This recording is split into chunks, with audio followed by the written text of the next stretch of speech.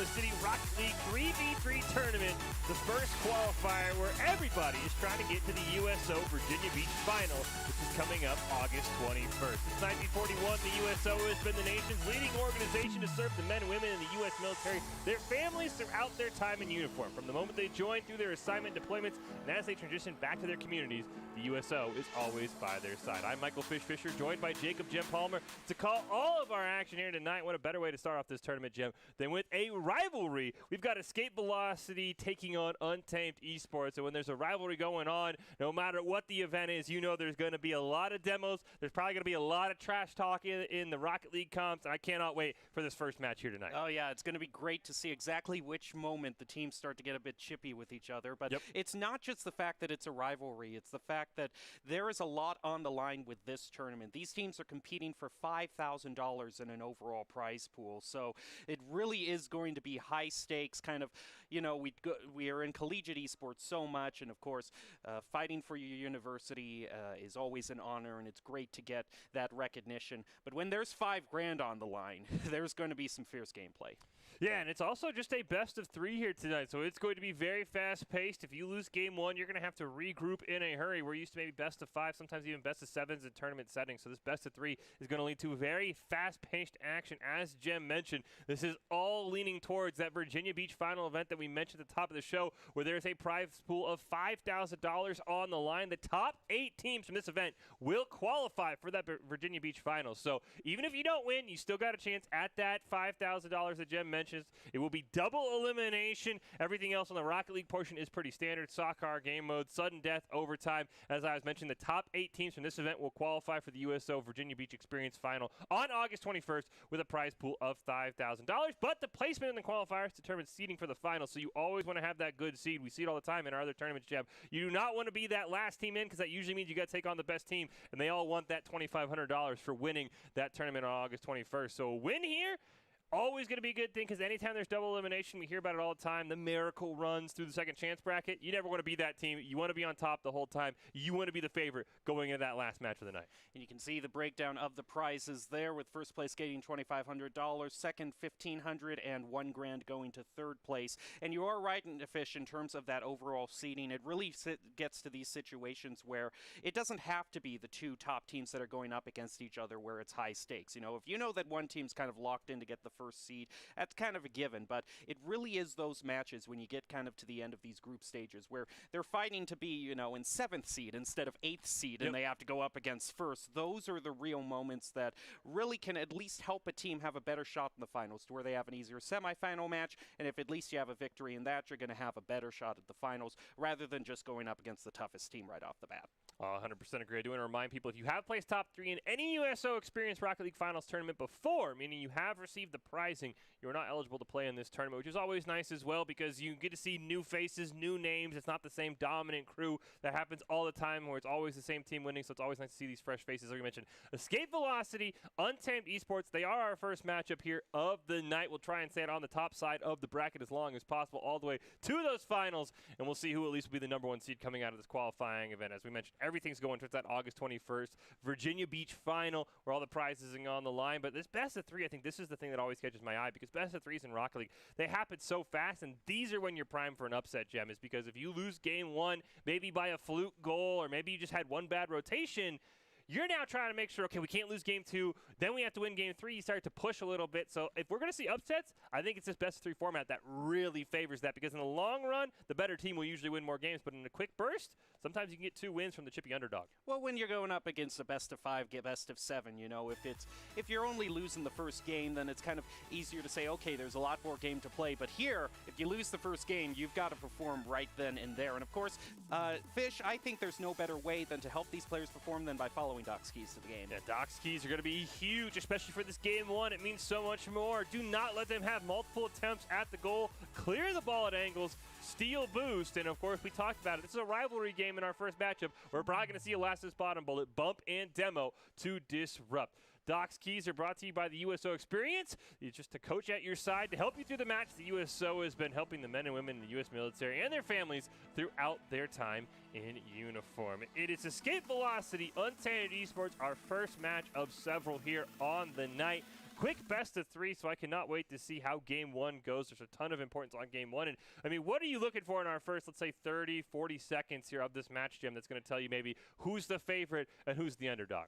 Well, obviously, you know, you get those cheeky kickoff goals right off in the first 10 seconds that can really put a spring in a team step. But I'm really going to be looking for the boost economy, and like we saw in Doc Haskell's game, whether there's going to be any boost stealing. When you have the side control and you're able to steal those corner boosts from the other team, basically starve them of all their resources, you're taking away all of that aerial play and all those aerial passes that can really help you get goals and really are kind of the top plays that we see when we're casting Rocket League. So if you take away that ability from the other team, that's what I'm going to be looking for. I think the other thing that you kind of mentioned is that kickoff, not just if it's a cheesy goal, but who has the better kickoff strategy? Because we've seen in the past, teams with a better kickoff strategy absolutely will dominate the competition until people figure them out, because they can set up those 10, 15-second goals, and then anytime you score, you have to worry about, are they going to be the ones who are going to score immediately to get that goal right back? So I'm very curious to see how our first kickoff goes, if we see any of the players maybe lagging behind a little bit, if we see any of the players maybe making a unique strategy. We've seen players try and hold off and slide their car sideways to get the second hit to kind of ricochet the ball back to the other side. I'm really curious who the kickoff taker for both teams is going to end up being in this first one. Of course, it's all kind of random. I know there are some rules to Rocket League that I was perusing that the guy on the left always takes the kickoff unless otherwise stated. I'm very curious how this first kickoff goes, and that's going to tell me a lot. And I think, others we mentioned, Doc's keys. If you get multiple shots and you're struggling to clear the ball, that's going to be a long night for you, because if you take multiple shots, I've been told by Boise State Rocket League players, that's just it's a matter of time till you make a mistake and they get a free goal. Right. The other team's defense can really only get them so far. It's looking out for those big clears. And one thing that one other thing is that when you have a lot of side control, though, there is that one chance that you can get caught up as a team where your team rotates way too far up the field. We've seen in our careers way too many wide open goals be punished. So you got to make sure you have someone there on back post ready to defend and ready to stop some sort of big clear from the defending team turn into a quick goal. No, you make a great point. We've seen a lot of teams. You've got to have someone, as you said, someone's got to be prowling that midfield. Of course, you want to just send all 3 members up. You just want to full attack the goal, but if you don't have someone in that midfield, and that's something that I think the teams we see more often than not that win do a good job, is you can retreat immediately, because you cannot always stop a clear. So I'm very excited here, and I'm really pumped that our first game is a rivalry match, as we mentioned. Escape Velocity, Untamed Esports getting ready to go at any moment, because these rivalry games, I mean, there's a lot more on the line than just that prize pool, than being sent down to the second chance bracket. Remaining on the winner's side is the fact that you kind of get that bragging. I mean, who really cares if you end up, winning the 5,000? If you get to tell your opponent, hey, we ended up beating you, we're the reason we're in the winner's side, that's going to be a ton of fun. So it's Escape Velocity in the blue, Untamed Esports in the orange. Immediately out of Roland, nearly gets a great shot, but a huge clear right in front of the net, but Aspect of Hope able to turn that one away. Now we see Elevated trying to center the ball, but Tribute's going to stop that right there as Setch looks to center it up, looking for someone to come in there, but there isn't. And in fact, Suki here is going to center it up again. It is Untamed Esports that's taken all the initiative in these first 30 seconds, although one of them's going to get demoed. We'll see if that gives Escape Velocity the opportunity they need to clear this. Setch with a fantastic shot, but out of Roland gets its second chance here, but there's nobody in front of the net. Aspect of Hope with a fantastic pinch, gets played off by Adasuke. Elevated Buffy with a great pass to Setch. They want the one-timer, but it's just above his hood. But great side control from Untamed Esports to start. And a pass over to Elevated here toward the goal, off the backboard. Follow up there by Suki, but not quite gonna find it. It goes back to midfield. Escape Velocity still looking for that clear. Setch again off of the crossbar. Follow up again from Suki, but it just isn't finding its way in the goal. But this is what we were talking about, Fish. This that repeated side control and all of those shots on goal. One of them's got to get through eventually. Great job here by Adasuke. We talked about this as well. Holding back at that midfield stripe. Setch barely dunks it over Roland. Play for the rebound, but Elevated Buffy's just too low. Setch trying for the pass, but it's broken up by Tribute. Now Elevated Buffy still at that midfield. Great side control. Going to try and air dribble it in. He's wide of the net, though. Setch on the one-timer also wide. Aspect of Hope tries for a clear, but it's broken up. Now Suki's in the corner here. Elevated is going to try to center it. Doesn't get the angle they wanted. Escape Velocity is going to push that all the way back to midfield as Elevated rotates back. Unfortunately for Adderall, didn't get the better of that contest in the mid-air. So that's going to allow Untamed Esports to go on the counterattack here with the mid-air dribble from Suki off the backboard. Follow-up from Setch, but they are just aiming it too high in this game. Well, Tribute made a great save there as well. Defensively, Escape Velocity is insane as Adderall misses an open shot. Tribute's going to try for the double tap. Rebound attempt here, but Elevated Buffy's going to clear it away as Tribute gets blown to pieces.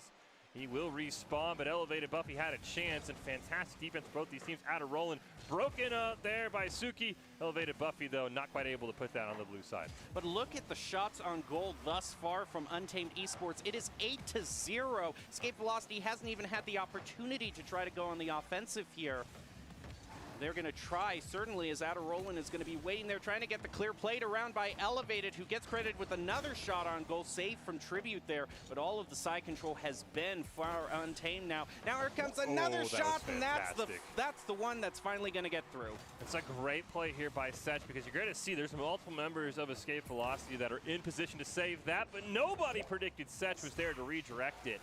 Fantastic. Oh, you mentioned the shots. Look at the saves for Escape Velocity. 6 saves. That is unheard of in a game of Rocket League most of the time. This is a fantastic defense, but they've got to score. Akatsuki with a great chance here, playing for the double tap, but it's broken up by Tribute. Setch coming in for the shot, but it is wide of the net. Now Aspect of Hope's got to dribble it upfield. But Elevated's going to steal it away from him and look to center it up as Tribute is demoed. But unfortunately, there just wasn't quite the coordination to capitalize on that demo.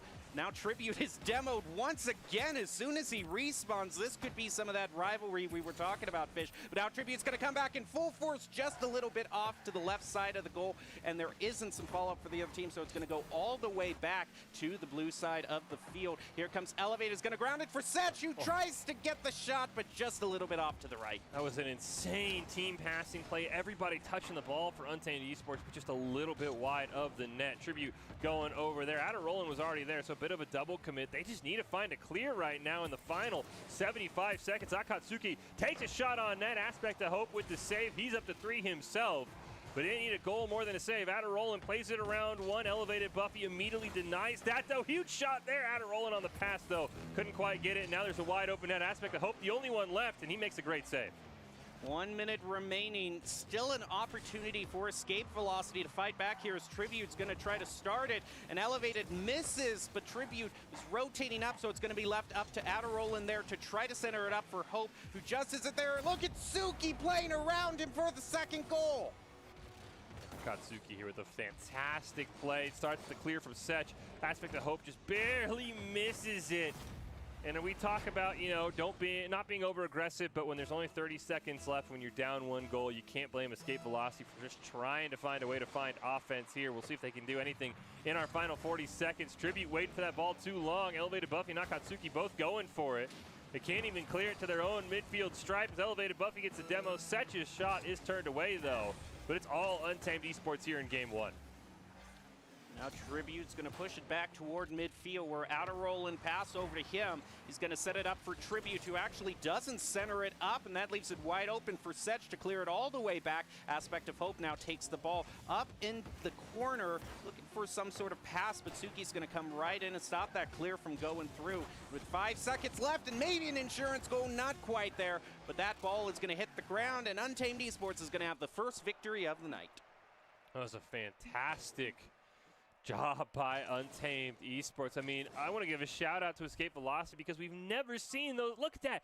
That is 8 saves. That is almost unheard of in Rocket League. The problem is all those zeros everywhere else. 0 shots. I mean, honestly, that's about as rare as 8 saves is not getting a single shot, because sometimes the system in Rocket League is a little bit, you know, gracious in what they call a shot. But honestly, I thought a fantastic effort from Escape Esports in defensively shutting down Untamed, but I think the biggest problem is, I mean, you look at the side control numbers, that's probably 3.5, maybe even 4 minutes for Untamed, and I think they've just got to find ways to get clears, because all those great saves, they mean nothing if you can't score.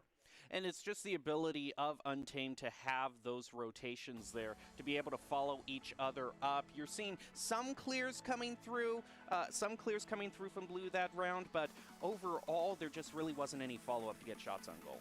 Well, since 1941, the USO has been the nation's leading organization to serve the men and women in the U.S. military and their families throughout their time in uniform from the moment they joined through their assignment, deployment, and as they transition back to communities. The USO is always by their side. Getting ready here for Game 2 between Escape Velocity and Untamed Esports. Remember, this is just a best of 3, so there's a ton of pressure on Escape Velocity to be able to stay on the top side of the bracket. You do not want to get sent down to the second chance bracket this early, especially by your rival.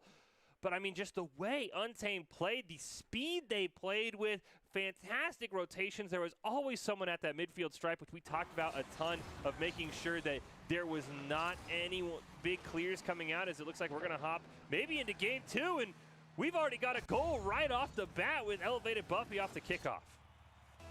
Well, if we're talking about some sort of comeback from Escape here, is not the way they want to start out, but Tribute's going to get the better of that kickoff, but Setch is going to beat Aspect of Hope to that ball. Now Tribute again is going to be pushing it up toward the goal. Suki there is going to try to push it off to the corner, allow Elevated to get the clear, and it's a successful one as it heads all the way back toward the goal. Nice save by Tribute there, though. Can they turn that into a clear and get some side control on there? Get some side control for once. What a play by Akatsuki. He just hits off the crossbar. He's going to get a second chance here. Wants to center it up for a teammate, but a huge miscommunication as Setch was actually driving away from the net. I think they wanted the pass there. Elevated Buffy with the pass over to Akatsuki. Not there, but Setch blasted home off the ping pong. And just like that, Untamed Esports already has a 2-0 lead. Well, sometimes we can see this of a team just starting off, of one game kind of starting off even, and then the other team just kind of starts to run away with it with their momentum. So looking for this next kickoff here to see if Untamed Esports, if they can get 3 goals in less than a minute, then that would not only make the job very tough for Escape Velocity, but mentally just going up against a rival and getting blown out this much can't be easy. And look at that, they just did just that. That was an insane pass play. We get a full display here. Elevated Buffy to Akatsui to Setch, back up to Buffy. Absolutely insane. They were going for the 4 passes there, and I mean, that is so hard to defend. Untamed Esports coming out on fire here, as you mentioned. 3 goals in under a minute.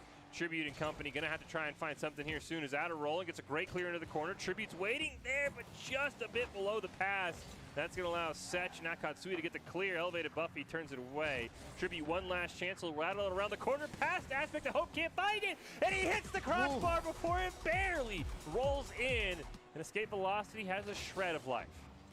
It's a great goal there. Unfortunately, Aspect of Hope didn't quite get it, but a nice little flip there from Tribute was able to get their first goal. But I'm thinking the main thing that we're seeing in this difference from these two teams is kind of one of the big skill gaps in this game is just the ability to get those mid-air passes and be able to control your car so well in mid-air. And Setch is going to negate that goal right off the bat and put them to a 3-goal lead again. A great play by Setch, a fantastic solo play. Uses the crossbar at the angle as well. Usually the crossbar denies that one. That is an impossible save to make. And Untamed Esports right now is looking incredibly strong. I think you mentioned it. The mid-air passing is insane. Also just a mid-air play as Setch is going to air dribble to the length of the field. Wanted the double tap, but a great read by Aspect of Hope. Buffy gets one more shot on it, but Tribute makes the save. Akatsuki, his turn. Can he get the rebound? No, not quite. Opportunity here. Aspect of Hope is going to get the clear. Unfortunately for Escape Velocity, one of their own is going to get demoed, putting them at a slight disadvantage for a few seconds. Aspect of Hope pass back over to the corner. Tribute's going to wait. Can Aspect center it up? Setch with a nice contested midair is going to stop their play, and they're all immediately rotating back now. And they're definitely kind of on their back feet, just very cautious about any sort of push that Untamed is going to try to make. Elevated Buffy with a shot wide of the net. Tribute's actually going to run into Aspect of Hope. That's going to throw things off. Aspect of Hope does finally get to the ball, but not before Setch stops it. Great shot by Akatsuki, but it's saved there by Tribute. There's a demolition, but it's not going to matter as we actually get 3 members into the ball. Aspect of Hope barely wins that one, but Elevated Buffy's just going to dunk it back to the blue side. Can Elevated center it up for one of the Untamed waiting? Yes, he can. Akatsuki getting the 5th goal right there. It's a great play by Elevated Buffy. Plays it around a couple. There's nobody in front of the net. Is Adirolin and Tribute kind of double committed to make that save. And Untamed Esports looking well on their way to moving on to the next round unless there is a flurry of goals. And right here, Tribute's got a great chance, but a fantastic read by Akatsuki. Flips the ball immediately. Elevated Buffy's just going to wait there as Aspect of Hope actually can't get a touch on it, and Setch goes flying. Now center coming through again. Great demo onto Tribute, but Untamed just isn't ready quite for the follow-up there, so it's going to be nothing but just kind of a little bit of a pyrotechnic show at the moment. Clear coming through from Escape Velocity, but no real follow-up. And again, just that pass to Setch in mid-air for that clear. They are so immaculate when it comes to that mid-air passing and control. And Elevated once again to Akatsuki. Great save from Tribute. But again, that's just that great rotation from Untamed. Aspect of Hope does finally a shred of hope for Escape Velocity, but it's immediately removed by Setch. With a great tap, they want the double tap. They're going to find it. That was absolutely insane. It's a hat trick for Setch. What a play by Elevated Buffy. Just taps it up in the air. Adirolin can't get there, and Setch finishes it. And Untamed Esports look absolutely next level in this game too. And like I said, I think a few moments ago, they're definitely going to move on to the next round here. Oh, look at this kickoff from Setch. It's going to go right off the right post and into the goal. I don't know, no one was even, Aspect of Hope was trying to get some sort of angle off to the side there, but Setch just beat him to it in terms of speed, and the goal was wide open. That's so hard on those kickoff goals if your kickoff taker misses it, because the other two guys are going for boost as expected, unless you're going to cheat somebody up. As Adirolin can't quite dunk the ball over Elevated Buffy. It's still on that blue side. Setch takes a shot. Elevated Buffy cherry picking the whole time. He's got himself a hat trick, and Untamed Esports is pulling away. Yeah, it's just turning into an avalanche at this point. That redirect right into the goal. So insane. Now the question really that we have to ask is Untamed going to make it into double digits this next kickoff? It's going to be in the center as Setch tries to go for it, but it's going to be Akatsuki off to the side who's going to be able to take control with the pass over to Elevated. Akatsuki now is going to center it up just toward the left post, but Escape Velocity is able to stop that one. Now here comes Adirolin dribbling up the field. Aspect of Hope is waiting there, but so is Elevated to stop that attack right in their tracks. And now it's just up to Untamed Esports once again. Adirolin with another great save, but the follow-up coming through again from Untamed means that they cannot rest for 1 second, because it's just going to be heading back to their goal. Yeah, they had a bit of a triple commit. They were able to correct that one, but then a great back pass to Akatsuki, who just blasted from midfield. Aspect of Hope, unfortunately, not able to get there. Adirolin ran into a member of Untamed Esports, and I think the real question that comes into mind is which of these games is the real one, because we saw game one. There was, that was a bit huge save there by Setch. A bit of a lag spike there, but they're able to come alive. But, I mean, the first game we saw a ton of saves. It was only a 2-0 final score. This game, it's completely different. Untamed Esports has opened up the floodgates. You got to be curious, was Escape Velocity just playing out of their mind, or is this maybe just a bad game for them in the final 20 seconds? They'll look for some kind of good sign of fortune going into that second chance bracket after losing games 1 and game 2 as Adirolin plays it off the back wall. Final chance here for either team to score a goal. It looks like Escape Velocity will deny the shot at double digits. They're not going to find much of their own. 3 seconds left here. Setch sets it up for nobody. That ball just touched the ground. Wow, what a statement to start out. That's going to be one of the teams that you're going to be looking to be at the top of the bracket. The USO Experience is offering so many great opportunities to compete in esports. We have the USO Experience Oklahoma City, the USAA Invitational, Madden League, GEICO Invitational, and the USO Commanders Cup, with the top teams from all 6 service branches competing for one title. If you want more information, check it out. Battlefied.com/the-USO/. You can see it right there on your screen. Sign up today. if you want more information. But honestly, a fantastic start to this tournament. If you are an Untamed Esports fan or player, they absolutely blew the doors off of Escape Velocity in that second game. And I have to say that this team looks very, very strong. Of course, we haven't seen anyone else in the bracket, so it's too early to say that they're the prohibitive favorites. But, I mean, the mid-air passing, the complete denial of clears, the preparation to have somebody at that mid-line stripe to deny any big clears and wide open nets. I mean, they look like the complete package there in that first series. Yeah, I haven't seen mid-air passing that good in a long time, so it's only a test to see if they just got an easy matchup, because this just makes me excited for the rest of the competition, just seeing, is this kind of the skill level we're going to see from future teams going forward? I sure hope so. Yeah, I mean, I would not say that was a skill level at all. I mean, I think that it was just, unfortunately, Escape Velocity, a very defensive-focused team, and that can happen in all games when you focus on defense. If you maybe are like your goal is 1 or 2 points, unfortunately, sometimes you can just get blown out of the water, and there's not a whole lot you could do. Well, don't go anywhere. We've seen what Untamed Esports can do. What can the rest of the teams in this bracket offer? Remember, they're all competing for a spot in those Virginia Beach finals with $5,000 on the line coming up August 21st. The top 8 teams qualify. Who's staying on the winner's side? Who's falling to second chance bracket? Don't go anywhere. Find out next.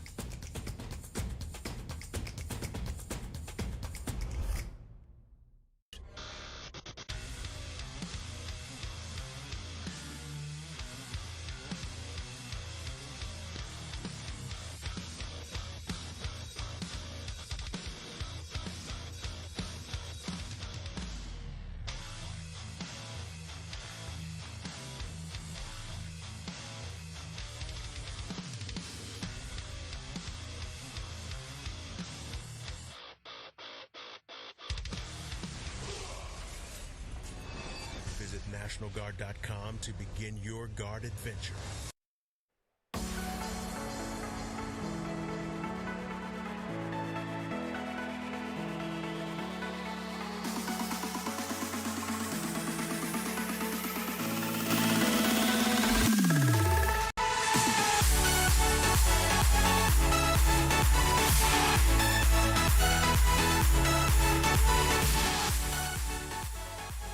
Welcome back into the Boise State Game Pants Esports Arena. We're here today for the USO Experience, the Oklahoma City Rocket League 3v3 tournament. We just saw Untamed Esports dominate the competition, and now we've got 2 new teams trying to stay on the top side of that bracket and work their way to our finals here tonight. Fish and Gem calling all of the action. It's going to be DOK taking on Fortnite Gods here in our next matchup, so hopefully they're as good at Rocket League as they compare themselves to in Fortnite. But honestly, I mean, it's going to be a tough test just to match what we saw from Untamed, so I think the biggest thing we've got to watch out for is, I mean, we talked about it all the time with Doc Haskell, is protecting that mid-stripe line, and that those passes I think are going to be the biggest thing, Jem, because I think any team that has unlocked those passing is going to be the team that probably goes very far in this event. And it's not just the ability to be able to get those clears, it's also the ability to just follow up with the rest of their teammates, and that might have been kind of one of the offstage things that we just didn't fully see with that last game, was just kind of the ability to interfere with the other team. If you make it so that those 2 other teammates can't be there to follow up that centering shot to try to get a shot on goal, and you're just really just getting in their heads in that regard, then that leads to games like we see with one team having around 10 saves, which is impressive, but it's not quite as impressive when they have no shots on goal. Yeah, it's going to be the biggest thing, and it really comes down to, honestly, is just clearing. And we talk about it with Doc Skis, is clearing the ball at angles. Because if you just kind of blast the ball down, if there's a good team on the other side, they'll have somebody back waiting at that midfield line. They'll retreat, and they'll just put the ball right back on the other side, and you wasted all of that boost, all of that time for nothing. So it's getting creative clears, hitting it off the ceiling, hitting it off a side wall to set it up for a teammate so you can kind of get a pass that turns into a clear. That's the biggest thing, because that's what I noticed in our first game, is Untamed did such a good job. If there was just a blast clear, somebody was back. If you just tried to kind of carry it down the side with a dribble, somebody was there to stop you. You've got to get those passes where you bounce it off a sidewall, you've got a teammate there, that becomes your clear. Then you can use that as opposed to just kind of kicking the ball out or punching the ball down with the hood of your car and hoping something good's going to happen. Well, as we take a look over at the rules for this event, as we've been saying, it's double elimination in the standard soccer game mode. Sudden death overtime. The top 8 teams from this event will qualify for the USO experience on August 21st, 2021 with a prize pool of $5,000. And of course, placement in the qualifiers is going to determine the seeding for the finals, and that is going to be very important as you want to stay out of those bottom seed positions, guaranteeing that you'll go up against the top teams in those semifinals. Hey, you want to make sure that you are not at the bottom. Here is your pricing breakdown for those eventual finals. $2,500 the winner, $1,500 for second, $1,000 for third overall. No purchase or donation necessary. Winners of the final tournament will be on August 21st. That $833 per team is absolutely insane. And don't forget, if you have placed top 3 in any USO Experience Rocket League final tournament before, meaning you received pricing, you are not eligible to play in this tournament. So cannot wait to see who's going to set themselves up to eventually make it to that finals tournament August 21st. But right now, we're just going to see who's going to end up in that top 8. And that is the one thing that I think a lot of teams have got to be careful of, as you mentioned, is you don't want to say, all right, we're top 8, we'll take that, because the placement here does affect your seeding in that final. You want to try and go as far as possible. Even if you know you have to play a couple games in that second chance bracket and you maybe get 3rd or 4th place, that's a heck of a lot better than getting 7th or 8th. So making sure you don't give up just when you lose one game. That is double elimination. That's the biggest thing, is when you lose, take that as a learning moment. What can we do better? I would love to see Escape Velocity maybe make a run in, and maybe we'll see them in our finals or you know, later on in the tournament. But for now, it is DOK taking on Fortnite Gods. So you see here Fortnite Gods in orange, DOK's in blue. Free Real Estate trying to make a save, but unfortunately right now it's much of the same. Orange team dominating. As we see here, Bro's going to try and dribble it upfield, but once again turned away. XX going to be able to try for a clear, but once again, Camo just stops that. And this feels like almost a deja vu here, Jem. The orange team completely in control. Yeah, completely taking control of that side control. We see Graffiti there is going to be trying to get them sort of clear.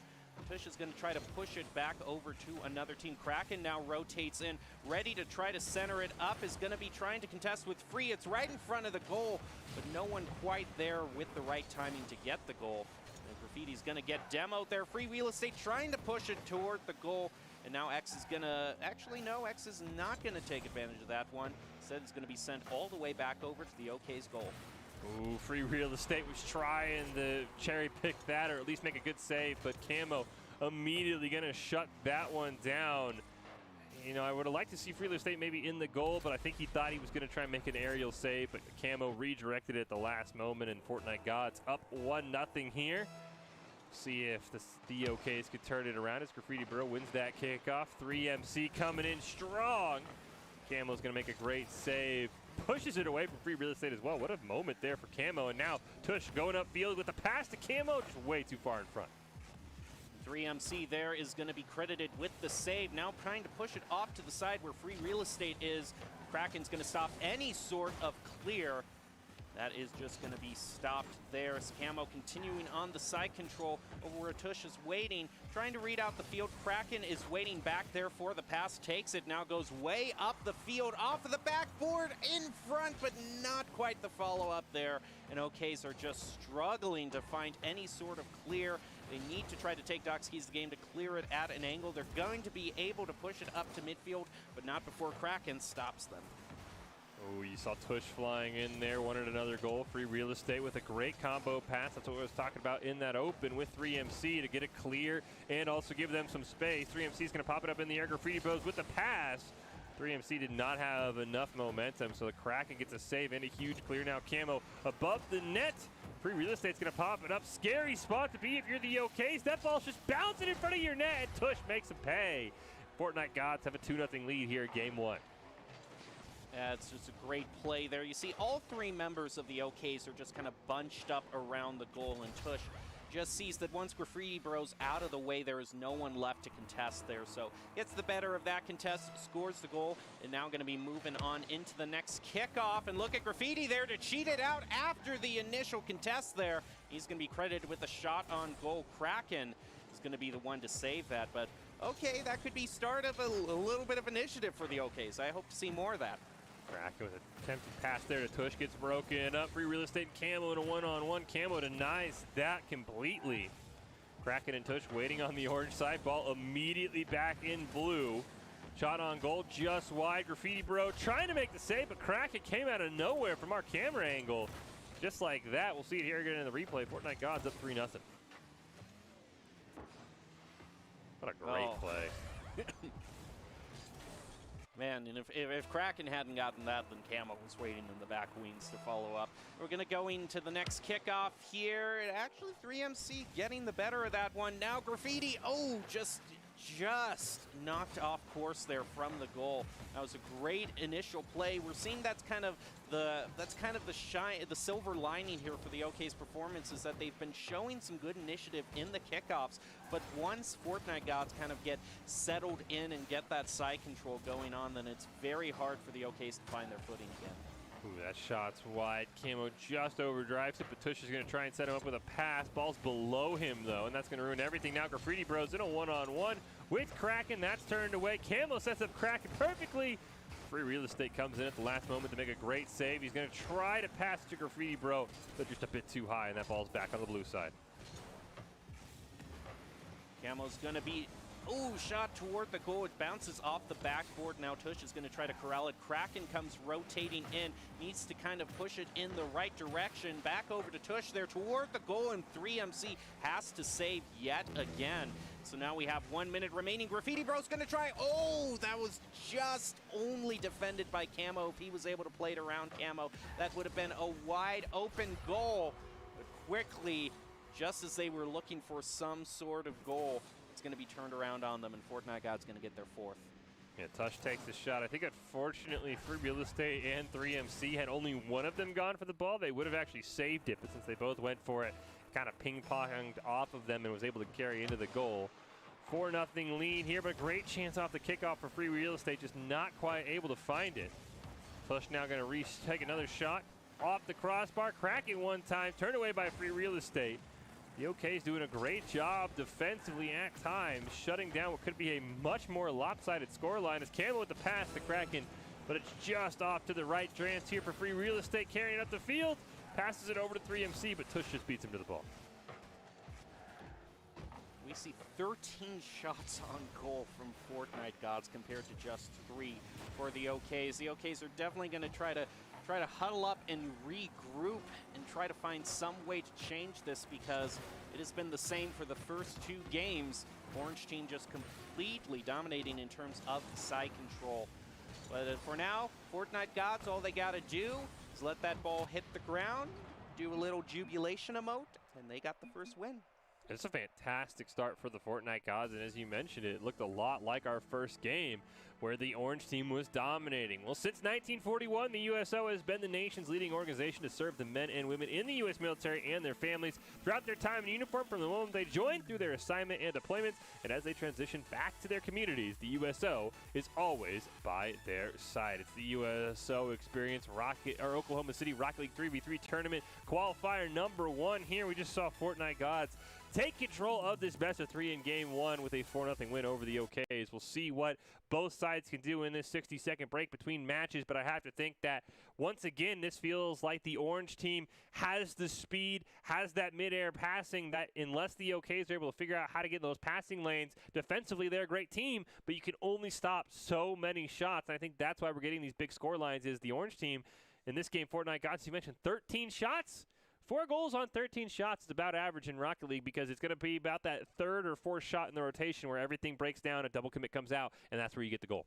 Well, the one thing I'm looking for in these next few games, as we're getting into all the other matchups in this group play, is I'm looking for that overall team play and the ability to have that mid-air passing that we saw from Untamed, and just trying to kind of work out which team that we see going forward here might be able to match them in the overall finals and brackets once we get to that stage. But as for right now, Fortnite Gods, as you said, not only being able to get such great side control, but also USO, they just always had the resources they need. Great job with the boost management, and they are going to be looking good as they head into this next game, excuse me.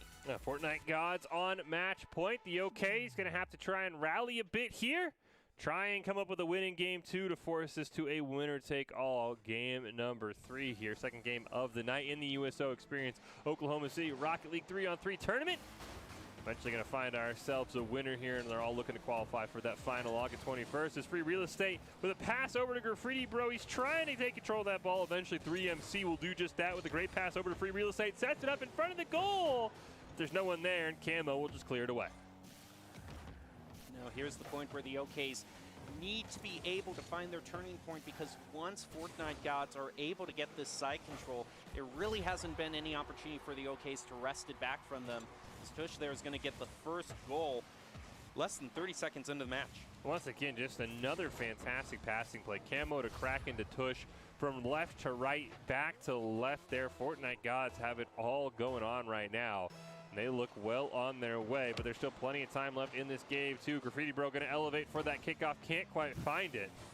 3MC is going to retreat here as Tush up the wall, looking to center it up for a teammate. Camo is there, but it's a 1-on-2, and Free Real Estate turns away on the double team. Kraken keeps it alive on that blue side with a pass over to Camo. They're both just going to have to bail out as the ball's in the corner. 3MC able to play around Tush. They're great. Camo's going to be the one with the defense there. Now here comes Graffiti Bro with the follow-up and the equalizer. That's what we want to see coming through from the OKs. It's a fantastic job here. Camo's going to get taken out of that play by 3MC. Nobody back in rotation, and that's sort of a version of what we talked about at the Open, where you got to make sure when you're the aggressor, you have a way to retreat if somebody gets a clean clear. That's exactly what happened there, as we see off the kickoff. Free Real Estate with a great chance here. I think he was looking for a demo onto Camo, just couldn't quite find it. I would say the kickoffs have been the one thing where the OKs have been shining through the most during this game, certainly doing a lot better than OK during those kickoffs. But right now they just try to need to get that one clear they're looking for. Camo's going to get demoed, but it's not going to matter again to Dutch getting the second goal, putting Fortnite Gods in the lead yet again. Is the Camo able to barely get that pass off, or at least get the ball towards the goal before he gets demoed, and just inches over 3MC. Tush is able to score that goal and put his team right back in the lead. But you're right, Jim. These kickoffs been huge for the OKs. That one, though, not going their way. 3MC trying to elevate here is going to try. Camo stops that clear from going through. Now Tuch is going to be credited. Actually, Kraken's going to be the one who comes in there, is able to steal that corner boost from the OKs, and that's going to make it just a little bit more difficult for them to defend, and Camo puts it in just the right spot in that goal to upper left corner. Great. I mean, all of these goals have come off of passing plays as well from Fortnite Gods. They're looking incredibly good in this game. Fantastic. This time, Tush is the one setting it up for Camo. And these kickoffs are where the OKs have got to make their plays, because as you mentioned, this is maybe when they've been their best, and Graffiti Bro gets the shot, but it's just saved by Kraken. Now they need to punish. They need a couple more shots, but 3MC is going to overdrive the ball, so will Free Real Estate. That's really going to slow down that offensive push.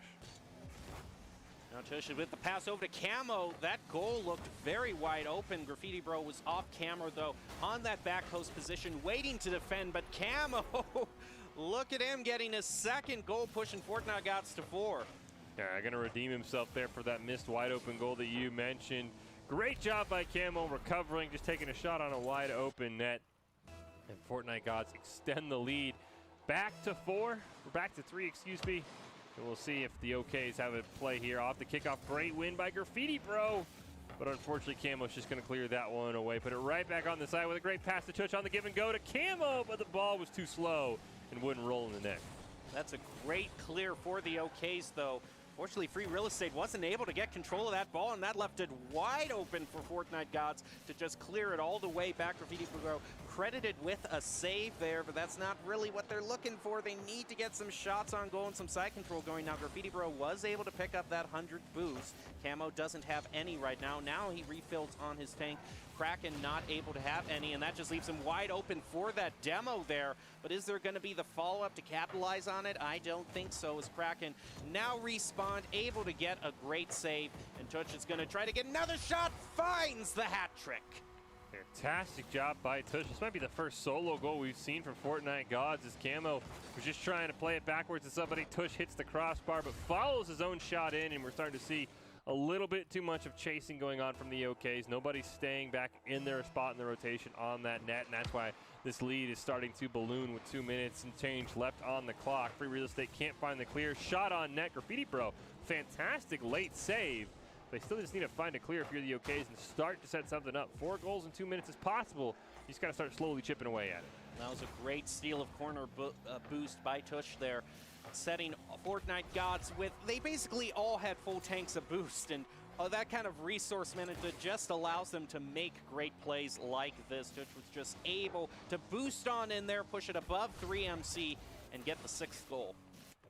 It's always unfortunate to be that man alone in the goal when a shot's coming at you. You just kind of have to guess, especially in a game like Rocket League when that ball's flying so fast. I hope that you take the right guess, and 3MC was incredibly close as Camo almost able to get another goal in, but he stopped at the last moment by 3MC. We get a demo off screen onto Tush, but unfortunately it's not enough to alleviate this pressure on the OKs right now. Ball still on this blue side. Graffiti Bro unable to carry it upfield. Camo right at that midfield line, waiting there, plays it over one, but Free Real Estate makes a fantastic save to deny the hat trick. Now we have about 90 seconds left in this match. Free Real Estate trying to crowd the ball around with 3MC, but just none of them seem to be able to have their footing. Well, it's no wonder, Free Real Estate, you need to go off and pick up some boost. There you go. That's what you need to be able to drive the ball up the field. Graffiti Bro gets demoed, though, so that crucial follow-up to that clear isn't going to be able to come through for them in those few seconds. Right now we got 1 minute remaining. The question is, can the OKs keep this side control going? It doesn't look like it, as Tush is going to pass over to Camo, setting the Fortnite Gods up for another goal. Back in here, he's looking for a pass. Tush actually going to bail on it, but there is Tush regaining here. Camo now at that midfield stripe, going to stop it from going to the orange side, play it off the wall. Bit of a double commit. I think Kraken actually launched Camo into the air. First real mistake we've seen from the Fortnite Gods, but it's really not going to cost him. The ball's back on the blue side already. 30 seconds left here. Graffiti Bro has a clean clear. Can't get it over Camo, though. And it looks like the Fortnite Gods have kind of just accepted, you know what, this game's in our favor. We can only lose if we start playing really aggressive. So they're just going to hold back at this midfield line and let these final seconds just kind of tick out here as Graffiti Bro can't find a clear. Yeah, that's just really been the struggle for the teams that have been losing, just not able to consistently clear and then turn that into some lasting side control. So right now, Fortnite Gods are going to pick up their win for this match. They can go back to Tilted Towers with their heads held high and with a good shot at getting into a good seed position for the bracket.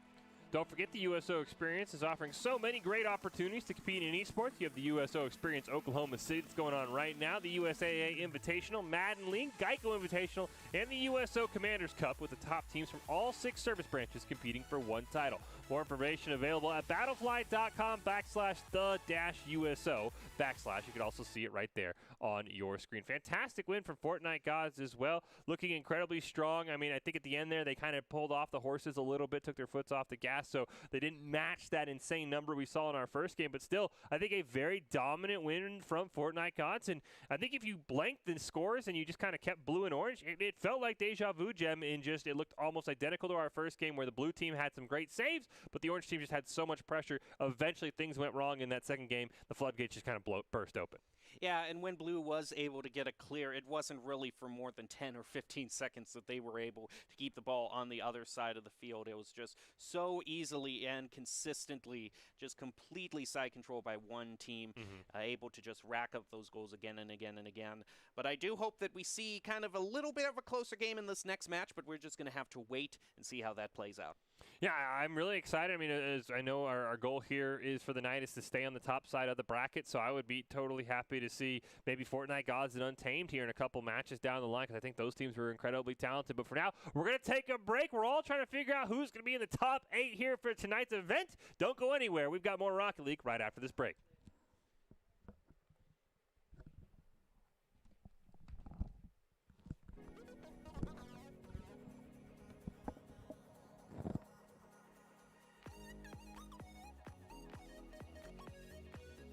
Immediately going to shut that one down. You know, I would have liked to see Free State maybe in the goal, but I think he thought he was going to try and make an aerial save, but Camo Free Real Estate's going to pop it up. Scary spot to be if you're the OKs. That ball's just bouncing in front of your net, and Tush makes a pay. Fortnite Gods have a 2-0 lead here, game one. Yeah, it's just a great play there. You see all three members of the OKs are just kind of bunched up around the goal, and Tush just sees that once Graffiti Bro's out of the way. Side ball immediately back in blue. Shot on goal just wide. Graffiti Bro trying to make the save, but Kraken came out of nowhere from our camera angle. Just like that. We'll see it here again in the replay. Fortnite Gods up 3-0. What a great play. Man. Just only defended by Camo. If he was able to play it around Camo, that would have been a wide open goal. But quickly, just as they were looking for some sort of goal, it's going to be turned around on them, and Fortnite God's going to get their fourth. Yeah, Tush takes the shot. I think unfortunately Free Real Estate and 3MC had only one of them gone. Because once Fortnite Gods are able to get this side control, there really hasn't been any opportunity for the OKs to wrest it back from them. Tush there is going to get the first goal less than 30 seconds into the match. Once again, just another fantastic passing play. Camo to Kraken to Tush.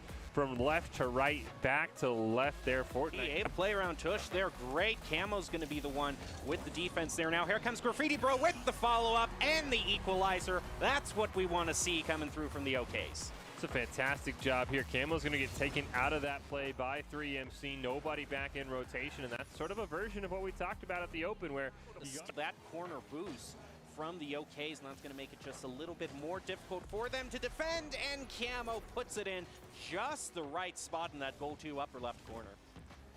Great. I mean, all of these goals have come off of passing plays as well from Fortnite Gods. They're looking incredibly good in this game.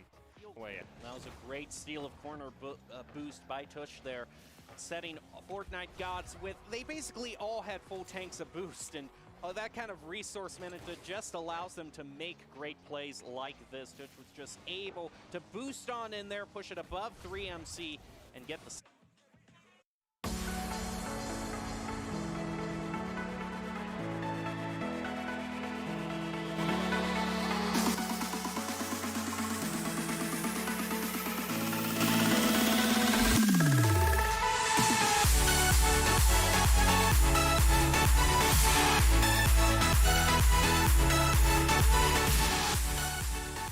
Welcome back into the Boise State Esports Arena. We're here today for the USO Experience Oklahoma City Rocket League 3v3 tournament.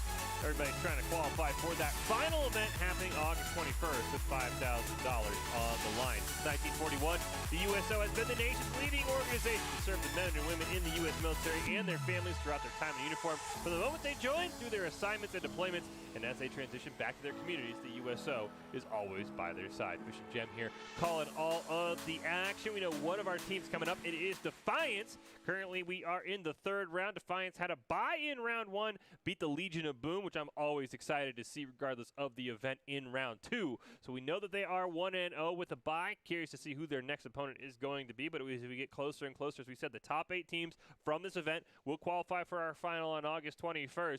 That 8th place spot is kind of when you can have that exhale, Gem, and you still want to win, don't get me wrong, but when you get to 8th place and when you're in top 8, you get that pressure. It's kind of like, okay, we made it. We accomplished our goal. All we can do here tonight. Now the rest of it is more for fun than it is that pressure of we got to get top 8. We got to get top 8 to continue our journey. Yeah, very true. I'm just looking forward to trying to see if we're going to see any sort of more competitive game, because we have seen blowouts in the first 2 games. So hopefully what we see for this game is a lot more back and forth, just a lot more of those 1 or 2 goal lead games. We're just going to have to see how it all turns out as we get into the next game.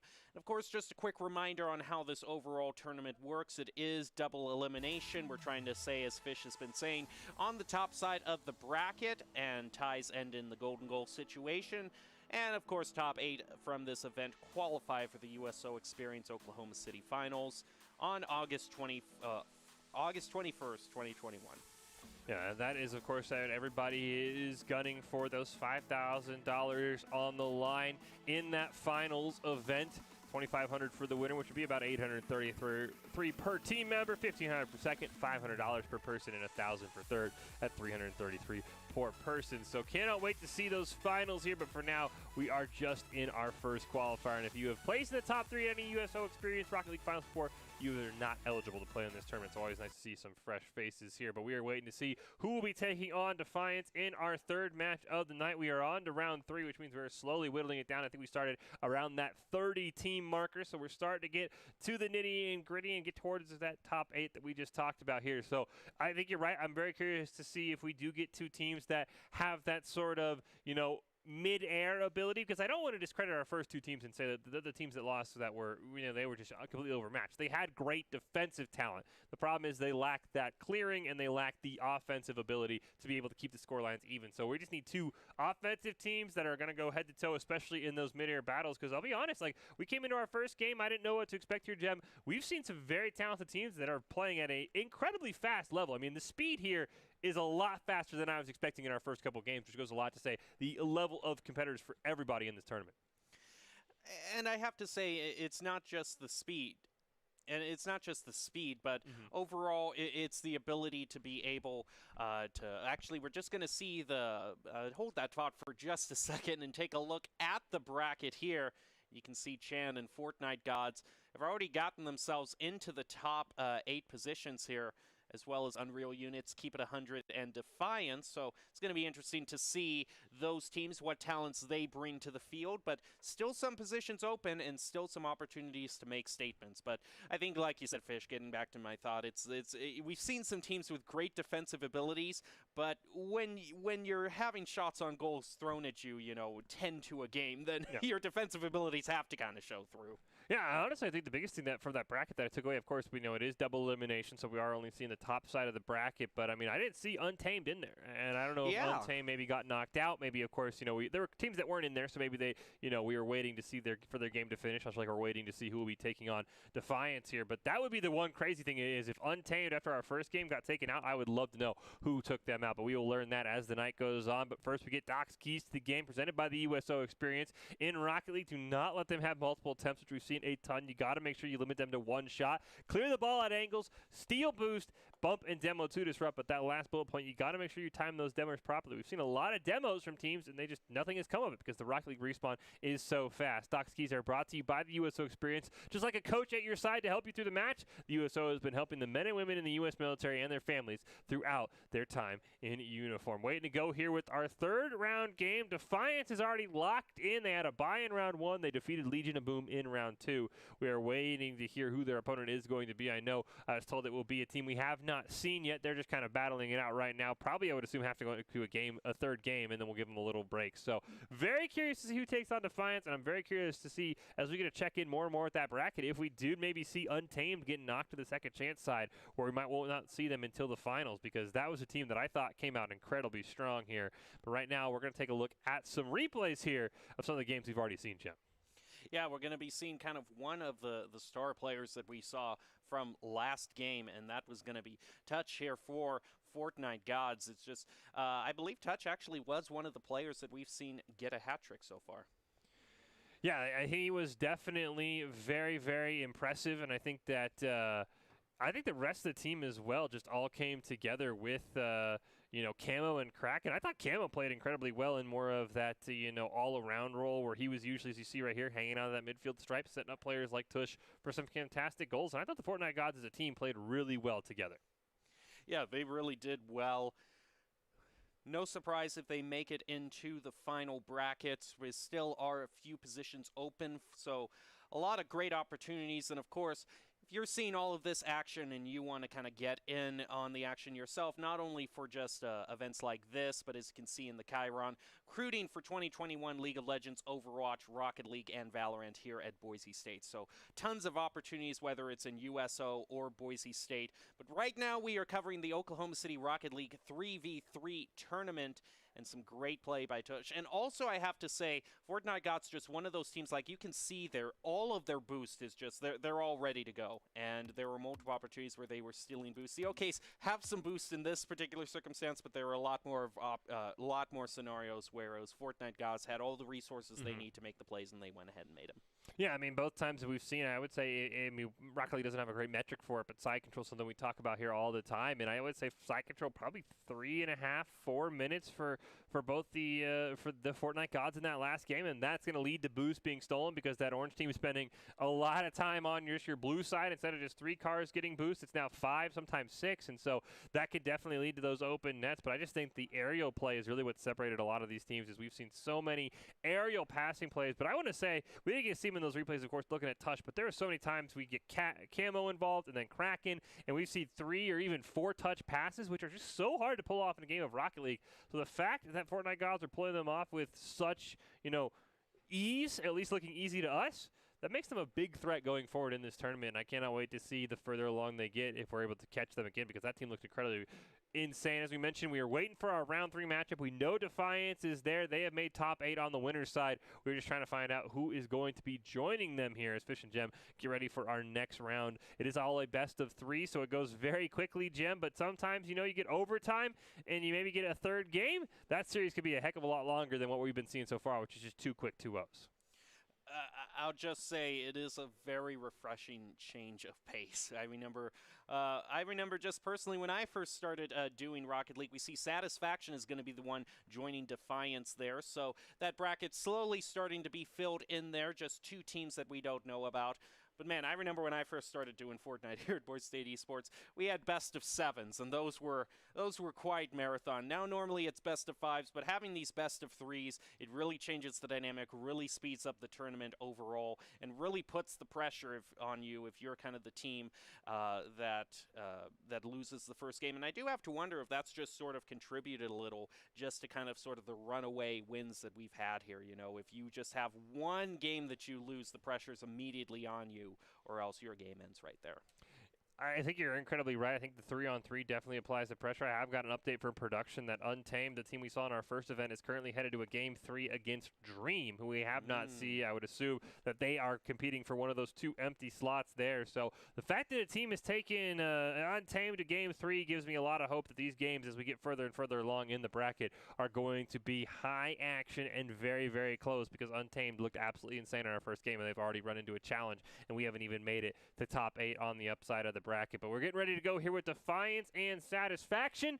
Going to give Satisfaction, I would assume, a few minutes here, maybe catch their breath. Who knows how long their series just lasted in the round before, and then we'll get ready to go with that series. And I cannot wait to see. I think the one thing here is we don't know what Satisfaction did. We do know Defiance had a bye in round 1, which can always be kind of, either hit or miss. You start a little colder. They did take down Legion of Boom in round 2, so they weren't too cold.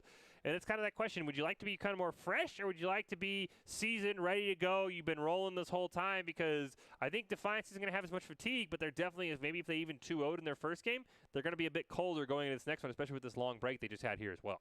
But it really is something to see that we've only really heard from one of the teams. The only team we're familiar with in these top 8 is Fortnite Gods, and the other that we just thought would cruise on to the top 8 is currently in a Game 3 right now. So I am very excited to see all this fresh talent that we still haven't heard from tonight. It's going to be great as we start getting into the bracket stage and getting into these quarterfinals. We're ready to go here with Defiance and Satisfaction. As soon as the players are ready to go, we will hop into it. Best of 3 here. Looking to be one of the teams that make it into those quarterfinals. Of course, it is a double elimination, so haven't quite seen out how that will play in, as I think that top 8 we're looking at is only our winner's side of the bracket. Here we go, Defiance and Satisfaction in our USO Experience Oklahoma City Rocket League 3-on-3 tournament qualifier number 1. We're all competing for those finals coming up on August 21st, where there's $5,000 on the line. But right now, they're just trying to improve their seeding and guarantee that they're in the top 8 by the end of the night. And I cannot wait to see Game 1 and see teams we haven't seen before. If we get that dominant team, so far, Orange side, even though there's really no difference, has been the dominating side, Gem. It's not like a lot of the other games where there's a slight edge on one side, or maybe attacking's better on a certain map. It is even across the board, but for whatever reason, our Orange teams have dominated tonight. Yeah, oh, excuse me. Yeah, the 2 games that we saw at the start of this night really just were mirror images of each other. So we haven't seen that much of a different story. But if we're having teams taking each other to Game 3s that we haven't seen yet, then I have a feeling that we still have a lot more competitive matches to get into as we get into kind of the top teams overall tonight.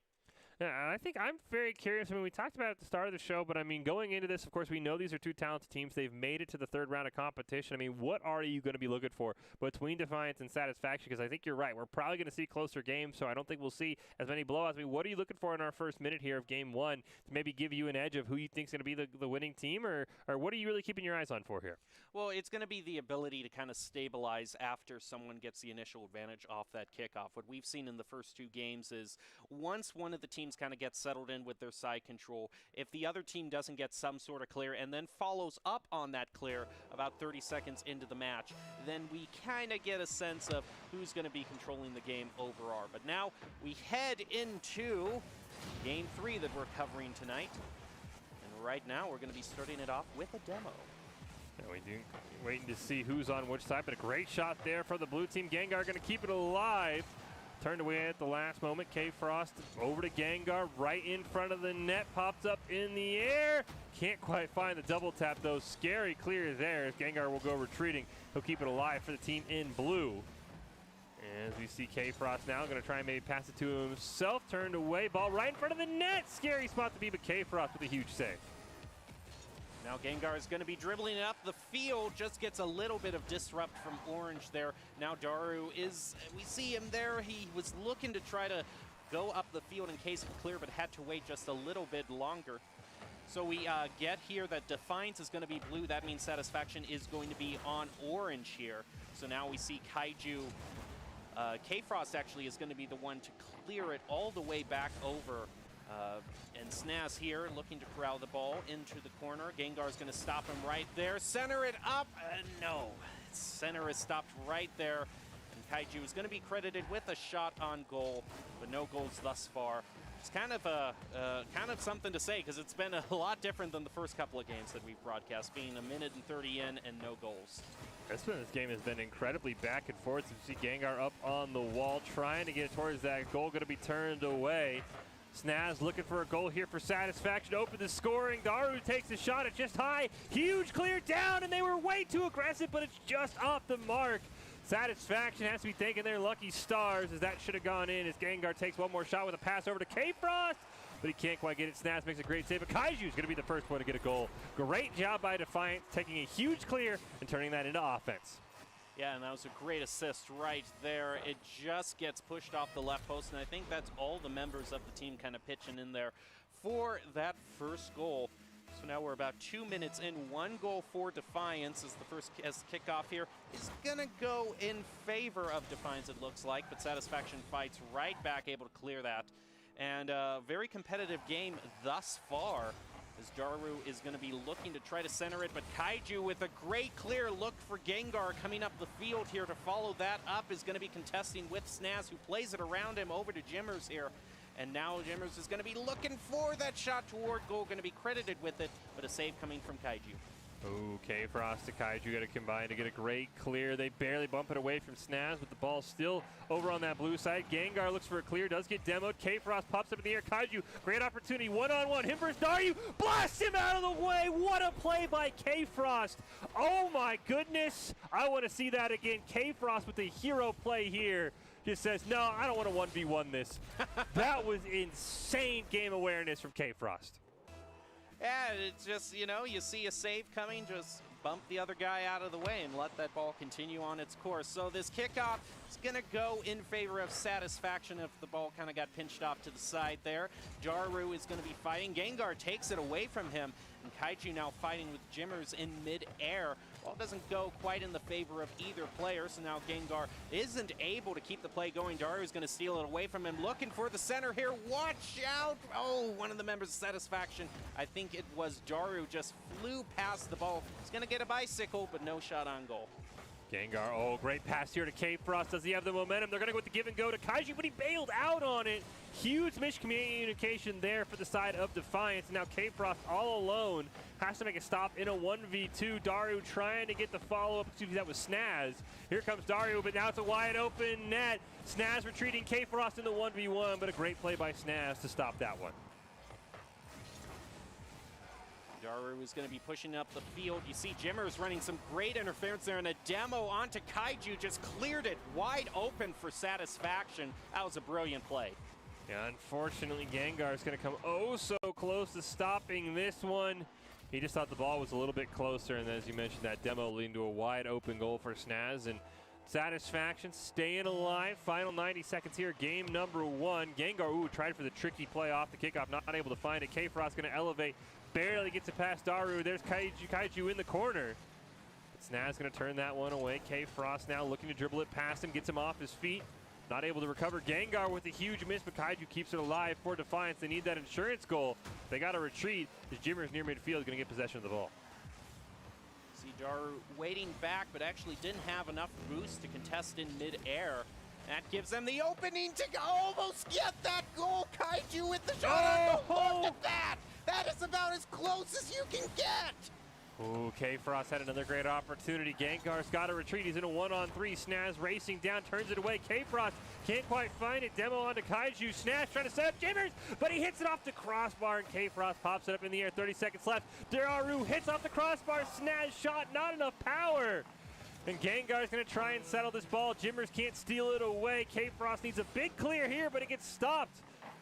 Kaiju's just going to hit it back to K-Frost. They'll clear it down. 20 seconds left here for Satisfaction. Ooh, but Jim is going to clear it off to the side here, fighting with Kaiju. Kaiju doesn't get what they wanted there, so it's now going to be up to K-Frost. But look at Snaz, they're contesting, just misses off to the left. But there's 5 seconds left. If they make a play here, they might be able to tie it up, push it to overtime. But that great clear there and dribbling from K-Frost up the field is going to be what secures the first victory for Defiance. And an absolutely insane game. Since 1941, the USO has been the nation's leading organization to serve the men and women in the U.S. military and their families throughout their time in uniform from the moment they join through their assignments and deployments, and as they transition back into their communities, the USO is always by their side. An absolutely insane game of Rocket League here in round 3 between Defiance and Satisfaction. We had everything. We had the close game that we've been hoping for, but not to mention some fantastic goals. K-Frost, really the hero there, blasting, I think that was Daru, out of the way to open up Kaiju for that second goal that eventually ended up being the game winner. Overall, great Rocket League here, and I think these two teams are incredibly close matched. And that was really the first game that I saw that we really saw kind of the coordination with the demos to open it up in the goal. You know, we've seen demos before, but unless you have the team coordination and part of a larger plan to just kind of get rid of the opposing defense there, then all they are is just really kind of a showy flash. And then once 3 seconds is gone, they've spawned back, they're back full on boost, and they're back in the game. So I'm great that we're seeing that level of team coordination at this level. Yeah, and I think honestly I think Defiance felt like they were the slightly better team to me. They had a lot of great opportunities. I mean, they had one where the ball, I mean, as you mentioned, you said it, it was about as close as you can get without actually scoring. That's how far the ball was before it was cleared away. So I think if Defiance maybe cleans it up just a little bit, they should cruise here in game 2. I mean, like a 3-1 scoreline, but we'll see what's going to take place here as Daru can't quite get it clear. Jimmer's coming in, but Kaiju's going to pop it up for K-Frost. Takes a shot, hits off the crossbar. Is there follow? Kaiju has it, but Snaz makes a great save, and Defiance coming oh so close once again. Now here comes Kaiju. Great shot off the crossbar. Is going to play it off of himself. Gengar's going to get credited with an assist there, but really it is all Kaiju. A great play. He had K-Frost coming in as well if he did end up missing on it. I think Gengar was retreating. Fast start for Defiance. See if they can keep it up. Satisfaction has been a very impressive team so far as Snaz wins that kickoff. Gengar's got to go retreating. Did not have the angle he wanted on that. Gets stolen away by Snaz right in front of the net, but Daru just barely misses on that one. It was a great opportunity to tie this game up. Now the ball's back on the orange side. Gengar in midair. Tries to clear it around Snaz. Snaz not having any of that. Kaiju and Gengar have to go retreating for the ball. Now we see Jim here is going to be passing it over to Daru, who gets a nice shot on goal, but it is saved by Kaiju there. Ball heads back into midfield as Jim passes it back over, is going to play it himself, but isn't able quite to get the center. No, he is! Oh, Jim, just another shot toward goal, but it's just off of the right post. K-Frost trying to set something up for Gengar, but Daru's going to just barely dunk it over him. Pass over to Kaiju, but it's not strong enough. As Jimmer's now in a 1-on-2, trying to air dribble this one in. Can't even get it past K-Frost, but they all kind of land on each other. Eventually, K-Frost able to get that ball barely out of there in time. Snaz setting something up. Jimmers takes a shot. Huge save by Gengar. No follow-up either. Now Kaiju in a one-on-one. It's him versus Daru. Gets him off his feet, but a great save. And that one's going to get pushed away. Here comes Gengar. It's going to bump right into Daru there. K-Frost with a nice shot there, stopped immediately by Snaz. Kaiju looking to keep the ball in play. Now back over to K-Frost. Gengar is waiting in midfield. It's filled up on boost. Now going to come in to try to center it up, but unfortunately runs into a lot of interference. Now here's the opportunity for Snaz, just off to the left of the goal. Daru tried to come in there, but ran into Defiance. And so no shots on goal for the last few seconds. Gengar now looking to make a play with the pass over to a teammate. Oh, Jimmers missed on it. That's huge. K-Frost going to get a wide open net. A huge breakdown at the worst possible time for Satisfaction as Gengar gets a great clear. Jimmers misses on it. Snaz, I think, was going for the demo there. And Daru can't get there in time, and K-Frost makes this a 2-0 game pretty much all by himself. Now this next kickoff, the kickoffs have been kind of evenly split, but look at Jim there, over to Daru there with the better of that kickoff. Snaz with the follow-up, but it gets saved by K-Frost. Now here comes Kaiju. He's going to be pushing it in mid-air. What a great play off of Gengar there, off to get a shot on goal, but isn't going to find it. But I have to say, that's some great mid-air play there by Gengar. K-Frost now dribbling it up the field, dodges a demo, eventually gets bumped out of the way, but Kaiju's there to take it. K-Frost bumps it down. I think they wanted Gengar to be there a little bit quicker in the rotation, but they'll have to retreat as Kaiju challenges that one. Gengar retreating, making sure nothing gets past them in this final half of Game 2 as Defiance looks to advance to the next round. Jimmers can't quite find it. Daru and Kaiju battling now. Snaz has possession of the ball, tries to carry it in, and he muscles that ball to the back of the net just like that. Snaz has gotten us back to a one-goal game. Well, that's one thing that Satisfaction has been really good at, is keeping this game competitive, the closest that we have seen thus far tonight. Now with this next kickoff, Satisfaction has had a, just again, that's kind of been the way that they've kind of won those initial kickoffs, is this kind of whoa, look, let me finish my thought for a second here. That's just a great play by Kaiju. Sometimes it's not who gets the first touch on the kickoff, it's who gets the second, because Kaiju put himself in a great spot to take that kickoff the length of the field. Saw a demo off screen from Jimmers onto, I think, K-Frost, and maybe it might have taken him out of rotation. We talk about that all the time. Is almost an identical start to this one, except it's Gengar instead of Kaiju, though this time Daru reads it perfectly, and he's going to stop that one before it gets started. Jimmers now in the corner, plays it over Kaiju, but they're starting to run out of time here for the side of Satisfaction. Kaiju wants one more, but K-Frost not there. Gengar racing in, bails out, but a bad touch there, puts it right in front of the net, but Daru's just going to take it up the field. It's a shot over K-Frost. Ball barely saved the time. 90 seconds left in this match. Gengar and Kaiju are pushing the ball up the field. Now K-Frost is going to be contesting with Jim there, not able to get it up the field. In fact, is going to be credited with a save, as Jimmers is the one to get the shot on goal there. Now here comes K-Frost pushing it up the field, where Snaz, is the one to get the save, and now is on the counter attack. Gengar with the contest with Jimmers in mid-air there is going to be able to go up the field towards where K-Frost is, trying to center it up, but all the members of Satisfaction are trying to stop another goal from Defiance. Kaiju looks like he's trying to get this ball, actually gets centered there by Daru, but K-Frost can't get there in time. Under a minute left. Satisfaction probably has to score here if they have any hopes of getting this game to overtime.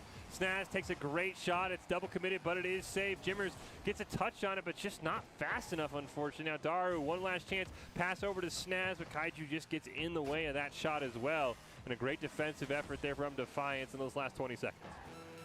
30 seconds left in this match. Defiance looking like they are probably going to go on to the next round, but we're just going to have to see. Satisfaction needs to make something happen right now, and Daru is going to find himself in this corner looking for the right pass. Unfortunately, Snaz is going to be taken away by Kaiju, and that allows the Defiance to keep the side control going, stopping Satisfaction for those crucial few seconds. And with 3 seconds left, all the ball has to do is hit the ground, and that's going to be it for Defiance, winning their quarterfinal match. Defiance advancing to the next round. Don't forget, the USO experience is offering so many great opportunities to compete in esports. The USO USO Experience Oklahoma City, which we've got going on right now, the USAA Invitational, Madden League, GEICO Invitational, and the USO Commanders Cup with top teams from all 6 service branches competing for one title. There's more information at battlefly.com/the-USO. I will say, Fish, it is one thing just trying to mentally deal with the new reality and kind of reckoning there are 6 service branches now. You just grow up. It's like when you're growing up and you're told that there are 9 planets because Pluto, and then all of a sudden they say there are 8, and you have to kind of refocus your mind in that regard. But it's great that we have all 6 service branches competing in these programs. We can see here in this bracket, Chan and Dream are going to be the ones advancing with Defiance to those semifinals. Yeah, it feels like we've maybe been a bad luck here as Fortnite Gods losing to Chan. Dream, as we mentioned, was playing Untamed in the round before our bracket here, and they also sent Untamed down to that second chance side. So hopefully Defiance able to break the curse, because the other 2 teams we have watched have lost immediately after we got a chance to spectate them. But I cannot wait to maybe catch that matchup of Chan and Dream, because they took out the 2 teams that, for me, were the most impressive. We got Keep It 100 and Unreal Units as well, battling it out to take on Defiance here. So going to be a great semifinal. Don't forget, this is a double elimination, so somebody's going to maybe sneak back up from that second chance bracket and have a chance here at that championship. We will have to see, but right now all of these teams pretty much locked in that top 8 spot that we talked about for that final event coming up August 21st. Now it's just all for seeding, and I cannot wait to see what our next event is going to be. I'd love to see Chan and Dream, though, because if you knock out Untamed and Fortnite Gods, you have to be incredibly talented. I do know what team Glovely is rooting for now, though. He's rooting for Defiance, because any player that has their tag as a Pokemon, I know Glovely, who's in the arena with us tonight, is going to be rooting for them. So we're already kind of seeing the general environment shaping up here, and what teams that certain people are going to be rooting for. Defiance joined by Chan and Dream in those semifinals. We're just going to have to see if Keep It 100 or Unreal Units joins them. Yeah, and I do fully expect we'll maybe get Chan and Dream to maybe get a look at some new teams, and those are the teams that, I mean, like I said, they knocked off the teams who I thought were the best teams. So I'll be very curious to see whatever matchup we get in our semifinals. But before we get to that, and while we wait for our semifinals to fully flesh out, we've got some replays here to take a look at from our most recent game, which as we talked about, maybe our most competitive game. But I thought Defiance really played an incredibly well, all-around game, and I think that they probably could have won by more goals, because it felt like even though the scoreline was close, Jim, they were almost always in control. Yeah, it really could have gone either way, as we're going to take a look back at the gameplay that got us to this point here. And Gengar was one of the key players for Defiance. As all of them really was kind of spread out between all of them as the major playmakers.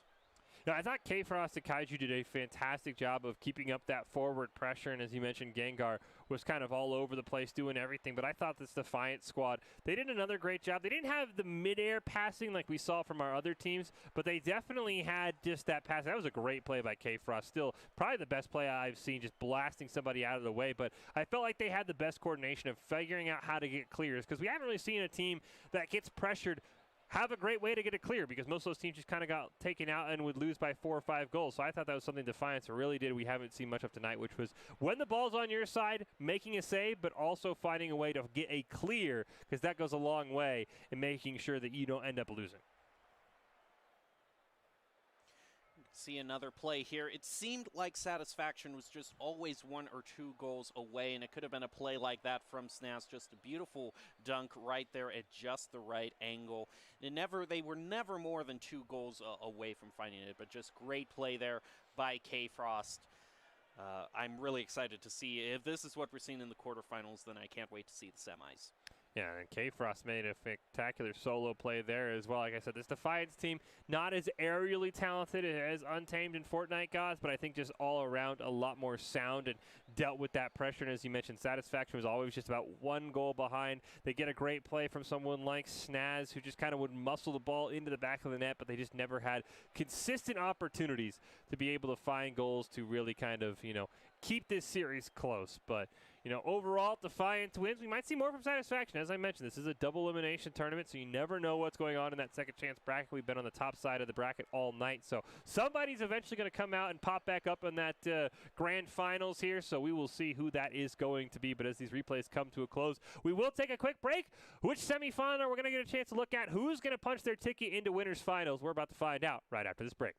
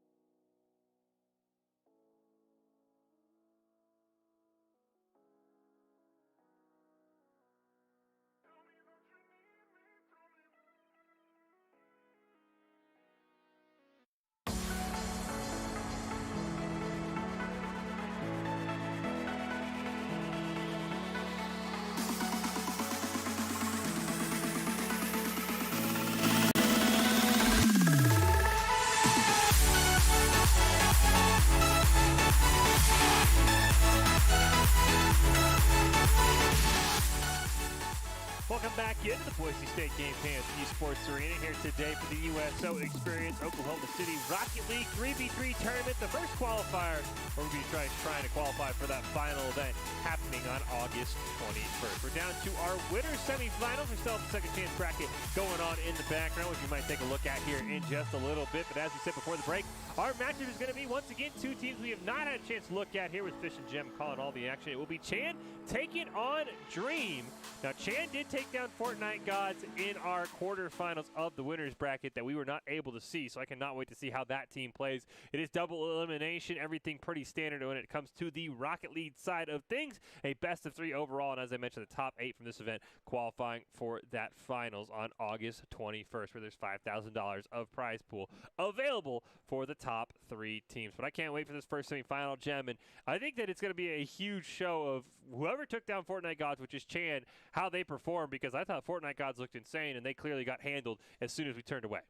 Yeah, but it's not going to be the end of the road for Fortnite Gods. As we've been saying all night, there is that lower bracket, so they are going to be getting a second chance. And another team that's currently fighting for their second chance,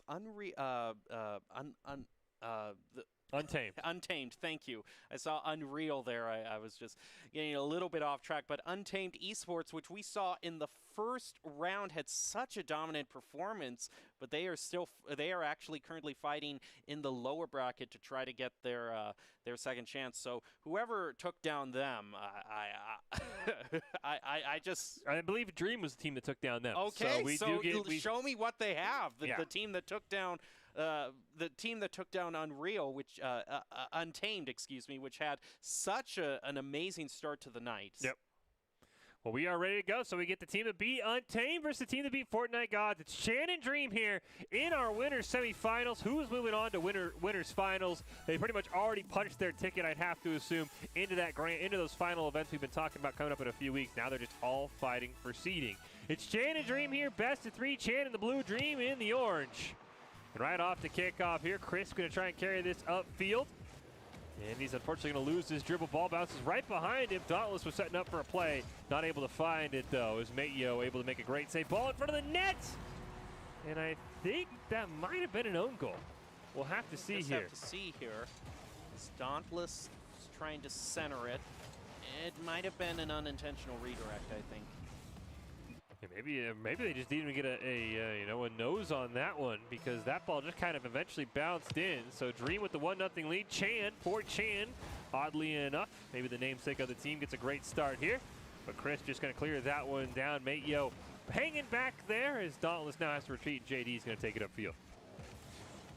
JD is going to be advancing with Dauntless there, but they aren't able to center it, and Chan with a great save and clear to boot there. And now Kylsk here is going to try to center it, but Crisp is able to take it away from them before they have any opportunity to do so. And another push up the field there by Dream is going to be stopped. And I got to say, neither team has been able to get a lot of side control for more than, say, 10 or 20 seconds. Mateo is going to get a great pass over to Chan. Kind of double bounces around, but the ball's now finally going to end up in the side of the orange as Dauntless now carrying it upfield. Can't quite get around Mateo, though. We do see a demo off screen onto JD, but it's not going to matter. It's Kyle's not able to get a great clear. JD takes a shot. Chan makes the save. Chan looking for a blue side clear here, and finally Chan gets it over to that orange side. Now Crisp with the pass over to JD, over to Dauntless, is going to be stopped there by Kylix there. Dauntless with the demo onto Chan. That allowed them, I believe that played a big part in helping them get that goal. And Mateo trying to hold back in the net. Didn't quite see the guy above him, unfortunately, as Dauntless able to hit that one in. And unfortunately, Chan falling behind 2-0 already. Off this kickoff, though, Chan with a great win. Dauntless, though, reads it perfectly. He's going to carry it up midfield. He looks for a pass to JD, but he can't get there in time, and Mateo is going to make a great save. JD will keep it alive, though. We get a demo off screen. Back pass to Chris. Hits off the crossbar. Now Mateo gets a chance to dribble it upfield, pops it up over one. Pass over to Carlson. He's going to be able to make it 2-1. Wow, that's a great goal there. A lot of great passing up the field, just a little bit of a flick over there. Just a tiny redirect was enough. Dauntless not able to save that in time. That drives it back to a 1-goal game. See how this kickoff goes here as Madio is going to win that one. Almost identical to the last one as Dauntless takes it up midfield from the exact same spot. But this time he won't be stopped. He makes it 3-1 in a heartbeat. That's great mid-air control there. Actually flipped over there. Be able to drive that ball all the way toward the goal. Pretty quick off the kickoff as well, and that's kind of can be the turning point that we've seen in a lot of these games. Actually, Dauntless isn't able to get the better of that kickoff. It's going to be left up to Chan, who misses there. Now up to Madio. And a great demo onto Dauntless. Could give Chan just the few seconds they need to drive the ball all the way up with the pass back over to Chan, but just not quite there with the redirect. Just going to drive the ball to the left of the goal. Ball kept alive there by Kyleston. Now Chan takes a shot, rolls right into Crisp's hood. He's going to try and clear, but Madio will keep that away from him. Chan beats Dauntless to the ball off the backboard. Perfect play by Chan. He sets up Kyles, and just like that, it's 3-2. And Chan with a great play there. JD trying to elevate, but just hit the button a little bit too soon there. It already reached the top right as the ball went under him. Now the kickoff. Ooh, look at Kylix there trying to cheat it out. But it's going to be Crisp with the pass over to JD, who gets a bit of side control going for Dream. They would love to get a goal here just to try to push them back to that 2-goal lead. Chan gets demoed from behind by Dauntless. JD keeps it in front of the net. Ooh, Madio with a 2-on-1 wins it. And now Kylix trying to get the pass to Chan. He got demoed from behind by JD. That was a great opportunity to tie this game up for Chan.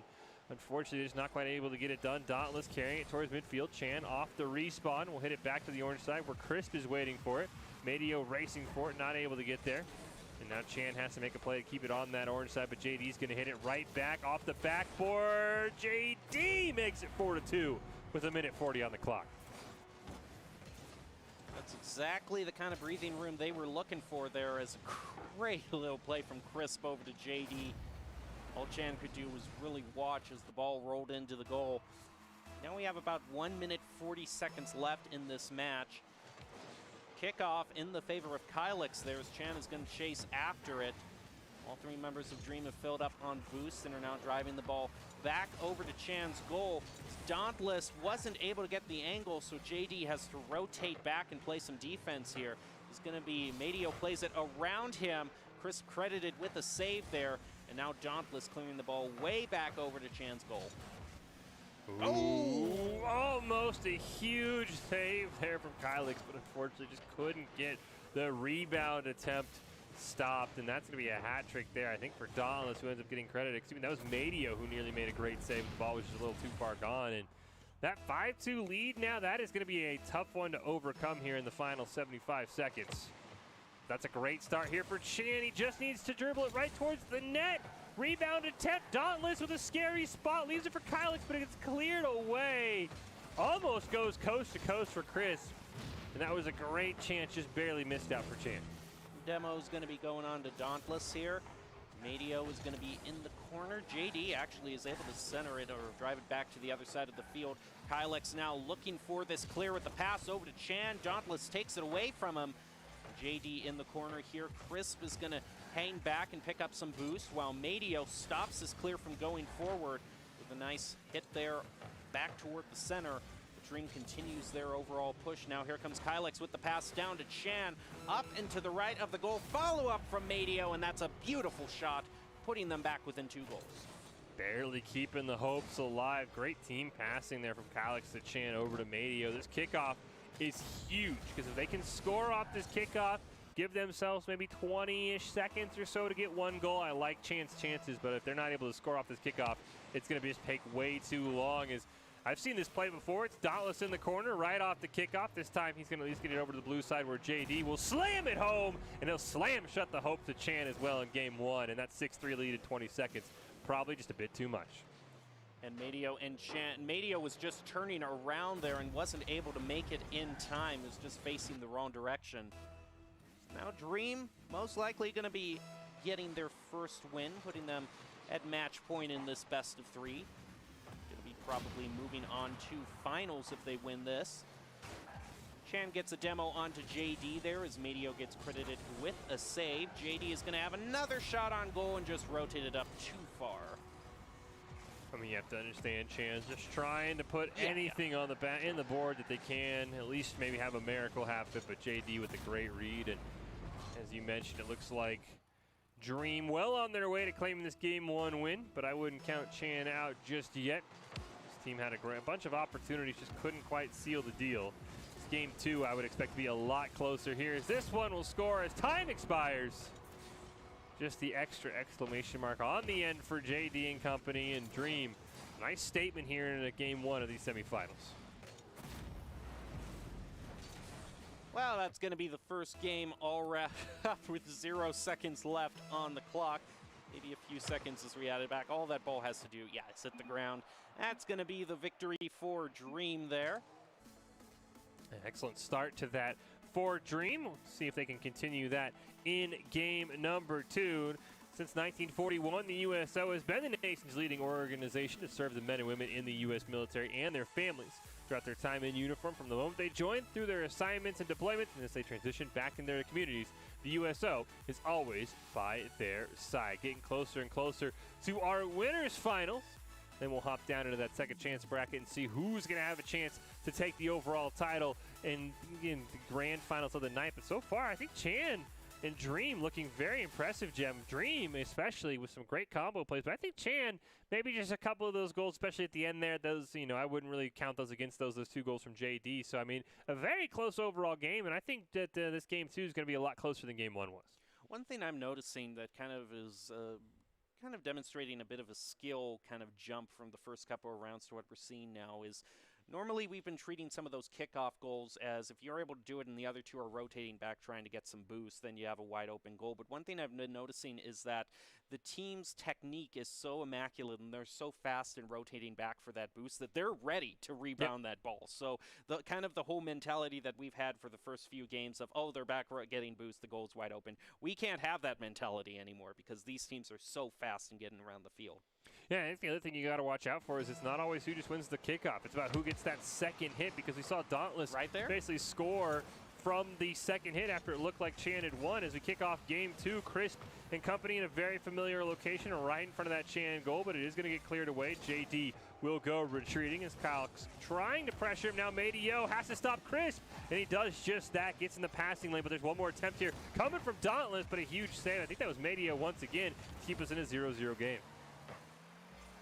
Chan is going to be able to get the better of that one, contesting with JD. Going to be centering it up for Kylex there, who finds the goal. And that's interesting because that ball wasn't traveling very fast.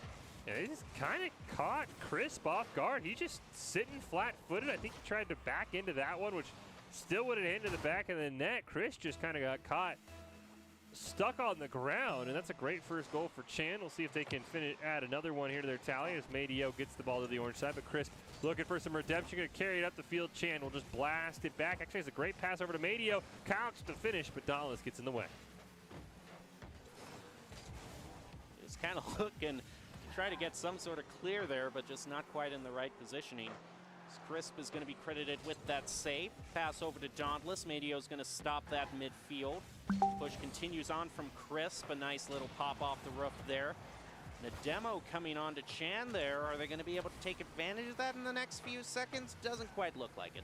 And Crisp, I think, thought he had a teammate there as Dauntless take a shot. Kylex able to turn that one away. Crisp can't keep it alive. Now it's a wide open net, but they should be able to get there in time. And I think that ball was a little off center as well. As Dauntless now clears it around one. Crisp going to get it around Chan. Great combo play. He'll take the shot. JD racing in. He thought Kylex was going to hit that ball. And that kind of threw him off as Medio gets the demo to kind of reset everything. Dauntless going to try to be pushing it, dribbling it in midair toward the goal. Crisp here, look out. That was a great play by Kylex there to stop it from going in the goal. Dauntless is going to try yet again, keeping that side control going for Dream. They have only 3 shots on goals thus far, which is kind of a far cry from how the night began. Both of these teams having such great defense and preventing these goal opportunities from coming through. That's another demo onto Kylex there, but no real follow-up to make any sort of mileage out of it. Ooh, Chan barely gets it around JD, but that ball's way too fast. Madio with the great dimmer. Kylix is there. Wanted the shot. It's actually going to waterfall nearly in front of the net, but JD makes a great save. Dauntless now has Chan in front of him, trying to dribble it past him. Not going to come close, and that ball gets hit back to the orange side where Madio just muscles through, gets that ball back towards the corner, but Dauntless clears it just barely out of the reach of Chan. Ball still in midfield. Crisp with a great shot on goal there, actually from midfield. Now Dauntless is going to be stopped by Chan there. Crisp with a nice control there. He's going to be passing it back over to JD, who gets a great shot on goal, but Chan's there with the save. Dream certainly hasn't been for a lack of trying, but the defense from Chan to keep this 1-goal lead hanging on to it has been great. And another demo from Dream. They've been getting a good amount of demos, but no goals, and that's what really counts. Yeah, Crisp has been kind of committing to demoing the goalie and hoping his team can back him up, and they just haven't been able to convert as Chan sets it up perfectly for Madio. Now it's wide. They've got to get back in a hurry. Kylix is there to hit that ball right back to the orange side. Sets it up for Chan. But a great save by JD. Dauntless barely racing in, beats Madio to the ball. Crisp now gets it around one. He's got Madio in front of him. He'll just clear it past him. Kylix the last man there to stop him. Dauntless centers it up, but JD gets bumped out of the way, and that's another great chance for Dream they can't convert on. Ooh, and a nice two demos, just kind of trading back and forth between both teams there, and a little bit of a bump into each other with JD and Chan. Now both teams back up to full strength. Madio driving up the field with Kylix, but ooh, that is not the angle that he wanted. It just went clear off into the right, giving Crisp the opportunity here. Drive toward the goal, pop off the roof there. Stopped by Kylix for a bit of redemption there. Chan might be able to get this with just a 1-goal lead. Chan looking to maybe keep his team that insurance goal. JD keeps away from him. Kylix shot way high of the net. Crisp can't quite get to it. It'll end up landing right on that ball as Chan goes flying past. Madio can't stop him either.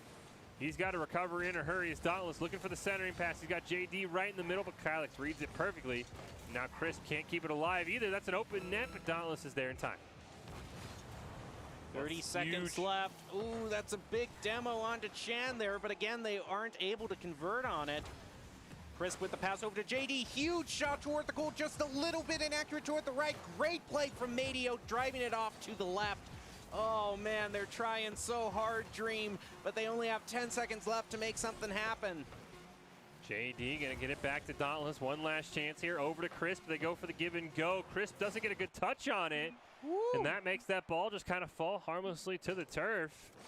And Chan, for the first time, has forced us to a Game 3. Don't forget, the USO Experience is offering so many great opportunities to compete in esports. The USO Experience Oklahoma City, the USAA Invitational, Madden League, GEICO Invitational, and the USO Commanders Cup with the top teams from all 6 service branches competing for one title. There's more information available at battleflight.com/the-USO. It's also the URL right on your screen right now. For the first time tonight, we get ourselves a Game 3 here on the caster desk between Chan and Dream. Fantastic effort from both these teams, and Chan coming out with that 1 goal. They held on to it to the very, very end, and we talked about it a lot. I like what Crisp was trying to do, Jeb. He was trying to get demos on the goalie, open things up. The problem was, I don't know if it just wasn't communicated or his teammates weren't there for it, but he'd get a demo and the ball would just kind of bounce around harmlessly because there was no one for Dream near the ball. They've just got to communicate better when they're going to go for demos and when they're not. Yeah, the communication has to be almost perfect if you want to try to convert on a demo. But I just saw so many attempts there and just really clutch there. I think probably one of the most clutch goals was Madio, who just had the right amount, was able to elevate at just the right time to knock the ball off to the side with about 15 seconds left on the clock. That ball was definitely going in the goal and would have driven us to overtime. So huge shout out to Madio with some great defensive play, giving Chan the opportunity to still advance to the finals. Game 3, somebody's going to winter finals, somebody else is falling down to the second chance bracket. Who's it going to be? Well, Chan! It's a great start there from their namesake as he blasted home to give his team a 1-0 lead. Well, it's kind of the same thing that happened in Game 2, so maybe this is how they went. That positioning, though, that is about as up and to the left as you can get it without it hitting the crossbar. Yeah, you're not going to find a better target for a goal. You're going to score, I'd say, about 90% of the time you aim it there. As Crisp, once again, he was so fantastic in setting his team up in Game 2, just could not convert. Can he do something here for his team? He's going to wait to see what Madio wants to do. Chan's just going to steal it away from him and clear it across the map, but JD's right there. Kylix waiting back in the net, solid defensively as ever, and he's going to clear it away as Dauntless can't quite get to it. Chan just feels like they're playing it a bit faster than Dream is right now. Yeah, Dream is just trying to stagger around, trying to find a clear. Now here comes Chris. Pass over to JD is taken away by Chan there, who read that play perfectly. Dauntless is going to try again, trying to center it up. In comes Chris. The ball is lobbed way high up in the air, trying to look for a dunk, but Madio is able to get to the ball before they can do that. Now Kylix credited with the save, is going to drive the ball up the field. Pass over to Chan, just a little bit too far up and to the right, but Chan just looks like they have completely come alive in this third game. The team would like more than one goal this time as Crisp takes a shot. Huge save by Chan, as you mentioned. He is awoken for game 3 when his team needs him most. Dauntless still able to clear that one until Kylix comes in, hits it back to the blue corner. Chan and Dauntless going to get tangled up there. Madio and JD as well, kind of battling that midfield stripe. Chan takes a shot, looking for the double tap way too high. Kylix will merely miss the finish. Now Madio's got to be careful as Chris just kind of lobs one on net. But great stop by Madio to redirect that ball. Ooh, and that was a great play from Kylix there too, pushing the ball off to the corner, stopping a shot on goal coming through from Dream here. Now here comes JD, isn't able, that clear just died before it started as Kylix was right there reading him. Now here comes Madio, is gonna hit the ball just about the same time as Chris. Kylix dribbling the ball, hits it, runs right into JD. Ball's pretty midfield, opening, oh, Dream, they gotta be kicking themselves for that one. Just going way too far forward. You see JD's gonna get caught up there. Dauntless, I think, thought the ball was going to the orange side. You see him try and turn around, but wide open net. Chan's not gonna miss those. Just like that, Chan's up 2-0 here at game 3 off the kickoff. Madio wins that one incredibly cleanly, but Crisp in a fantastic spot. He's going to air dribble at the length of the field, set up Dauntless, but Chan reads it perfectly. JD, last attempt. He'll sneak it past Madio, and he'll get that one back and make it a one-goal game again.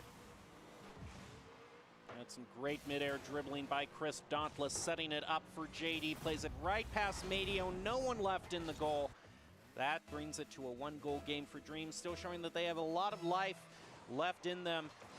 Chan and JD are just going to pinch that off to the side. Madio is going to follow up on that one.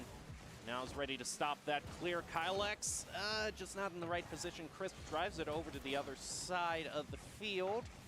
Now Dauntless is going to be looking to pass it to JD to drive it up the field. Crisp just a little bit too high. Follow-up from Dauntless, but all the members of Chan are in front of the goal there. That ball is not going to go in. Ooh, Kylix from the impossible angle.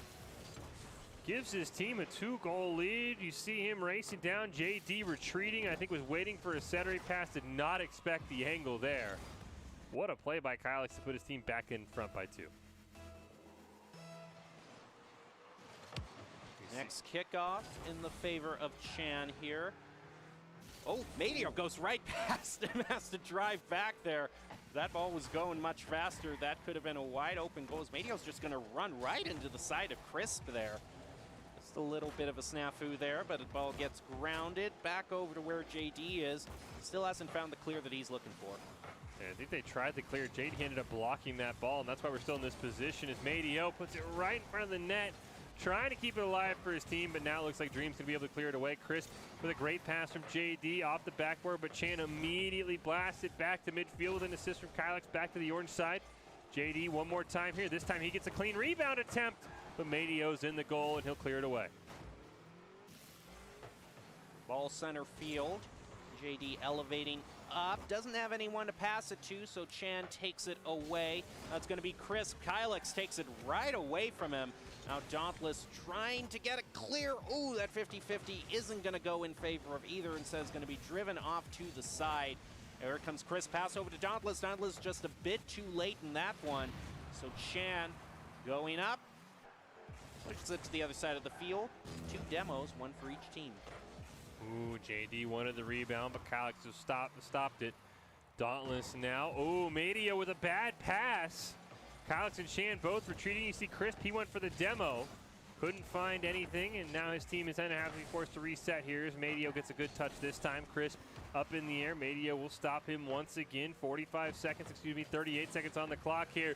Trying to close this gap. Dream's just running out of time. Crisp and company. Oh, we got a rule one here between Crisp and Madio. It's going to be a 2-on-2. Oh, man, this is going to be tough for the side of Dream with just two members now. Maybe someone goes over there and breaks it up, but Kylix actually might break it up with a great goal as it rolls in. And unfortunately for the side of Dream, it looks like their dream of staying in winner's side is going to come to an end.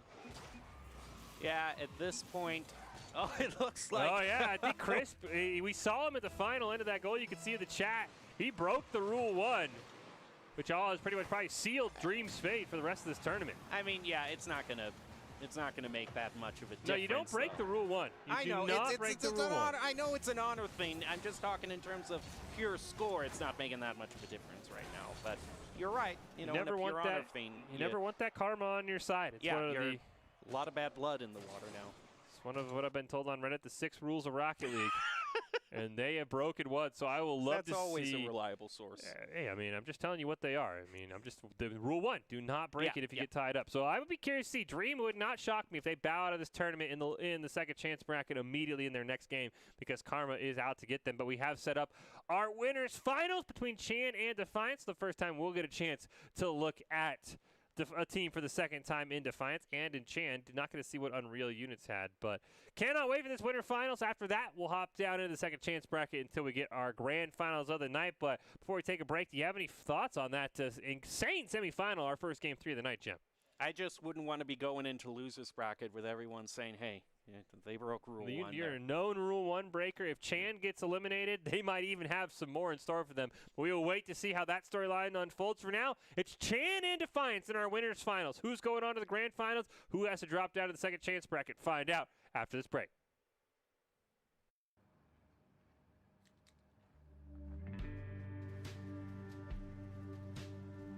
It keeps me connected to my little girls, and it keeps them connected to me. It helps them know that I am safe and I'm doing okay. I work with the USO's reading program here, which is a leg of the Bob Hope Legacy Reading Program. What I really like the most about this program is, unlike a FaceTime or a video conference, this is something that the child can watch over and over again in the absence of the parent or in the absence of communication with the parent or loved one. They're able to rewatch these instances where their loved one's reading to them, and that's really powerful. It's really intimate. I have a 19-year-old, he's in the Marines, and I have a 3-year-old who's almost 4, and my wife is 7 months pregnant. So whenever I come up on books that I know all in my like, I'll grab it. For example, my 19-year-old, I grabbed a book that he liked as a child when he was smaller, and I sent it to him, and he has it with him right now, Camp Pendleton. It keeps them into some sense of routine, that Daddy is there with them in spirit and gets to read to them at night. I would imagine as well helps with their anxiety even at a young age. But really it helps me to stay connected to them. I served in the Army before I was deployed. I didn't have a child, but I can relate to what these guys are going through, these guys and gals here, being away from their children, because I'm in that position right now. So it allows me to connect with them on a deeper level and to empathize with what they're going through, specifically as a parent who is separated from their child. And it's been really rewarding to be able to connect with these service members on that level. So if we're able to connect these folks back home to their loved ones, we've done our job. 4 years have passed since the mortal races banded together and stood united against the might of the Burning Legion. Though Azeroth was saved, the tenuous pact between the Horde and the Alliance has all but evaporated. My name is MA3 Centennial, Adrian. I play World of Warcraft. A great game. I've been playing for 14 years. My father, me and him play the same game, so it gives us a chance to talk to one another while also interacting with one another in a different type of reality.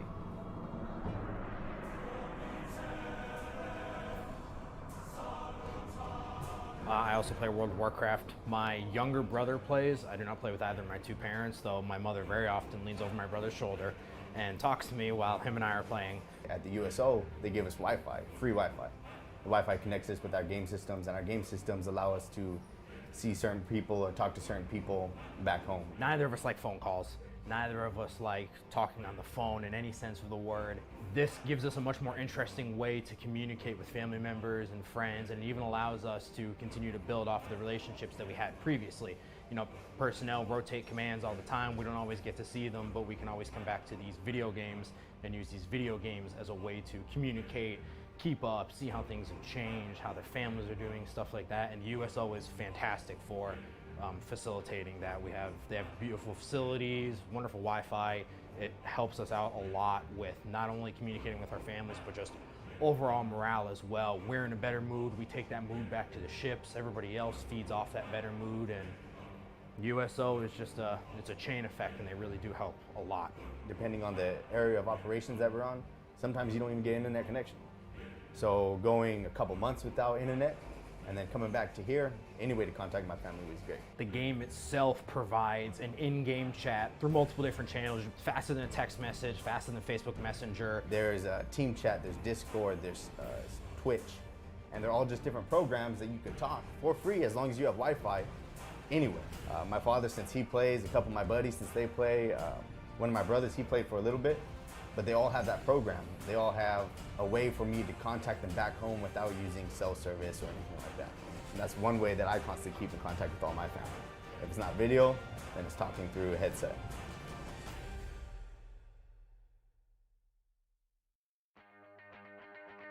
It's nice to be able to come to the USO and have all this, lounge kind of atmosphere provided for you. We were playing Call of Duty on the zombie mode, basically getting to run our own little zombie apocalypse teams.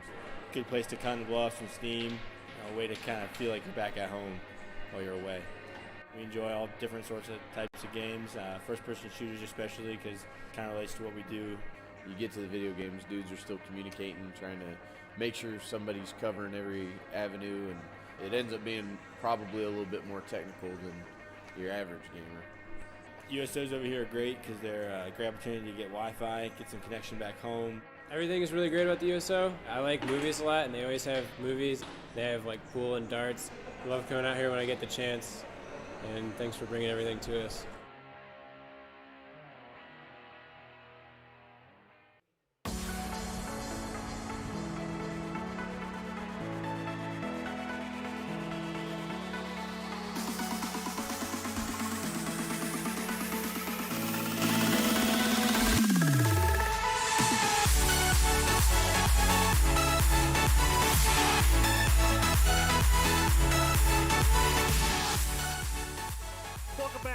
Boise State Esports Arena. We're here tonight for the USO Experience Oklahoma City Rocket League 3v3 tournament. Qualifier number 1, where everybody's trying to get to the USO final event, which is happening on August 21st. Fish and Jem here calling all the action. We have winners finals here upon us. Chan and Defiance going to be playing each other. One team goes to the grand finals. The other team will jump down to that second chance bracket and see if they can battle their way back to be the winner tonight. The top 8 teams from the event will qualify for that final event. So both these teams probably well assured that they are going to be making it to that finals. Now they're just battling for seeding, because you never want to be that team who has to play the top overall seed, Jem. But right now, I mean, we've seen both these teams once. I mean, what are your expectations going into this winners finals? Whew, that's an interesting prediction to make. Maybe Defiance. I mean, Chan showed that they can pull out a great victory, but at the same time, it was, by the skin of their teeth in Game 2, just on one goal and managing to maintain that. I believe Defiance had a slightly better performance than that, but they were going up against different teams, so it's hard to say how it's going to turn out. We take a look at our bracket here. We saw Defiance take down Satisfaction in our quarterfinals. We then watched Chan come from behind to take down Dream in our first 3-game series of the night. And now both these teams are qualified for winners finals. As I said, one team's going to the grand finals. One team's dropping out of that second chance bracket. Who is it going to be? We are about to find out. This best of 3 just makes things even more pressure, because getting to that grand finals, I would assume having to be beaten twice there in that championship game by whoever comes out of the second chance bracket, that's just a nice little cushion to have. Of course, both these teams can't have that sigh of relief gem because at this point, they have to know they both qualified for that finals experience happening on August 21st where that prize pool of $5,000 is on the line. So it's more for pride, more for seeding, but you still want to make sure you come out on top regardless of what's at stake. I mean, it's nice to be able to kind of preemptively punch your ticket to the grand finals in terms of getting one of those better seed positions, going up against one of those teams that might not have had as good luck today, but managed to barely squeeze into the top 8 teams. Like you said, Fish, there's going to be a $5,000 pool, $2,500 for the top team, $1,500 for second, and $1,000 for third, split amongst them. But still, just a lot of great fun to be had overall from the teams, and mainly just a pride thing at this point. Both these teams, we've seen them play. We've kind of seen their different kind of overall styles of play. So this is the first match of the night where we really see it, we can really say, okay, we've seen what these two teams have to offer. Let's see how they perform.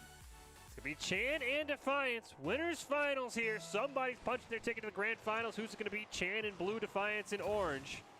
K-Frost and Gengar get the great start. Madio looking for a play as Kylix going to demo K-Frost on the retreat. Another demo by Kylix, but I thought that was a save. Kylix with the double demo sets up Chan, and their team's up 1-0. Well, at that point, you're really the only last line of defense, so once they were able to take K-Frost out of the equation, there was nothing else left. So, wow, starting it off with quite a bit of force, too, a double demolition. Really the first team we've seen with great demos, but off the kickoff, Gengar barely gets there in time. With a great cheat up for the side of Defiance.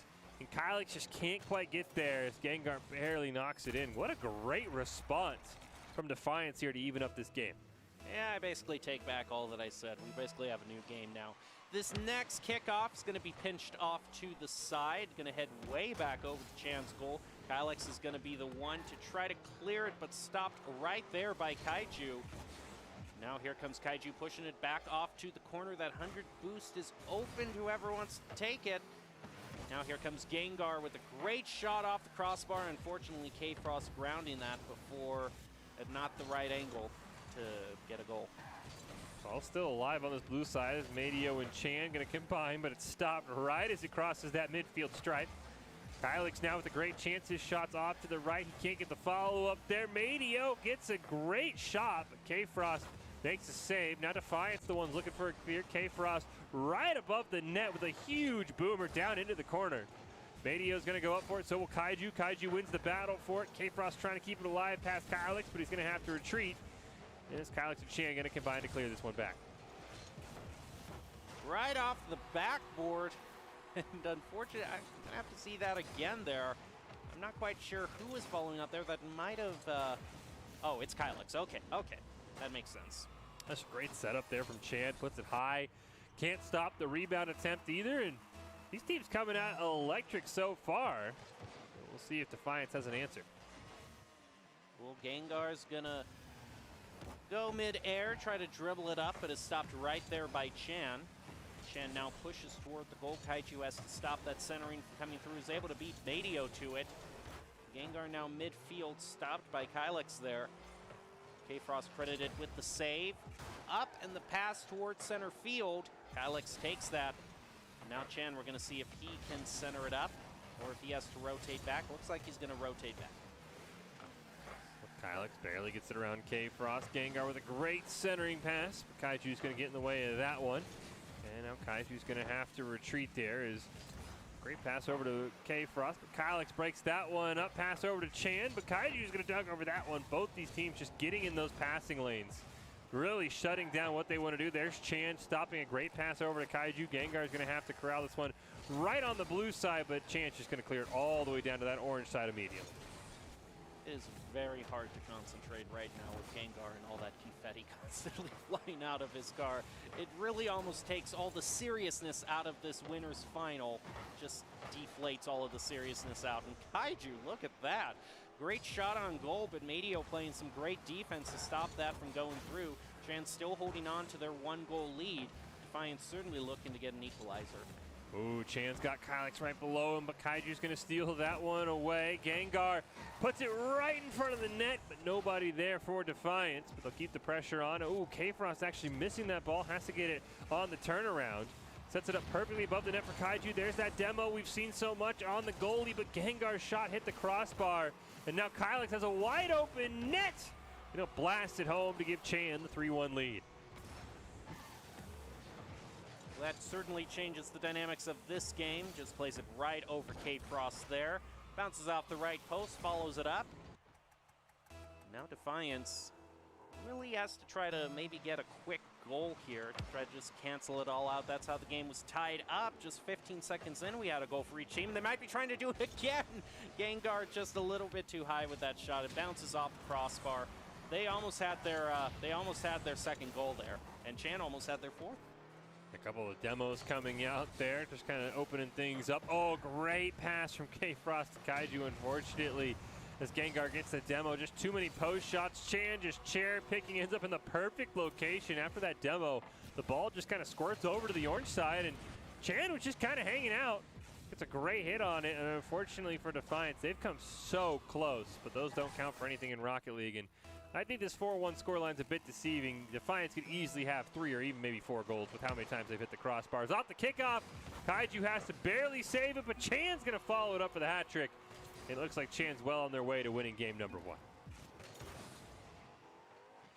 Yeah, just right off the kickoff there, Kaiju not able to get back quickly enough, was already trying to get boost there. At this point, Defiance just might have to mentally reset, just kind of let this game go and be ready to come back in game 2. That's what Chan did to get to this winner's final. Love to see Defiance maybe get like 1 or 2 goals, really just have to figure things out because they've been oh so close. As Kylix and Chan actually going to double commit on that one. Chan will demo K-Frost as Kylix going to back pass it. Gets it around both Gengar and Kaiju. What a fantastic solo play, but it was all on the wrong side of the field as K-Frost takes a shot. Huge save there by Kylix. 1 minute left. Chan looking for the clear. He's going to get demoed. Madio and Chan going to combine to try and get this ball out of the blue corner. That ball is going nowhere. It just kind of died over here. Now finally Chan looking for a clear, but that ball's going to get cleared across the field. 40 seconds left in this match. I don't think Defiance is going to be able to mount some sort of comeback here. So for Chan at this point, it's just kind of making sure that clock runs out. Defiance might try to make something happen here with 1 or 2 goals. Gengar was certainly lining up for that. It was taken away from them. A nice follow-up there and a little bit of a flip there from K-Frost. Still not going to find a goal, though, as Chan's defense is that good.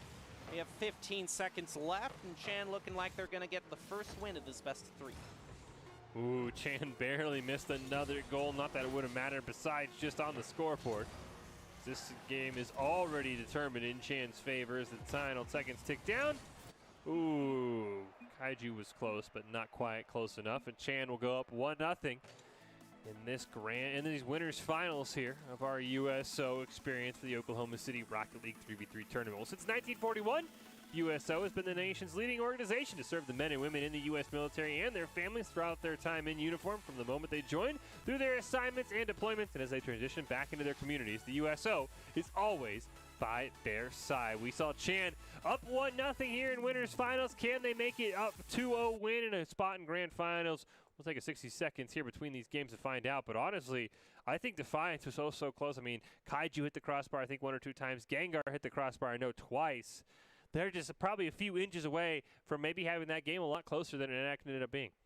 Yeah, it's one of those things where you look at the final score and you see 5-1, but it's really kind of misleading. It's just one of those kind of things where they were able to get all their goals and just kind of avalanche it in the last minute or so. But for the majority of that match, it was very close, especially how they were able to get 2 goals, 1 for each team in the first 15 seconds. So we've seen that these teams can even it up with one of those quick kickoff goals to make it more competitive. So I certainly wouldn't be surprised if we would see something like that in the second match. Chan is the favorite to go on here, but Defiance, you can't count them out.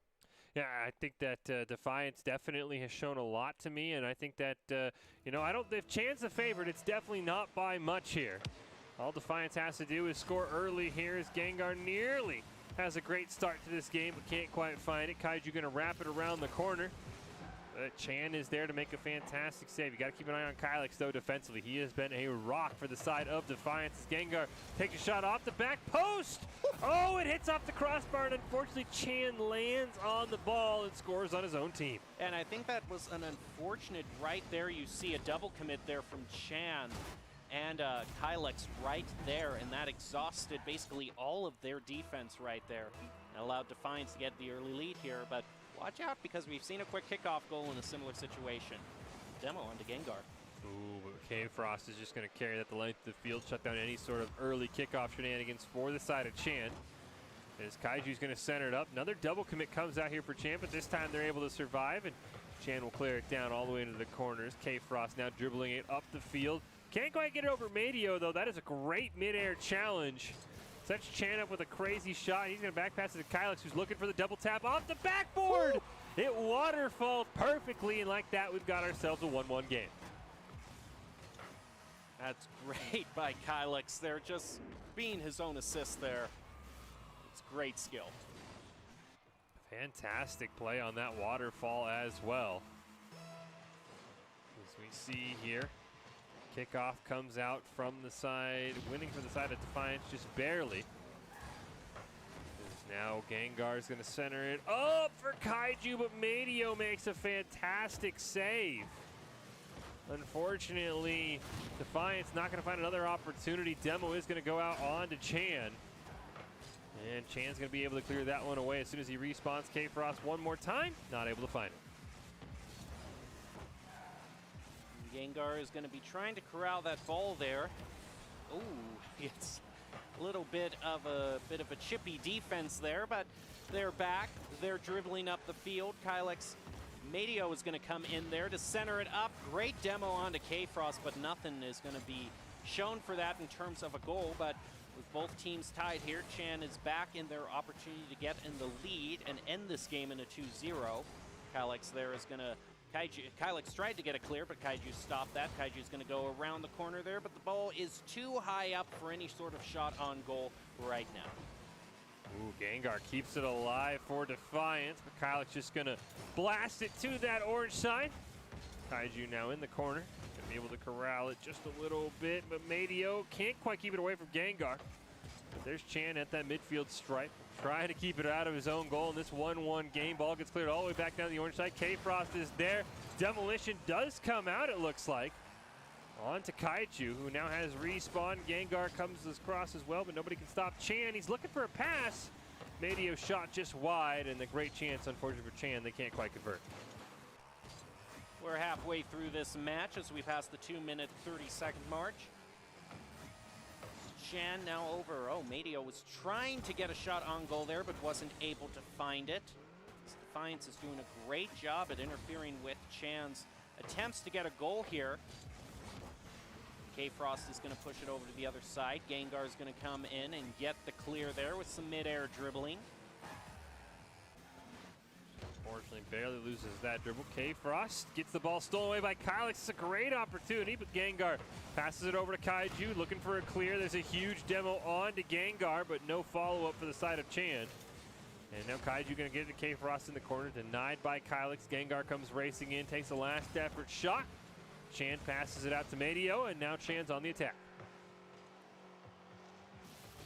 I was waiting. Kaiju's going to be the one, actually. Uh-oh. I was one. Uh-oh. Uh-oh. That is not how you want to give up a goal.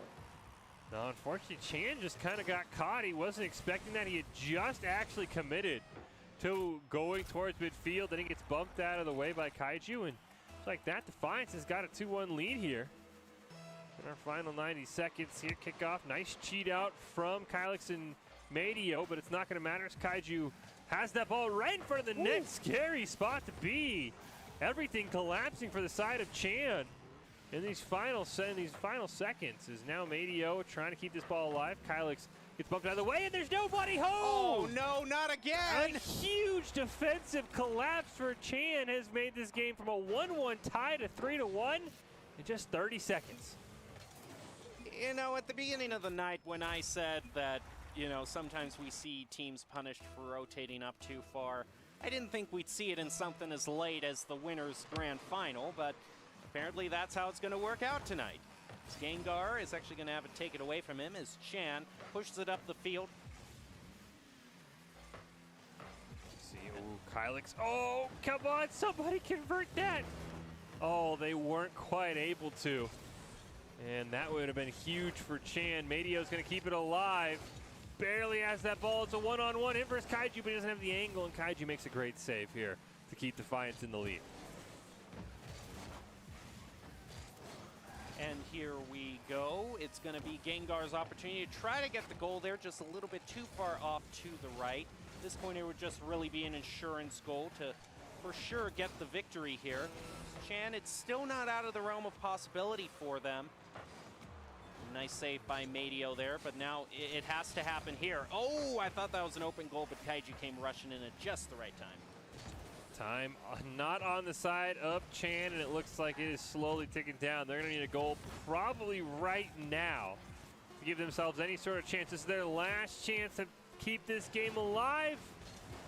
And it looks like time is not on their side. The time will tick down. Does not matter at this point. We are going to a game 3 regardless of what happens, as Defiance pulls out the 3-1 win. And in our winners finals, we've got game 3 to determine who's going to grand finals and who's dropping to that second chance bracket. Well, the USO Experience is offering so many great opportunities to compete in esports. The USO Experience Oklahoma City going on right now, at least their first qualifier. The USAA Invitational, Madden League, GEICO Invitational, and the USO Commanders Cup with top teams from all 6 service branches competing for one title. More information is available at the Battlefly link you see on the screen there, battlefly.com/the-USO/.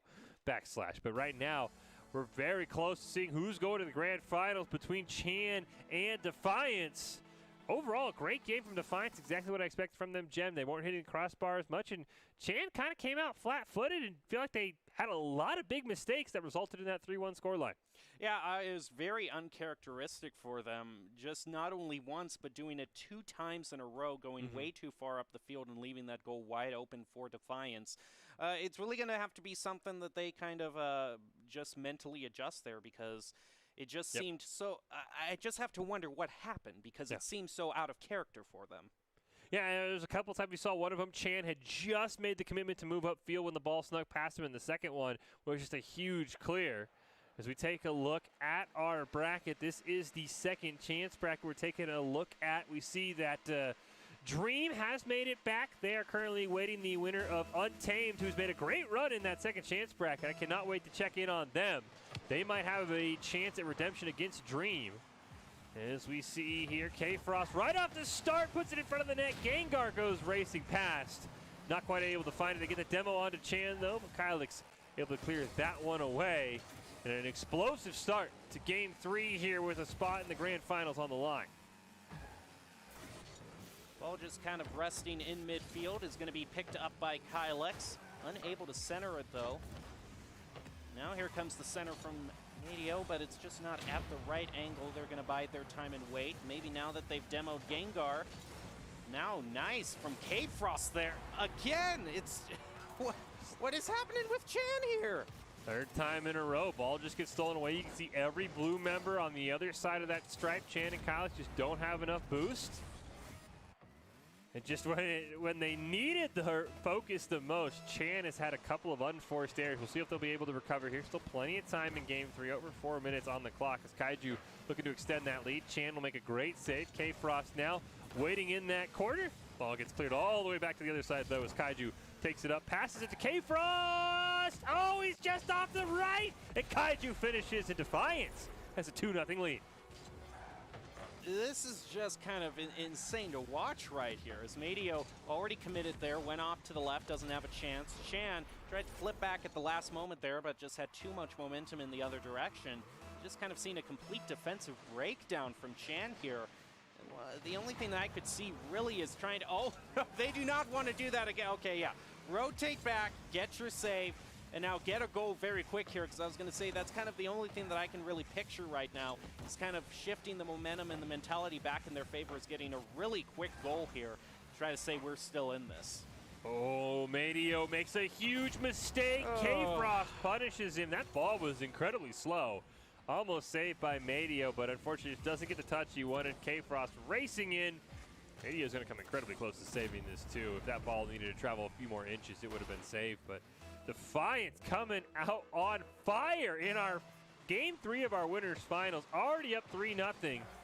There's still plenty of time. Over 3.5 minutes on the clock. That is plenty of time for Chan to be able to score a goal. They just need to make sure they start to shore up this defensive mistakes they've been making in bunches right now. Well, they're going to try to drive the ball up the field, but K-Frost comes right in there, steals it away, and a nice play off the teammates there. Defiance looking pretty good here as Gengar gets a nice clear there. Going to be going all the way up the field, steals the boost away from Chan, and now Madio unsuccessful with that clear as Kaiju came. No, actually Madio stopping Kaiju right in his tracks there. K-Frost is going to pick up the slack, though. Chan elevates in mid-air with the pass, probably over to Kylix, but Kaiju came right in there. It's going to be credited with the save, and Gengar, look at him! Going to be getting the 4th goal. Great job by Defiance. They have punished every single mistake that Chan has made. And that is a huge reason why they are only 3 minutes away from the grand finals here. Still plenty of time for Chan, though. There's just under 3 minutes left. I mean, they can't let this goal lead grow at all, as we see a double demo. But if they can maybe find one, make it 4-1, I like their chances. They just got to refocus defensively. It might be 5-0 instead as K-Frost gets his hat trick. You know, I would love to see the Chan refocus and maybe make it back to the grand finals, but they just, something has changed here because this does not look like the same Chan team we saw twice tonight.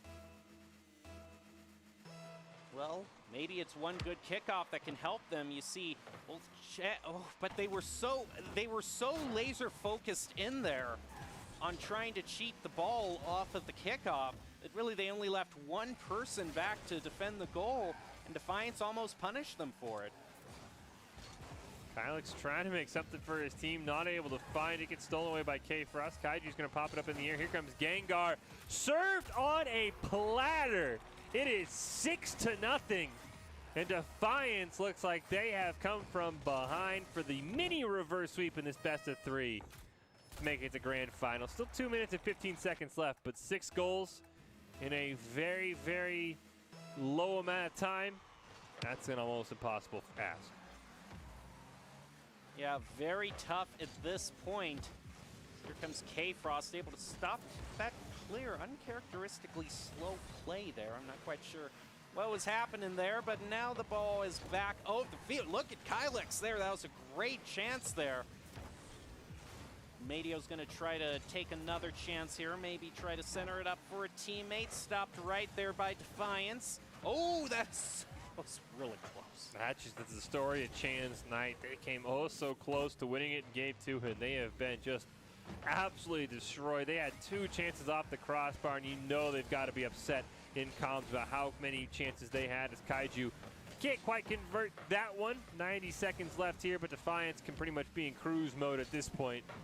It would take an insane goal-scoring outburst from Chan to even get this game close, let alone into overtime. But Chan and Kylix trying to combine for something. Chan will lose the dribble. Madio comes rushing in. But he's not able to keep that ball alive either. Now Gengar will simply carry it up midfield, loses control of it, still manages to keep it alive. And Defiance somehow still in control of this game. Ooh, that was close there. Chan going to be credited with that shot on goal. You can see the shot on goal differential is insane right now. Counting 7 shots on goal. Yeah, 7 shots on goal from K-Frost, 3 from Kaiju, 2 from Gengar. That's 12 shots on goal as compared to just 7 for Chan there. So Defiance has really been the one so far to take the initiative, trying to maybe get a 7th goal, but they don't even have to be that aggressive. All they just have to do is run out this clock. 30 seconds left. I mean, scoring's even going to make that clock tick slower as Gengar is going to blast it in for his hat trick. Oh, boy. 7-0 here, and, you know, Defiance is going to get a well-earned break. They're going to be waiting in the grand finals for whoever comes from that second chance bracket. And meanwhile, Chan's going to have to drop down. It did look like it was getting closer on the second chance side. Looked like we maybe had about 4 or 5 more matches left within teams including, oh, almost an own goal there, but we've got teams like Dream, Untamed, both who we've seen. We'll obviously have Chan down there as well. But so far, Defiance looking like the strongest team. That one will go in, but it's way too little, way too late. And you can even see the BM in chat if they're spamming what a save. I don't know if I'd recommend that down 7-1, but you do you. I mean, if they want to run around in the infield and celebrate their one goal, then it's their chance. It's their opportunity. But right now, it's not going to make that much of a difference. I mean, I guess they can celebrate the fact that they've gotten the demo onto Kaiju, but at this point, that clock just needs to tick down to 0, and we will be seeing Defiance moving on to the grand finals.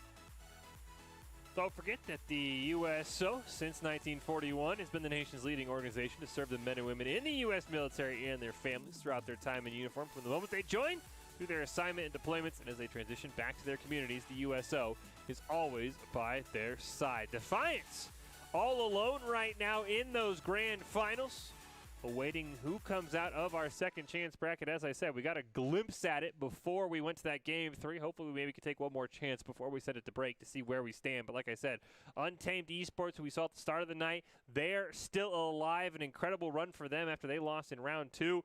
Dream was awaiting them as well, maybe a bit of a rematch. And then, of course, we have Chan, who is going to be the last team standing in somebody's way for a chance against Defiance. But overall, fantastic night here in this USO Experience Oklahoma City Rocket League 3-on-3 tournament. I think we're going to maybe get a chance to take a look at some of those second chance games, but I would love to take a chance at this bracket before we get to there. But Jim, I mean, what are your thoughts from those winners finals? You know, I don't know if I've ever used this term.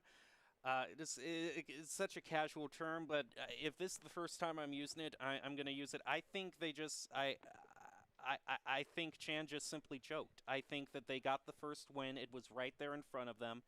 And they were so eager to just try to get this goal and continue this momentum, they rotated way too far up. And from then, I almost think it might have been kind of a thing like a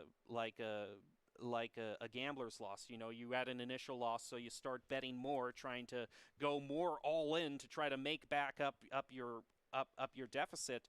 And they just kind of got into this cycle of just continually leaving their defense wide open, and Defiance certainly capitalized on that. So if there was any match that I would just say that I would just casually say that a team choked, I think it was that one.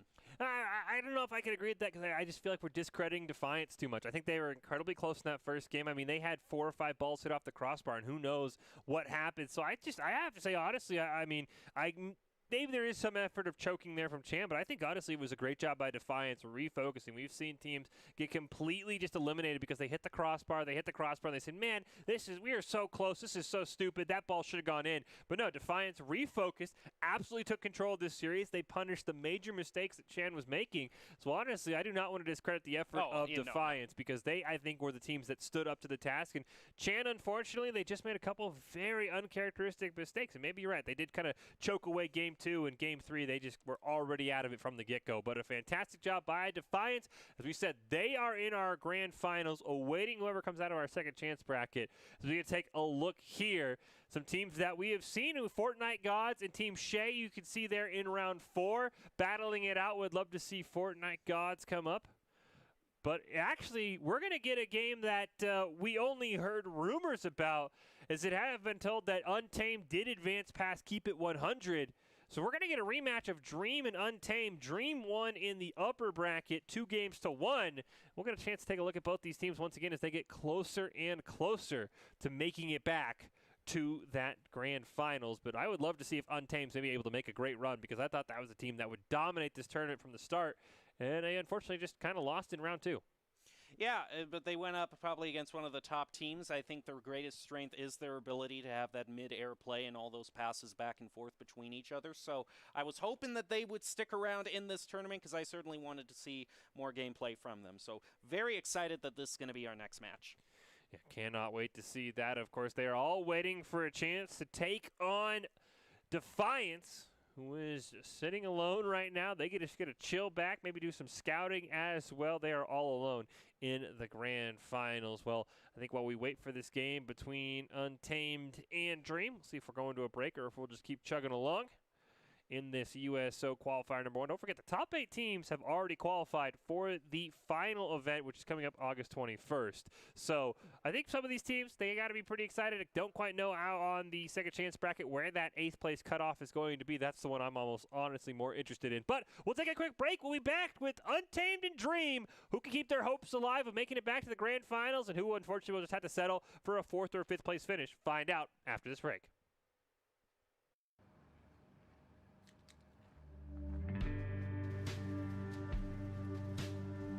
It keeps me connected to my little girls, and it keeps them connected to me. It helps them know that I am safe and I'm doing okay. I work with the USO's reading program here, which is a leg of the Bob Hope Legacy Reading Program. What I really like the most about this program is, unlike a FaceTime or a video conference, this is something that the child can watch over and over again in the absence of the parent or in the absence of communication with the parent or loved one. They're able to rewatch these instances where their loved one's reading to them, and that's really powerful. It's really intimate. I have a 19-year-old, he's in the Marines, and I have a 3-year-old who's almost 4, and my wife is 7 months pregnant. So whenever I come up on books that I know all in my like, I'll grab it. For example, my 19-year-old, I grabbed a book that he liked as a child when he was smaller, and I sent it to him, and he has it with him right now at Camp Pendleton. It keeps them into some sense of routine, that Daddy is there with them in spirit and gets to read to them at night. I would imagine as well helps with their anxiety even at a young age. But really it helps me to stay connected to them. I served in the Army before. I was deployed. I didn't have a child, but I can relate to what these guys are going through, these guys and gals here, being away from their children, because I'm in that position right now. So it allows me to connect with them on a deeper level and to empathize with what they're going through, specifically as a parent who is separated from their child. And it's been really rewarding to be able to connect with these service members on that level. So if we're able to connect these folks back home to their loved ones, we've done our job. 4 years have passed since the mortal races banded together and stood united against the might of the Burning Legion. Though Azeroth was saved, the tenuous pact between the Horde and the Alliance has all but evaporated. My name is MA3 Centennial, Adrian. I play World of Warcraft. Great game. I've been playing it for 14 years. My father, me and him play the same game, so it gives us a chance to talk to one another while also interacting with one another in a different type of reality.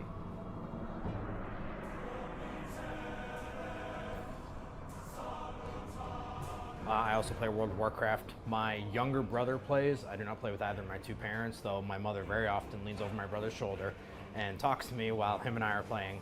At the USO, they give us Wi-Fi, free Wi-Fi. The Wi-Fi connects us with our game systems, and our game systems allow us to see certain people or talk to certain people back home. Neither of us like phone calls. Neither of us like talking on the phone in any sense of the word. This gives us a much more interesting way to communicate with family members and friends, and it even allows us to continue to build off the relationships that we had previously. You know, personnel rotate commands all the time. We don't always get to see them, but we can always come back to these video games and use these video games as a way to communicate, keep up, see how things have changed, how their families are doing, stuff like that. And USO is fantastic for facilitating that. They have beautiful facilities, wonderful Wi-Fi. It helps us out a lot with not only communicating with our families, but just overall morale as well. We're in a better mood. We take that mood back to the ships. Everybody else feeds off that better mood, and USO is just it's a chain effect, and they really do help a lot. Depending on the area of operations that we're on, sometimes you don't even get internet connection. So going a couple months without internet and then coming back to here, any way to contact my family was great. The game itself provides an in-game chat through multiple different channels, faster than a text message, faster than Facebook Messenger. There's a team chat, there's Discord, there's Twitch, and they're all just different programs that you can talk for free as long as you have Wi-Fi anywhere. My father, since he plays, a couple of my buddies, since they play, one of my brothers, he played for a little bit, but they all have that program. They all have a way for me to contact them back home without using cell service or anything like that. And that's one way that I constantly keep in contact with all my family. If it's not video, then it's talking through a headset.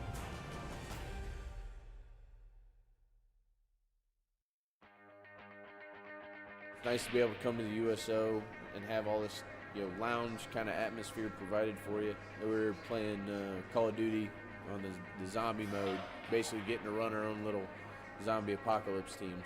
Good place to kind of blow off some steam, a way to kind of feel like you're back at home while you're away. We enjoy all different sorts of types of games, first-person shooters especially, because it kind of relates to what we do.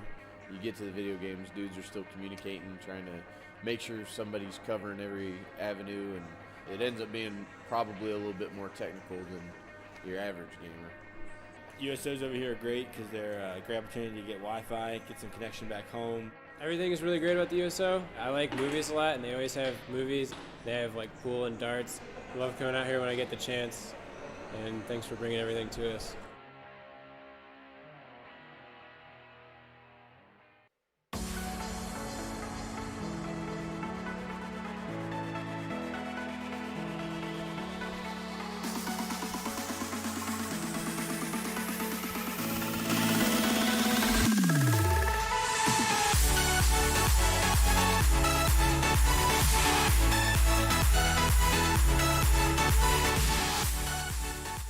Welcome back into the Boise State Esports Arena. We're casting live here, doing the Oklahoma City Experience, the USO Rocket League 3v3 tournament qualifier number 1. This is all, of course, battling for the top 8 teams from this event to qualify for the USO Finals, which are happening August 21st, so there is a ton of prize pool on the line.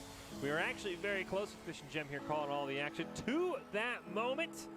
Down in that second chance bracket, we actually, I believe, have one more game left, and we will have punched the 8 tickets in question, though we do have a bit of a change-up in our order. We teased Untamed and Dream in a rematch here before we went to break, but it looks like Untamed, they are absolutely unleashed in this second chance bracket. They have already blown through the side of Dream with a 2-0 win, so we will not catch that game, but we'll try and find something else on that second chance side. But I believe we're down to Fortnite Gods and Team Shea Gem. The winner of that game, which is going on right now, will be the 8th team in the qualifier.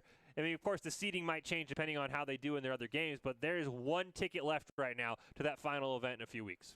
It's almost to a point where this can be more this is more exciting than the grand finals themselves tonight, because Yes. the grand finals will be more just for determining the seeding of people who already got into the grand finals. But for now, this is the last opportunity for them to move up to the next stage. And you can see there, Chan, who unfortunately lost the winners finals, is going to be waiting for whoever faces off against Untamed Esports. We'll see how they do. But right now, it's a very fierce battle for Fortnite Gods and Team Shea to see who makes it to those finals. Yeah, whoever plays against Gentlemen, regardless of the result, will be our 8th team in the bracket. Of course, the winner of Fortnite God and Team Shea will then have to play Gentlemen.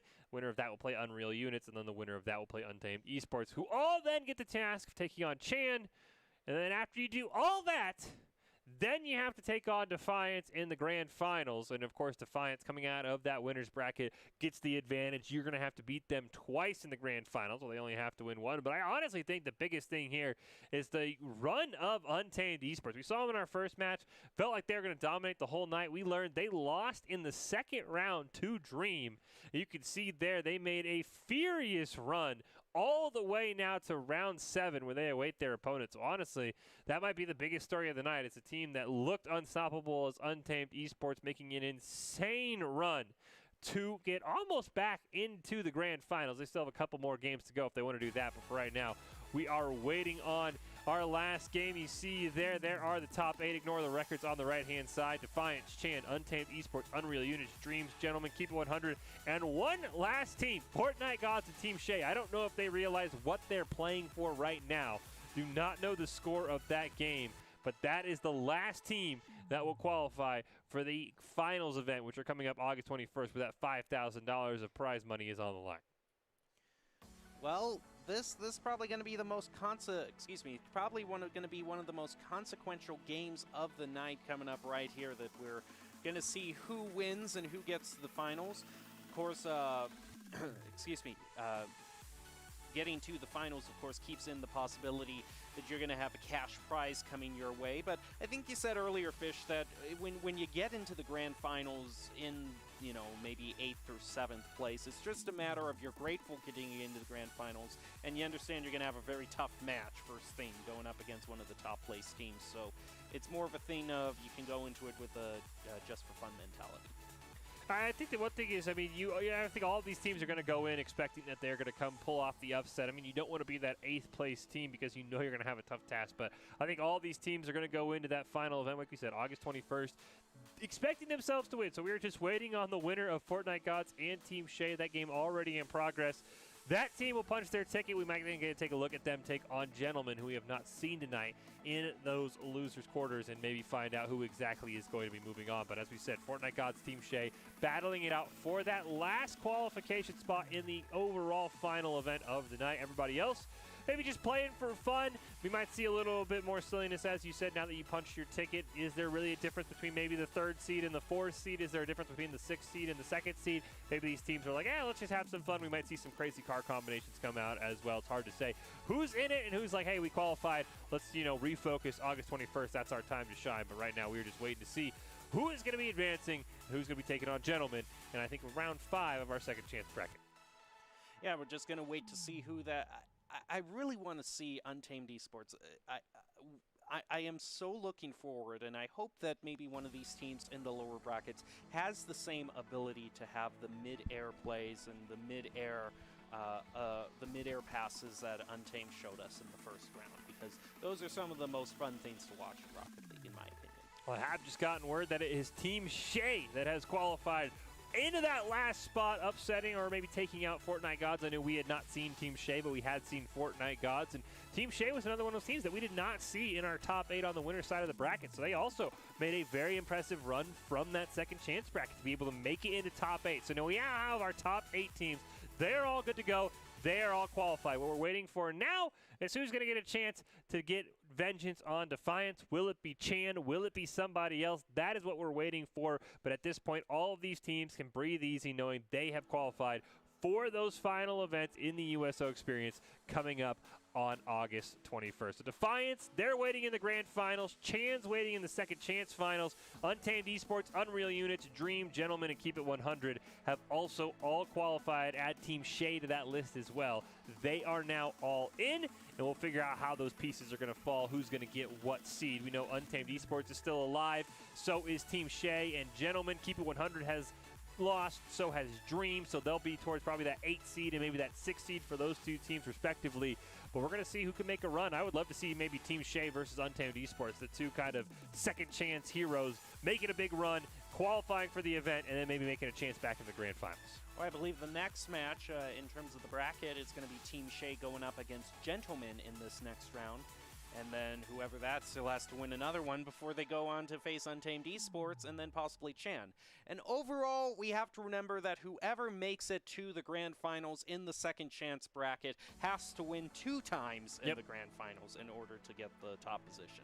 I think, honestly, that might be one where you know you want to win, but, of course, all the prize money, all that's on the line later. If you can just get that second seed, that is just such a better place to be. Like, if you're example for Team Shea, you just made it in. If you can make an insane run, get that second seed, I don't think you're too upset if you lose to Defiance in the grand finals. But you're going to be happy knowing, hey, we are able to get the second seed, and maybe now instead of the 8th seed or the 7th seed, depending on how they want to sort out the tiebreakers for teams that lose in the same round. So I'm very curious to see Team Shea and Gentlemen, if that is our matchup we get, because we have not seen either of these teams. Would love to see kind of how they've been able to make this run, because we've seen some incredibly talented teams so far, and I think everybody's kind of comparing themselves to Defiance, who's just sitting all alone, the only team still remaining on that top side of the bracket. Well, it is certainly a very long marathon night for Rocket League, but we are going to be staying in it for all of the action, waiting for Team Shea to go up against Gentlemen in this next second round bracket. Remember, going forward, it's mainly going to be determining what kind of position they are in, who stays out of that 8th seed position, who goes into 7th, 6th, and 5th. So still a lot of very important decisions to be made in terms of who wins and who loses this in these next few rounds. Yeah, 100% agree, and I think it is going to be interesting to see if there are teams who maybe, say, you know what, we qualified, that's all we really wanted to do. We don't really need to participate in this second chance bracket. We'll maybe, not going to let the team win, but we'll have some fun with it. We'll be very curious to see how these remaining games go. Of course, I know Chan would love their redemption shot at Defiance. I think Untamed Esports, they're on a mad dash. I think they are ready to go as well. So be very curious to see the attitudes. All of these teams that we mentioned have qualified for our event. So now we're just trying to figure out the seeding, and it should be Team Shea and Gentlemen coming up next. But of course, Team Shea just got out of a crazy battle with Fortnite God. So who knows how soon they're going to be ready to go, because they might be gassed, but they'll be at least excited they made it to the event. So very interesting to see how our remaining games go on the night and how our grand finals go. I mean, is it going to be Chan and Defiance? Can maybe Untamed make an insane run? I can't wait to see how the rest of the night plays out. Well, and the interesting thing is this is going to be two teams that we haven't necessarily seen tonight, so we don't necessarily know how these teams like to play, what their weaknesses are. If there's anything that's kind of been the Achilles heel for a lot of teams, though, I would think that it's the propensity to just kind of get too focused on the goal and rotate up. I think that was definitely kind of what doomed Chan in the winners finals. So right now we are just it's going to be we're just kind of trying to predict and see what have been the main strengths of the teams and what have been the main weaknesses that we've seen tonight. Well, while we wait for Team Shea and Gentlemen, we're going to throw it to a quick break. We'll be right back with all the action. We know who's qualified, who's going to be tonight's champion. That always means something. Find out after the break.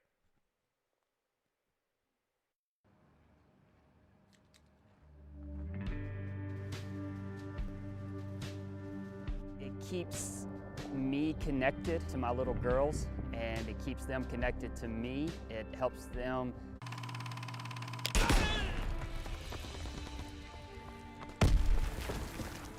Watch out for those Molotovs, dude. They're throwing those like crazy. We're playing Call of Duty with active U.S. troops in Germany, and we're playing a World War II game, right? I don't think you get any more surreal than that. Call of Duty is inspired by those who serve, especially this year's game, World War II. You know, its creative impetus has been telling stories about those who served in the greatest generation, and this is the next greatest generation. So there's a deep connection with those who serve in this game, and we love to continue extending it. I've always been into Call of Duty. Call of Duty's been one of my favorite games. So, I mean, just for them to come out here and do this for us is, you know, it's a blessing. We really enjoy it. We loved it. Listen, it's day 3. We're in Kuwait. Never thought I'd be here my entire life. Where else would you see camels blocking the road, and then there's a herd of them, and then they think you have food? Amazing, amazing. They were very friendly. I thought they were gonna eat your camera. My name is Jordan Payton, AKA Legion, and we are at Camp Buring in Kuwait. First day on our tour here in Kuwait. Like, I know that we're on a base, you think that there's gonna be like a lot of people really into it, but when I say really into it, like these folks are out here like getting up, screaming at each other. Of course, it's all GGs after they finish their games, but I've seen some super close matchups. I'm talking 250 to 214 hard points, some 75 to 73 team death matches. And these guys are good with a gun in real life and in video games. So The energy on the floor, they're taking it another level. They're like calling out signs and go here. I've never even heard. It's really it's interesting watching them play. It's teamwork, honestly, and it's all about communication. So one of the things that I've noticed here that I don't see like in a lot of other casual environments is that everybody here wants to win and they want to communicate with each other. So if you're seeing somebody coming out from an exit to your left, somebody on your team's calling that out. If somebody's behind you, if you flip spawns, rotations. Watch the beach. Like, I've never met anybody who's been any part of making a game, so that was really cool to meet the people and to be able to try the new DLC before I buy it. You know, because very often you don't get to try that. You just get YouTube videos of other people playing it. The downloadable content is called War Machine. It features a couple new maps. The ones that we've kept on playing on are Dunkirk and Egypt. They're really fun. If you saw the movie Dunkirk, it's based off of that. Playing video games for me is a way for me and my friends and my little brother to bond over a shared experience. It's definitely a great tool to be able to kind of decompress sometimes. We met, EOD unit, and they showed us all their gadgets. We got to AJ. We met with the medical unit. It's been really eye-opening, very humbling experience being here. My favorite part would have to be just interacting with everybody, especially with Legion, all the makers of the game.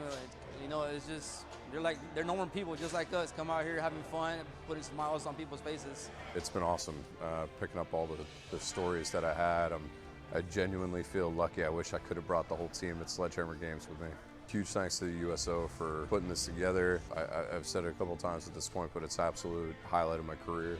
Good games, boys. Yeah. Woo. Now this is fun. That was hard.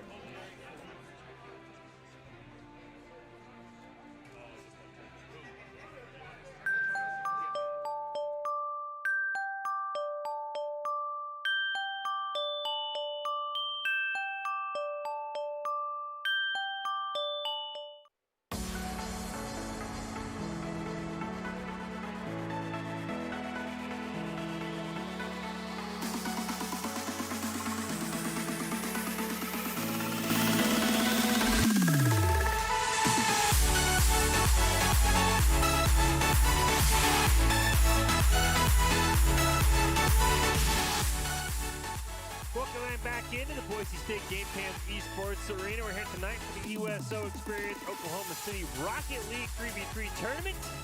We've already gotten through our qualifier portion of the bracket. Now we are just down to seeding.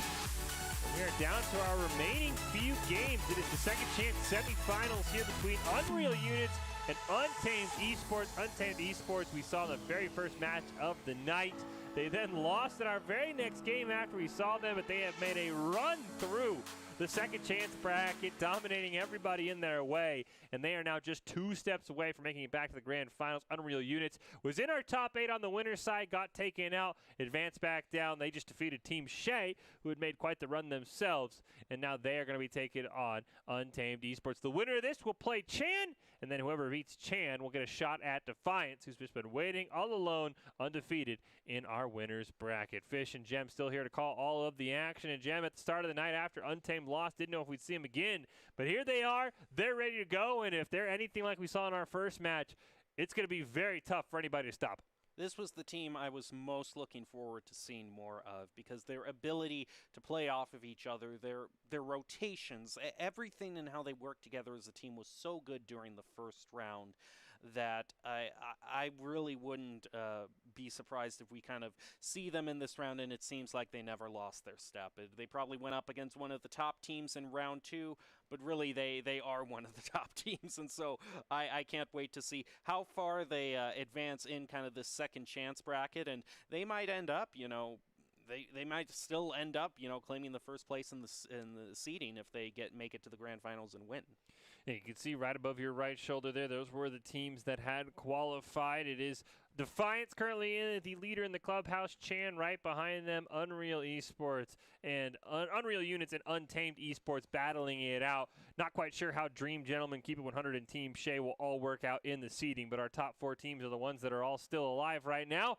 We're waiting to see. Chan will play the winner of Untamed Esports and Unreal Units in this best of 3, and then whoever takes down Chan gets a shot at Defiance. But remember, they've got to beat them twice, while Defiance only has to win once. But that is all in the future for now. We'll see if Untamed can keep up this run or if Unreal Units can bring them down, stop this incredible run. This always happens. You get a double elimination tournament. Somebody makes an insane run through the second chance bracket, comes out on top, and that might just be Untamed Esports, but we will have to see. But right now we're getting ready to go for the second chance semifinals between these two teams in this best of 3 is double elimination. Best of 3. As we mentioned, the top 8 from this event will qualify for the finals August 21st. We've seen those teams. They have all taken care of business, so now this is all for seeding. So we'll be curious to see if anybody has a bit of fun with these final games, maybe brings out the Fortnite bust or something crazy like that, because everybody can breathe easy knowing the goal they had at the start of this tournament, which was to make top 8, they have achieved.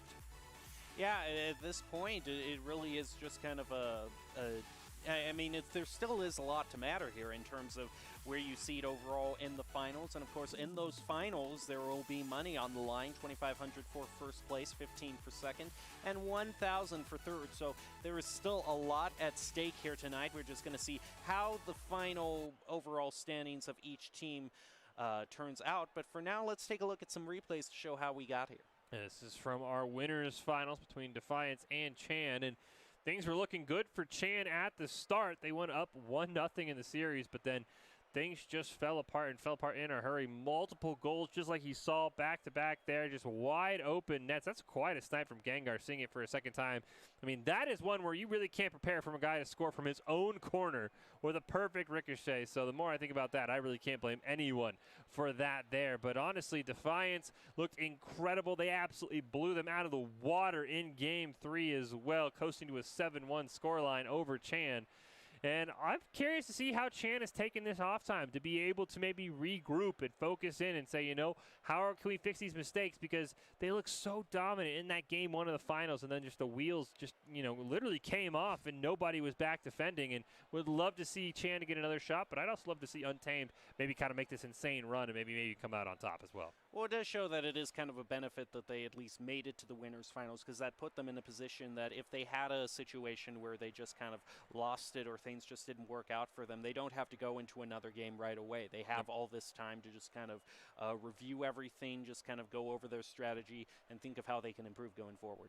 Yeah, I 100% agree with you. Plus, they knew the whole time that, hey, look, we've already qualified for that finals coming up on August 21st. We're probably going to be at worst the 3 seed, at best the 2 seed. So, I mean, they've got to be happy if you're Chan of their performance tonight. I mean, I know they would love to win, and I know these replays are probably just salt in the wound. But to know you're already top 3, to know you've qualified for the finals and a chance at that prize money, you've got to be pretty happy about that. You want that shot at Defiance, just maybe for redemption, for personal sake. But to be top 3 and kind of have that relaxed feeling about you, I think we might see a lot more relaxed Rocket League going forward for the rest of the night.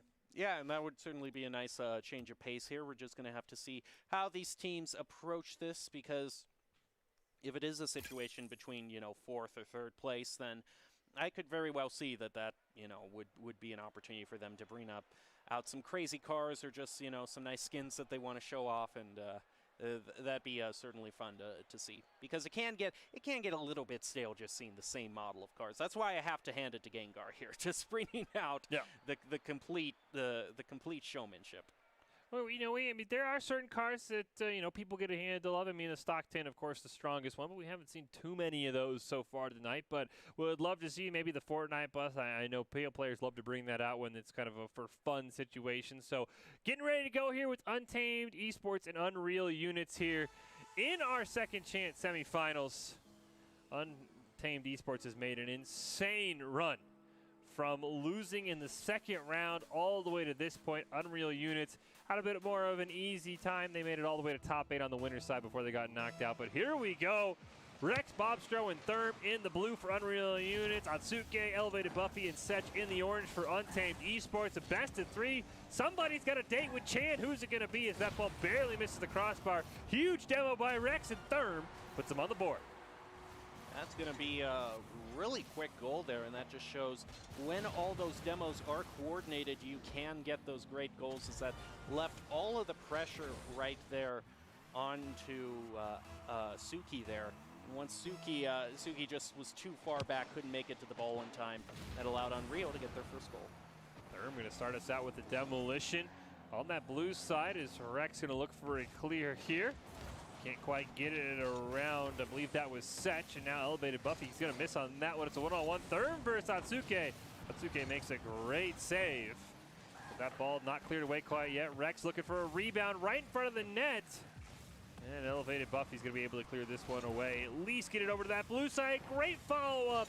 But unfortunately, a nice save from Rex. Ooh, and Setch is trying to set it up for Elevated. They had some good shots there, but bounced off the crossbar both times. Now, Akatsuki trying to keep the side control going for them. Right now, Unreal is able to clear it back over, and a demo again from Rex onto Elevated. Rex has been the main one to get the demos thus far. He's now going to stop that clear and keep the side control in favor of Unreal. Ooh, Rex nearly had an opportunity there, but Setch able to get a huge clear. Therm waiting back in the net, just going to dribble this one up. Ball kind of rolls over him a bit as it looks for a pass, but nobody's there. Akatsuki tries for a clear. Bobstro's going to stop him in his tracks. He'll stop Setch as well. Ooh, nice dodge on the demo, but Bobstro's got that ball in front of the net. Rex is going to finish it off. And Unreal Units with a 2-0 lead here in Game 1.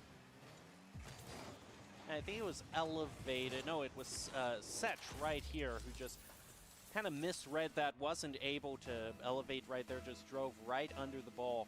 And Unreal Units having a 2-0 lead right now. Ball kind of dies out in the center, but luckily for Unreal, Therm was there to cheat it out.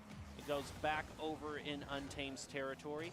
Clear trying to come through here from Setch is going to be able to push toward the goal. Ooh. And that was just a little bit what we've seen teams just fall prey to, is rotating too far up. Oh, Rex is going to make an insane attempt to save this, but Setch with a great follow-up. If Rex had pushed that ball the other way, he probably would have had the save. But Untamed Esports gets back in the game, only down 1 goal. Elevated Buffy and Setch off that kickoff, both go for it. Rex ends up winning it pretty cleanly. Doc Haskell has to stop it in front of his own net. Bobstro with the center. But Elevated Buffy's just going to clear it away, get over Thurman all the way down in that corner where Setch is trying to make a play. And Ikatsuki going to be looking to stop that clear. As one of the members of Unreal just goes flying right by them. Now the opportunity to center here, but Elevated came way too far into there. Came very fast into there. Left no real follow-up there. The ball was kind of high up in the air, though, so it would have been hard to get a goal either way. Now here comes Setch, shot on goal, saved by Therm. Now all 3 members going to have to decide who comes in to try to clear it out, as Untamed Esports continues on their attempt to try to equalize this. Ooh, Bobstro with a great play there. Setch can't quite get to it. Rex looking for a fantastic solo goal, and he finds it. That is the exclamation mark. We're going to get a great angle here. He's just going to break Buffy's ankles. Lets it in, and it's a 2-goal lead for Unreal Units. We have a little bit over 2 minutes left in this match. Next kickoff just gets pinched off to the side. Rex elevates up, along with Elevated. Trying to get the better of that one. The pass over to Akatsuki off the other side of the field, where Bobstow tries to take it away. Therm is able to, right in front of the goal, but Rex just decides to wait a little bit longer. Bobstow looking to center it up again. Stopped by Akatsuki, who gets a clear. Setch is not quite in the right position to look for a goal, but Elevated, misses that contest there with Bobstow. And Therm, a bit of a demo coming out onto Elevated. Ooh, Akatsuki can't get high enough for that ball. Setch tries to dribble it out, but Bobstow's going to stop him. Akatsuki now gets that ball stolen away by Rex. Therm right in the middle of the field, but Elevated Buffy will stop that. There's a demo off screen onto Akatsuki. Bobstow trying to punish. Setch will stop that ball. Rex racing in. Akatsuki up the spawn, gets a nose on it. Rex looking for the recenter. That one's going to be stopped, and we're down under 90 seconds here, and Unreal Units maintaining a ton of pressure as Rex gets a shot looking for the hat trick, but not quite able to find it. Ball center field. Therm tries to stop it, is fighting with Setch for it. Akatsuki comes in, takes it away from them. Now look at Bobstow here going around the corner, isn't able to find the clear. Akatsuki runs right into Therm in mid-air. Both teams just furiously fighting in midfield, trying to get this ball. Now with 45 seconds left, it's really coming down to the wire for Untamed here. They need to score a goal now if they want to have any opportunity of having enough time to get a goal in the last remaining 30 seconds. Ooh, Setch tried something. Elevated Buffy trying for a pass. Ball ends up getting back pass from Setch all the way to Akatsuki, but on the other side of the field, Bobstow trying to cherry pick that one. That's a huge demo onto Elevated Buffy at the goal. Setch is there, and he'll blast one on net. Bobstow makes an easy save. Setch has got to do something. Ball's close to the net. Akatsuki was just a fraction too early. And I think that's going to do it here for Untamed Esports in Game 1. Once the clock ticks past 5, I think that this game is well and truly over. Ball hits the ground. That's going to be the first victory for Unreal, putting themselves at match point. Well, since 1941, the USO has been the nation's leading organization to serve the men and women in the U.S. military and their families throughout their time in uniform. From the moment they join through their assignments and deployments, and as they transition back to their communities, the USO is always by their side. As you were mentioning, Jem, Unreal Units now on match point against Untamed Esports. Loser of this will end up with the 4th seed going into our final event, while the winner has a chance to go as high as number 1. They will play Chan, and then the winner of that will play Defiance. But right now, Unreal Units we have not had a chance to look at. They have completely shut down Untamed Esports. And after that first match of the night, I thought Untamed Esports might cruise through this tournament, but it was clearly maybe a little bit more of a skill mismatch than I was aware of. But honestly, fantastic job by Unreal Units to win that game in pretty dominant fashion. Yeah, I was thinking the exact same thing. Was it really a matter of how Untamed Esports was so great at their mid-air passing game, or was it just more of a matter of they were completely uncontested in mid-air? And I think that now that we're seeing all these teams at high level, we can see that once there's a lot of contest in mid-air, then it's not such a landslide. But that isn't to sell short the ability of Untamed Esports, because they still are able to keep the game relatively close and make it a good match. Yeah, I think Untamed Esports definitely has a chance here to easily come up with a reverse sweep. We saw it in our winners finals from Defiance, so I would not count them out yet, but it just feels like Unreal Units just kind of sucked the life out of them offensively, really shutting down anything they wanted to do. Is off this kickoff. Rex looking for the insane solo goal. Not sure if he tried to fake him out, if that was intentional or not, as Buffy just barely misses. Like an insane follow-up. Thurn trying to dribble that one off the ceiling. But it's just going to be taken over right back to the blue side. Setch looking to make a play here, but Bob Stowe just going to clear it out. Ooh, look at that from Thurm. That was a great pop off the roof there. And Rex just, right off the crossbar. Still going to be credited with the shot on goal, but Bob Stowe's going to stop that clear as Rex goes back to pick up some boost. He's going to pass it over to Thurm, who is finding himself contested by Elevated there. Now they're able to get that over into the corner. Eikatsuki's going to stop any centering from coming there. He's going to ground the ball where Thurm is waiting. He's able to take it away from them. Now in comes Rex. Gets hit right over by Setch. And both teams not getting a huge in terms of advantage about a minute in. Ooh, great shot by Thurm. Rex trying to follow that one up. Thurm pops it up in the air. Follow up from Bob Stowe just a little bit too slow. And the save will be made by Setch as Thurm now pops it up over Setch at that midfield stripe. Will carry it all the way to the roof. Pass over to Rex. His shot's going to go wide. Does he have the follow-up? He does not, as Elevated Buffy clears it away. But these shots are already growing for the side of Unreal Units, 4-0. And Thurm looking to set up Bob Stowe on the give and go for one more. Setch makes the save.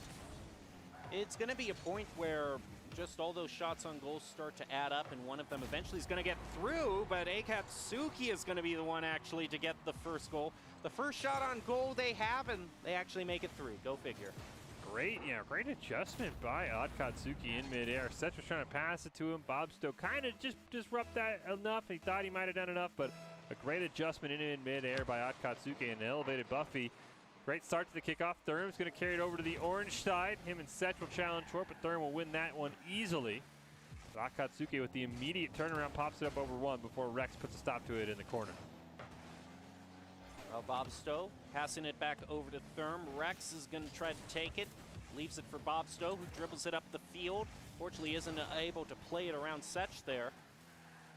Now here comes Thurm, is going to contest with Eikatsuki. Eikatsuki pushing it back to the corner. Rex way over elevated toward the goal. Is going to be saved there by Setch. Ooh, Thurm's follow-up incredibly close. Rex looking for the centering to Bob Stowe. It's just way too slow, and Elevated Buffy's going to steal that one away.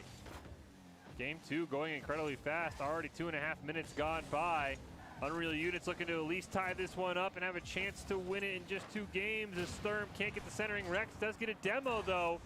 The rest of his team not able to follow up, and he's got to go retreating. Rex with a nice save there. Going to continue up the field. Elevated takes it away from them. Going to ground the ball where Setch is waiting, but Thurm is going to be able to play some defense there. Just able to elevate up and keep the ball out of the hands of Untamed. Rex is going to get demoed, though. Elevated is going to be the one credited with that demo. Now Rex respawns. He's able to rotate in. Elevated, trying to center it up, gets demoed in the process. Now here comes Thurm right toward the goal. It's a pretty easy save for Setch there. Now here comes Rex looking to center it. Elevated's going to be the one, and fortunately for them, I think a little bit of a double commit there with Eikatsuki. Ooh, Thurm barely plays it over Eikatsuki. It's him versus Elevated, and Elevated Buffy does just enough to push that ball off center and wide of the net. Under 90 seconds now. Therm going to elevate once again. He's got Bobstro near midfield. Gets a huge demo, but Akatsuki with another fantastic save for this Untamed Esports side. Bobstro, one more chance. Elevated Buffy's just going to clear it away, and they're surviving an insane onslaught right now from Unreal Units. Unfortunately for them, I think that was it was a nice demo, but it just wasn't quite the right person as two members were still right in front of the goal. Now Bob still pushing in front of the goal, no follow-up there. 1 minute left in this match. Here comes Therms trying to set it up for Rex here. But in came Setch to disrupt that. Now Setch is going to be the one with the ball. Bobsto stops the centering pass from happening. Therm actually misses that ball there, so it's going to be left up to Bobsto, who comes in here, actually goes for the boost instead. Is able to use it not a moment too soon. Be able to push the ball to the side and stop a second goal. Therm trying to carry this ball up. 30 seconds left. Rex off the backboard, not able to find anything. He's going to keep it in the air once again for Bobsto. Ball's a little bit in front of him. He'll recenter with a great second touch, but Therm can't get there in time. Just 15 seconds left as Setch and Akatsuki. They get a good clear. They're immediately retreating. Great game awareness here by Untamed Esports, looking to force us to a game 3. 6 seconds left. Therm's got to go the length of the field. Can he keep it alive? But a huge play by Elevated Buffy's actually going to score as time expires. It did not matter, but a fantastic stop right there ends this game and sends us to a game 3. Now, if that had been an equalizer, that would have really been insane. But for right now, it's just going to be a nice little exclamation point to Untamed's win here, pushing it to a game 3. Well, the USO experience is offering so many great opportunities to compete in esports. You have the USO Experience Oklahoma City, the USAA Invitational, the Madden League, GEICO Invitational, and the USO Commanders Cup, with the top teams from all 6 service branches competing for one title. More information on the Battlefly link right in front of you, battlefly.com/the-USO/ Game 3 between Unreal Units and Untamed Esports. An absolutely insane series here between these two teams. Somebody trying to go to the second chance finals here. Somebody's going to have to, unfortunately, wait till August 21st to continue playing Rocket League for the USO experience. But what an absolutely insane game. So many great chances for both these teams, but unfortunately, Unreal Units just couldn't quite convert when they needed to most. Yeah, and especially when they were, trying to get some demos. Unfortunately, it just wasn't on to the right people. They still left the people waiting on the back post and waiting to defend the goal wide on the field and ready to deflect it. So unfortunately for them, a lot of great opportunities, and they actually had the lead in shots on goal for the first kind of 2 minutes there, but then it was the first shot from Untamed that went in the goal. So sometimes it just works out that way. Untamed, we talked about in the very first match we saw, they had all the shots, the other team had all the saves. I think Untamed ended up with 9 saves overall, 5 for Sec, which is an unheard of number. So if they can keep that defensive play up, they're probably going to be able to choke their opponents out and make it to the finals. We will have to see as we kick off game 3. Winner goes to the second chance finals here, taking on Chan. This Unreal Units looking to maybe get back in control here. Bobstro with a great clear. Rex going to play it over. Akatsuki down in the corner, kind of loses his dribble though, and that's going to open things up for Setch to look for a clear. Setch with some nice dribbling mid-air is going to get stopped by Bobsto, who passes over to Rex wide on the open goal. And that is unfortunately an oversight for Untamed Esports. You're going to see Elevated Buffy realizes his mistake. He retreats, but can't get there in time, and Rex has been the engine for Unreal Units when he's scored. This team has gone places. So we saw that in game 1 where he did pretty much all of the scoring on solo plays. As Bobsto going to carry that one onto the orange side, play it off the backboard there for Rex. The ball's too high and Therm can't get a reset in time. Rex isn't able to get the angle that he wanted there, so Bobsto's going to pass it up to Therm. Bobsto actually gets credited with a shot on goal there, although I think that was a little bit of a generous credit there from the game. Right now, Bobsto's going to be left up to contest with Elevate, is able to get it around, played around Setch as well. It was Akatsuki who came in as the crucial third member of the team there. Now it just shows the importance of not rotating up too far. Sometimes it is that last third member of the team that's the difference between a goal or no goal. Therm came so close to scoring a second goal for Unreal Units. Rex now in control of this ball. Akatsuki and Bobster are going to collide in mid-air. Ball still on that orange side. Therm will stop a clear attempt from Elevated Buffy. Now Rex centers it in front of the net. Setch trying to do what he can. Here comes Bobster. Bit too hard. Does anybody have the rebound? No. Elevated Buffy was there, so you see Rex retreating. Doesn't want to have anything crazy happen. Akatsuki will miss on it, though. Does get a demo onto the goalie, but that might not matter. As Therm looking for the double tap, sets it up for Rex. And the Unreal Units have a 2-0 lead in Game 3. That was an absolutely beautiful play here. It was going to come down to Elevated and then Setch, but Setch just a little bit too late there in elevating and trying to push the ball aside. That's going to put Unreal to a 2-goal lead here. Ball pinched off to the side. Who's going to claim it right now? It looks like it's going to be Setch with the pass over to Suki. Therm is going to drive it way up the field, and Rex is right there, but it gets taken away by Elevated. Now Bob's still going to drive it around the corner, trying to play it around Suki, but Suki gets the better of that one. Ball going back and forth, and a little bit of a mistake there as both members, Rex and Therm, go charging into each other. Fortunately, I don't think you can get a Rule 1 on your own team. If you ended up at that would be awful. Your other teammate would have to come bail you out. As we see here, Rex looking for a clear. Therm still waiting in the goal as Elevated Buffy's got a member in front. It's Akatsuki, but he's going to get pushed out of the way. Ball still kept alive right in front of the net. Therm finally clears it out of the danger zone. And now Bobsto's going to take it up the field. He will get demoed, but the ball's on that orange side, so he should respawn with plenty of time. Here comes Rex. Didn't quite get the centering he wanted there. So it's going to be Suki who drives it back across the field. Therm's going to be the one to get the clear here. Going to pass it off to the right where Rex is raiding, and what a great angle there and a well-deserved hat trick. Fantastic play from Rex and Therm. Rex has all of the goals in this game for his team, but of course a great setup there from Therm, that 3-0 lead. Huge display of teamwork. You can see there, 3 shots, 3 goals for Rex. That is peak efficiency. Therm trying for something cheeky off the kickoff, kind of just misses it completely. Rex now going to have to force a recovery in the corner, and he's going to recover it with a lot of air dribbling. Gets it all the way down in front of the orange net, even gets a demo before Elevated Buffy's able to clear it back.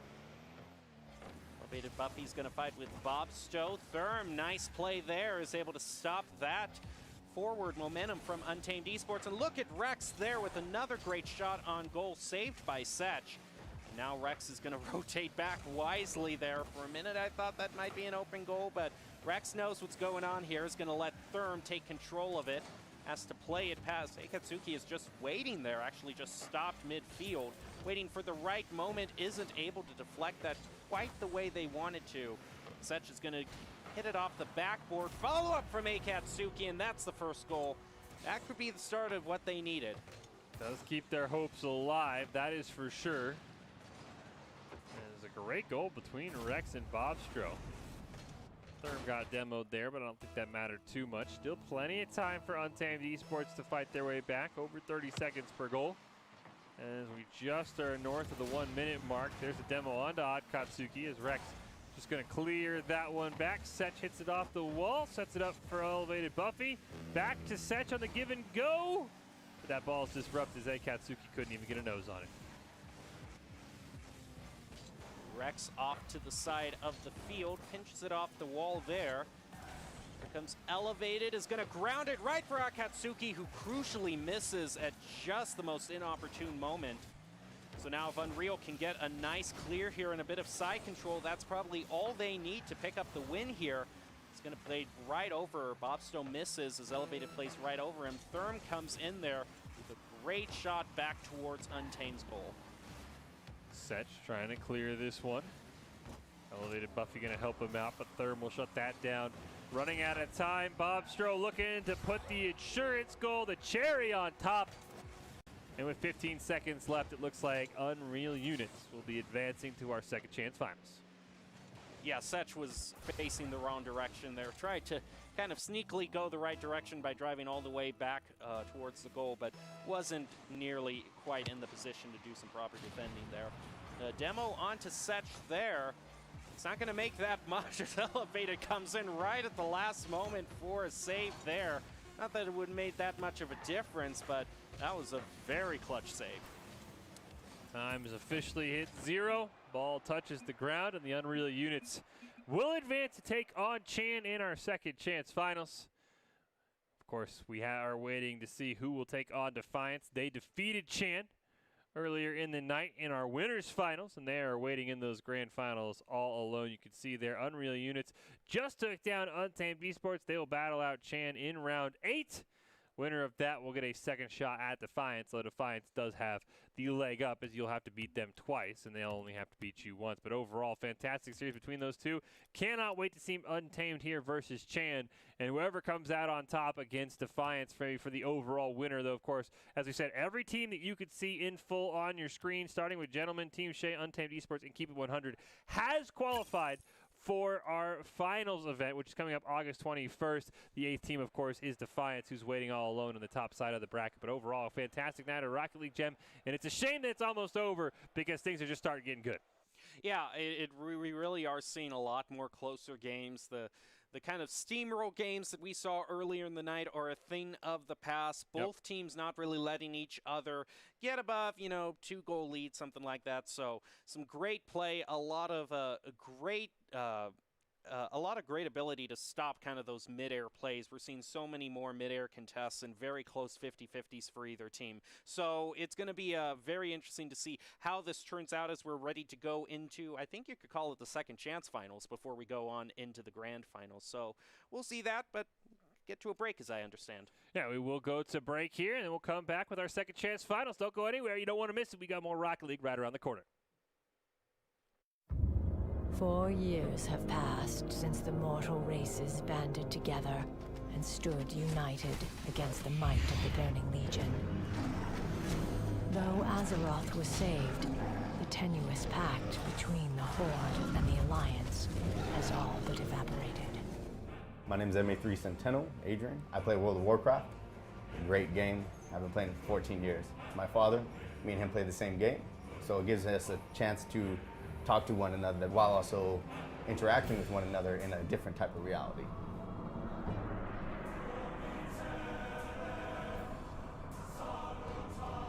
I also play World of Warcraft. My younger brother plays. I do not play with either of my two parents, though my mother very often leans over my brother's shoulder and talks to me while him and I are playing. At the USO, they give us Wi-Fi, free Wi-Fi. The Wi-Fi connects us with our game systems, and our game systems allow us to see certain people or talk to certain people back home. Neither of us like phone calls. Neither of us like talking on the phone in any sense of the word. This gives us a much more interesting way to communicate with family members and friends, and it even allows us to continue to build off the relationships that we had previously. You know, personnel rotate commands all the time. We don't always get to see them, but we can always come back to these video games and use these video games as a way to communicate, keep up, see how things have changed, how their families are doing, stuff like that. And USO is fantastic for facilitating that. They have beautiful facilities, wonderful Wi-Fi. It helps us out a lot with not only communicating with our families, but just overall morale as well. We're in a better mood. We take that mood back to the ships. Everybody else feeds off that better mood, and USO is just it's a chain effect, and they really do help a lot. Depending on the area of operations that we're on, sometimes you don't even get internet connection. So going a couple months without internet and then coming back to here, any way to contact my family was great. The game itself provides an in-game chat through multiple different channels, faster than a text message, faster than Facebook Messenger. There's a team chat, there's Discord, there's Twitch, and they're all just different programs that you can talk for free as long as you have Wi-Fi anywhere. My father, since he plays, a couple of my buddies, since they play, one of my brothers, he played for a little bit, but they all have that program. They all have a way for me to contact them back home without using cell service or anything like that. And that's one way that I constantly keep in contact with all my family. If it's not video, then it's talking through a headset.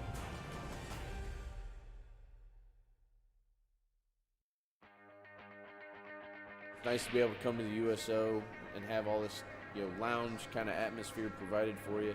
We were playing Call of Duty on the zombie mode, basically getting to run our own little zombie apocalypse teams. Good place to kind of blow off some steam, a way to kind of feel like you're back at home while you're away. We enjoy all different sorts of types of games, first-person shooters especially, because it kind of relates to what we do. You get to the video games, dudes are still communicating, trying to make sure somebody's covering every avenue, and it ends up being probably a little bit more technical than your average gamer. USOs over here are great because they're a great opportunity to get Wi-Fi, get some connection back home. Everything is really great about the USO. I like movies a lot, and they always have movies. They have like pool and darts. I love coming out here when I get the chance, and thanks for bringing everything to us.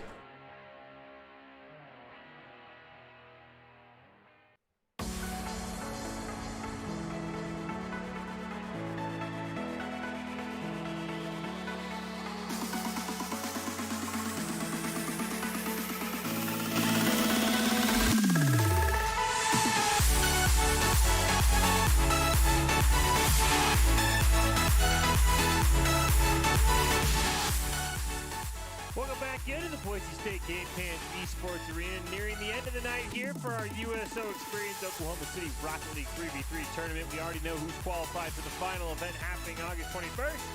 We're just trying to figure out the final seedings and who gets the claim tonight, but they are our champion here. We just saw Unreal Units take down Untamed Esports. They moved on to the second chance finals against Chan.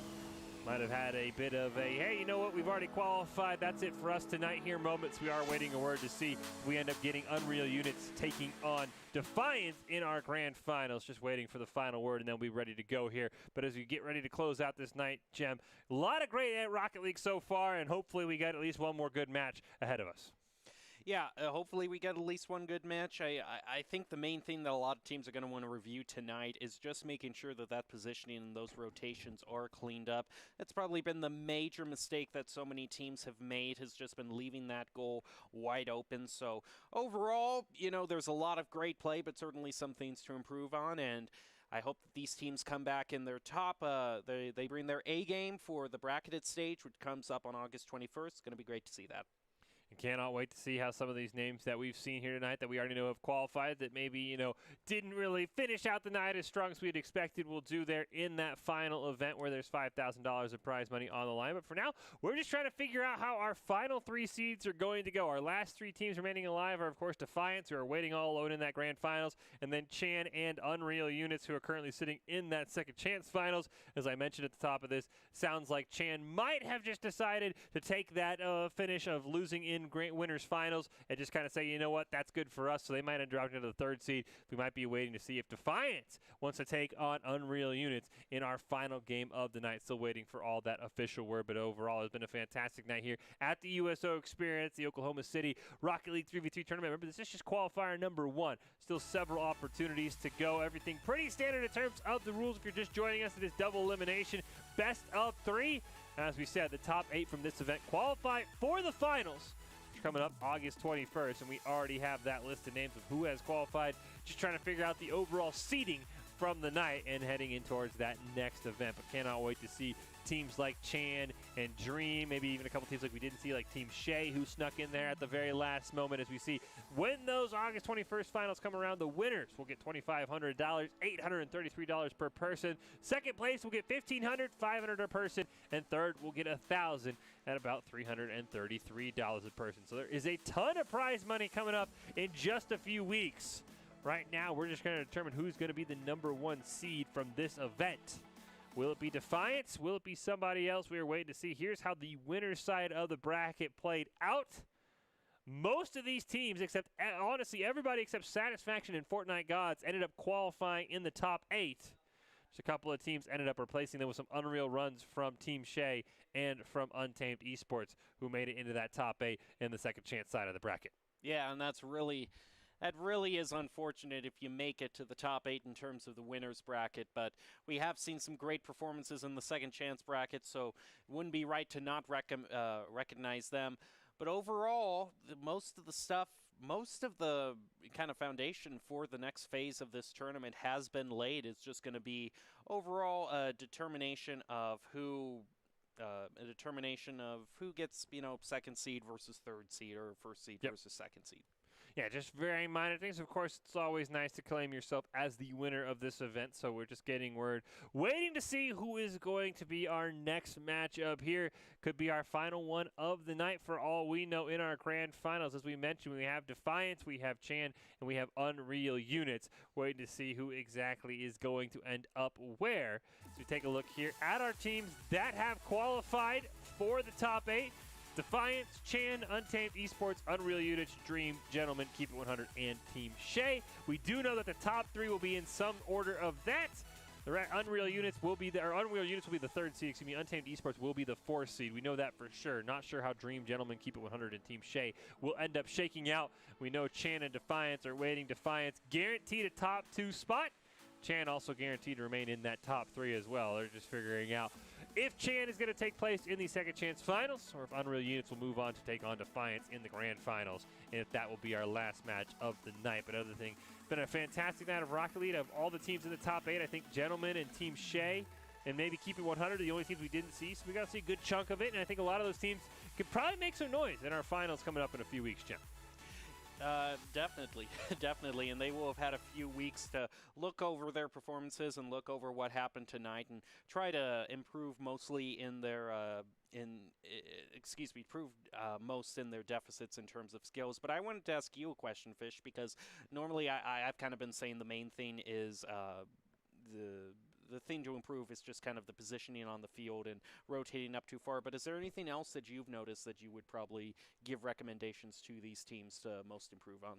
I think the biggest thing is just got to be making sure, it's kind of what you talked about, making sure you're kind of aware where the ball is, when you're going to push up. And I think the biggest thing I've also noticed is just the communication. We saw a lot of teams to fall into this trap where as soon as a guy would take a shot, he'd immediately go demo the goalie, but there wouldn't be any backup there. So there would be no ball scored. So just the communication, working out, okay, I'm going to go in for the demo. I need somebody to back me up. And I think the other thing is we've seen, especially in that last game, it really kind of caught my eye, is a lot of teams depending on the pass maybe just a bit too much. And the pass is probably the hardest thing to defend in Rocket League, but it's never a bad idea to just take it in yourself, make a solo play, and be the hero. Well, we get Doc's keys to the game.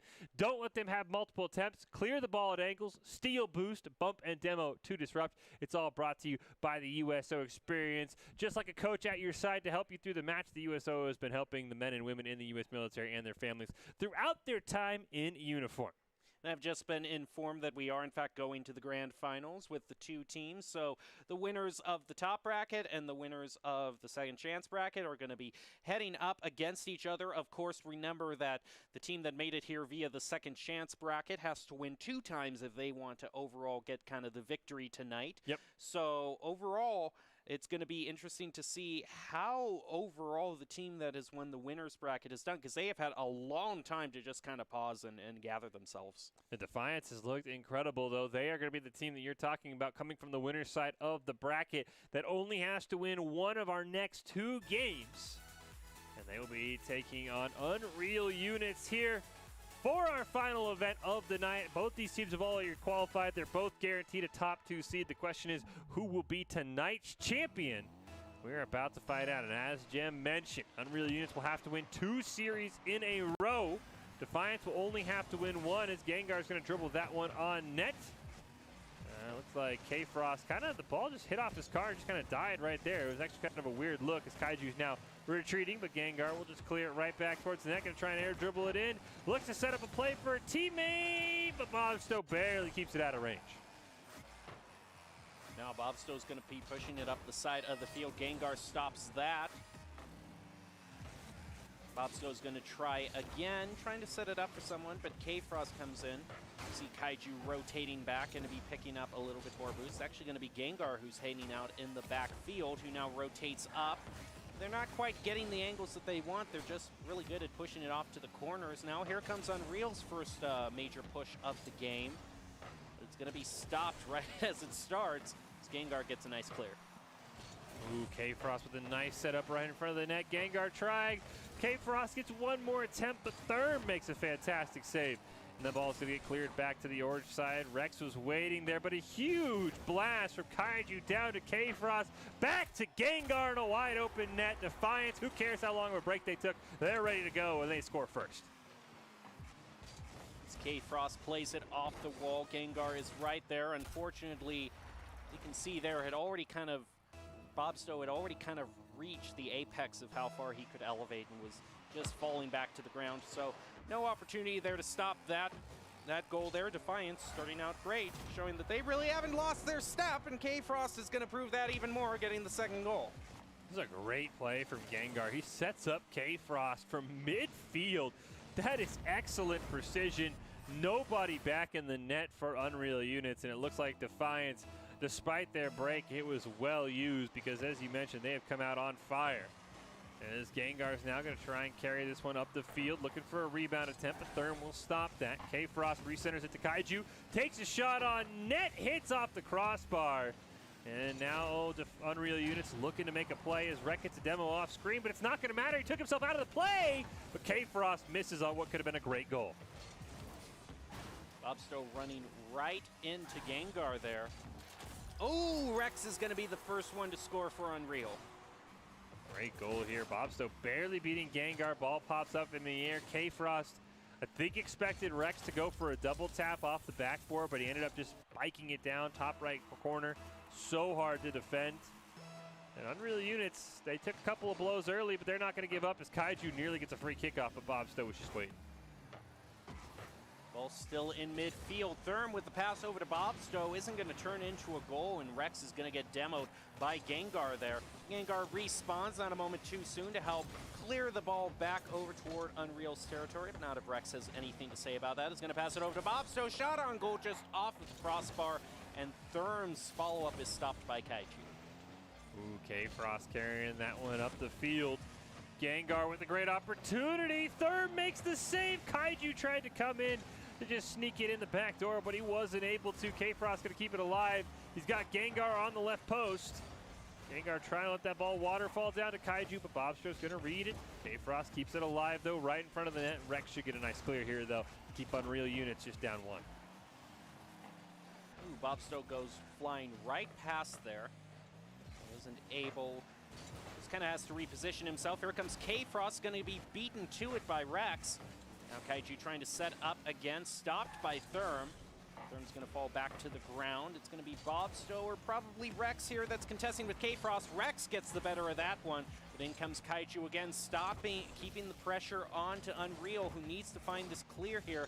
K-Frost, can they center it up?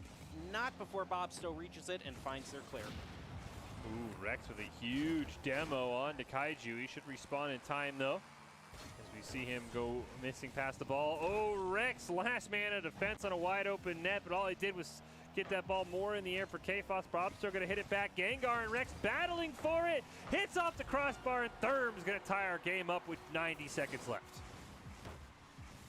That is a great play there. Just some great dribbling there, and Therm was right there where Bobsto needed him. We are all tied up now. I was in the mindset that Defiance was going to coast pretty easily to this victory, but they're having a good challenge here from Unreal. This type of the game that I would want to see in the grand finals. And look at Gengar right there off the kickoff, putting Defiance back into the lead. It's a great play here from Gengar as Kaiju kind of sets him up. They even had Kaiju near midfield. He bumps Rex out of the way. Don't know if that actually mattered. That's a fantastic play from Defiance. They give up 2 goals. They immediately get one back. You probably would want a second goal here if you're Defiance. Really have that 2-goal lead in the final 90. We'll have to see as Therm's going to get that ball down to Rex in the corner. Gengar's got to make a play. The ball gets bounced over Therm as well, but Bobsto's going to keep it alive for Unreal Units. K-Frost comes in, isn't able to center it. Rex and Therm unfortunately gets a double commit. I'm a bit surprised to see that this late in the night. Bobsto gets credited with a shot on goal there. Kaiju with the save. Now Gengar is passing it over to Kaiju. Actually, another double commit there, but towards an open goal. I don't know what's going on right now, I think that was an intentional. They were trying to squeeze that ball at an incredibly high velocity. I don't know if that was a double commit. That one looked intentional from Defiance. They nearly scored off of it. Gengar is going to try and dribble that ball towards the net, but Rex will stop him in midair. K-Frost can't quite get it past Therm in the corner. Everybody's all bunched up. You got to be careful here if you're Defiance. Therm dribbling it up midfield, gets pushed away. Bobsto misses the rebound attempt. Rex barely keeps it alive. Kaiju and Bobsto both drive under the ball. And Rex going to back pass it here as K-Frost hits it down into the corner. Bounces up over Bobsto's head. Rex got to make a play. They both miss on it, though. So does Gengar. The Kaiju finally takes a shot. Now it's 10 seconds left for Unreal Units to carry it the length of the field. 5 seconds left. Still the opportunity for Unreal to maybe make a play there. They're going to have to do it off of this ball right here. But they're not able to get to it in time. Defiance, just by 1 goal. Defiance now has themselves on match point. Since 1941, the USO has been the nation's leading organization to serve the men and women in the U.S. military and their families throughout their time in uniform. From the moment they joined through their assignment and deployments, and as they transition back to their communities, the USO is always by their side. And Defiance is now one game away from claiming victory tonight, locking in that #1 seed heading into our finals on August 21st. But a fantastic play by Unreal Units, battling back, almost forcing it into overtime. And I don't know if this series is over by a long shot. The Defiance does have that sort of back of their head sigh of relief. You know what? We can lose this series because we have another series in case something goes horribly wrong in Game 2 and Game 3. Well, we always talk about the possibility of a double sweep, but this would have to kind of be a double sweep because you have to pull, a reverse sweep, a double reverse sweep because you have to get the victory here, pull off the reverse sweep in the first game, and then have to do it all over again in the second because they came from the second chance bracket. So Defiance is definitely kind of on the match point of all match points, but they can't let up now because this is a team that can very equally match them, and so I wouldn't be surprised if we're going to a Game 3, and then who knows what's going to happen in the second game. Yeah, this series could get out of hand in a hurry. We're going to kick off Game 2. Defiance 5 minutes away from claiming the championship tonight. Can Unreal Units stop them? A great start as they're forced to double commit. Therm's going to take a shot. It's high off the nets. Can he put it in? No, he cannot. Bobsto tries to muscle it in. The Unreal Units just have a great opportunity, just can't quite finish. Yeah, great start out for Unreal, though. Not letting the side control slip from them. Gengar's going to be the first one to really try it clear. It goes past the midfield. K-Frost is just waiting here to see what Rex is going to do. Takes it away from him, credited with a save, but Therm with a follow-up doesn't find it, instead pushes it over to the right. Now Kaiju, Bobsto is just a little bit late in elevating there and isn't able to stop that clear from going through. It runs right into Gengar, Bobsto.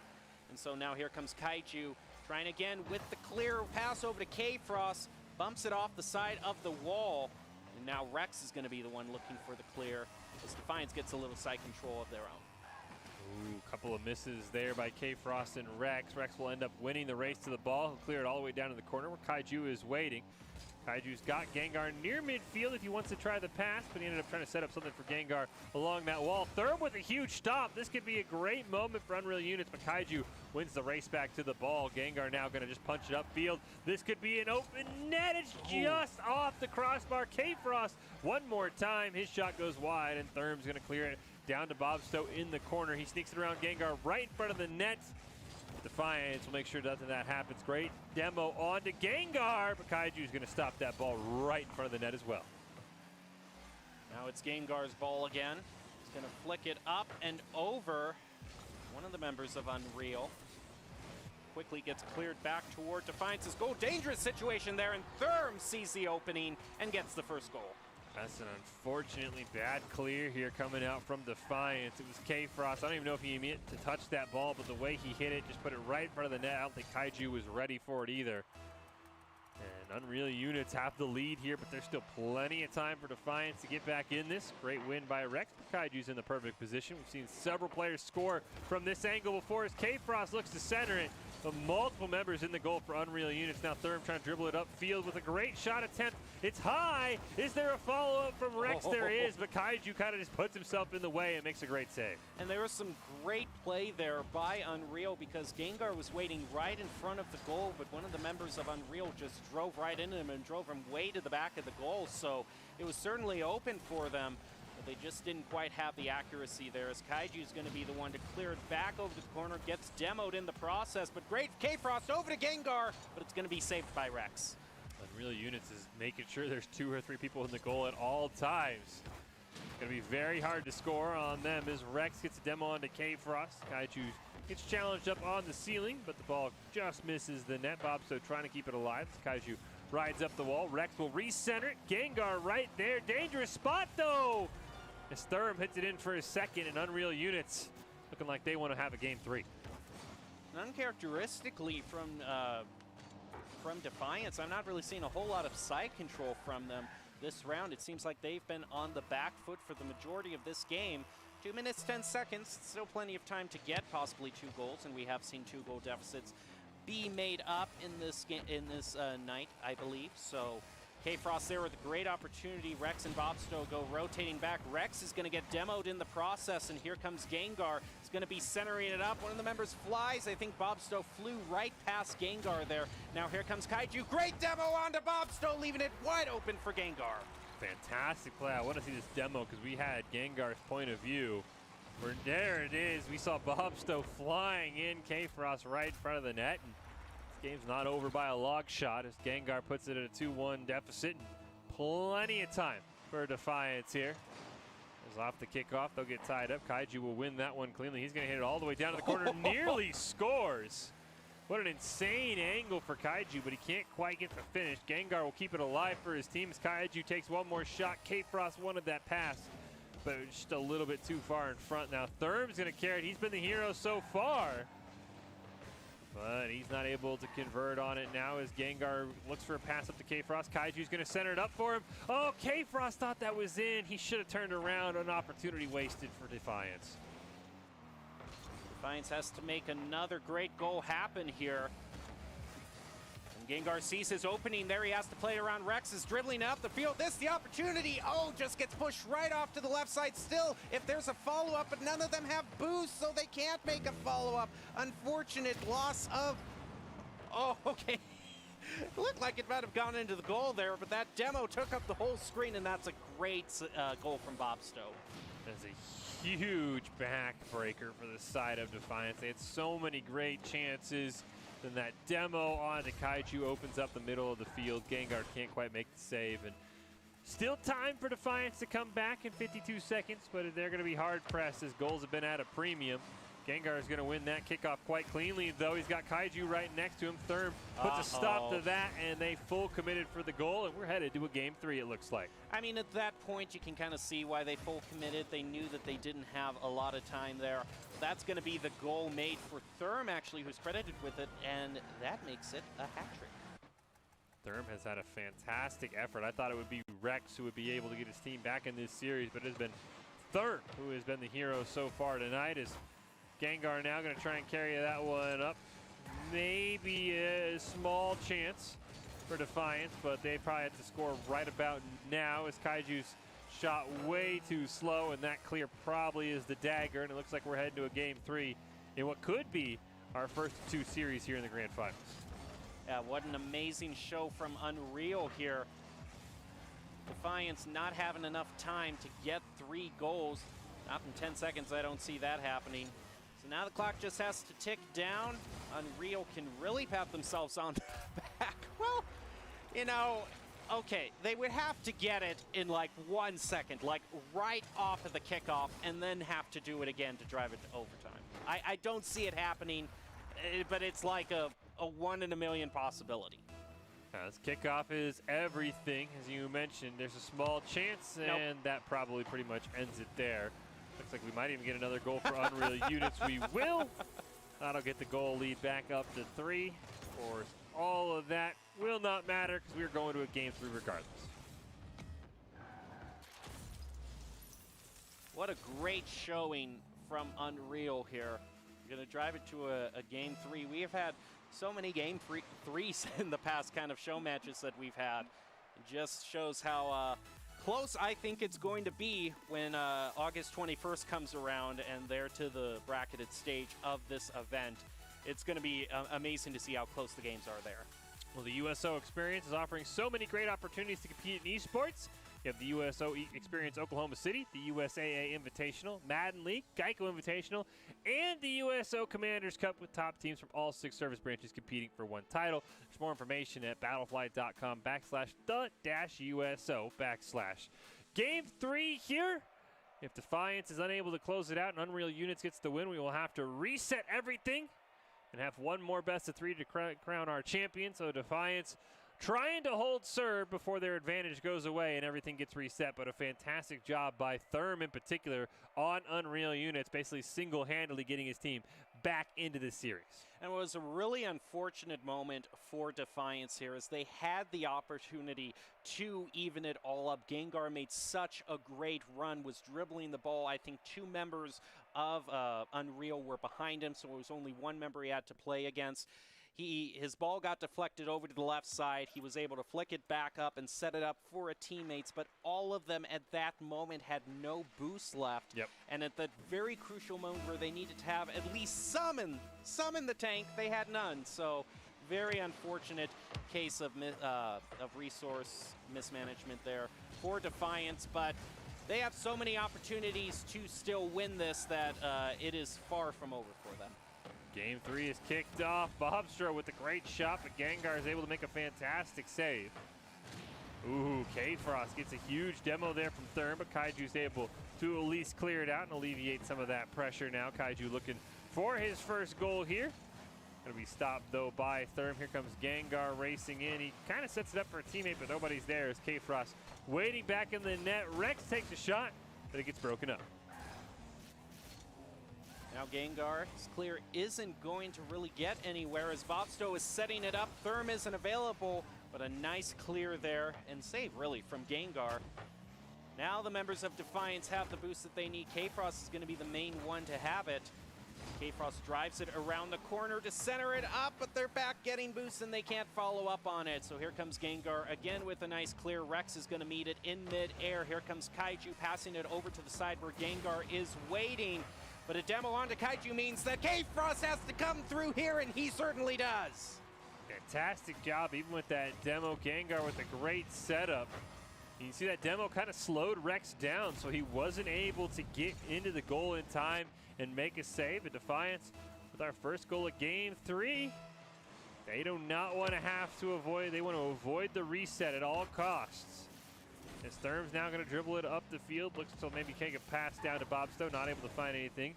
Ooh, great bump out of the way. It's a wide open net for K-Frost. Therm came out of nowhere, but it did not matter.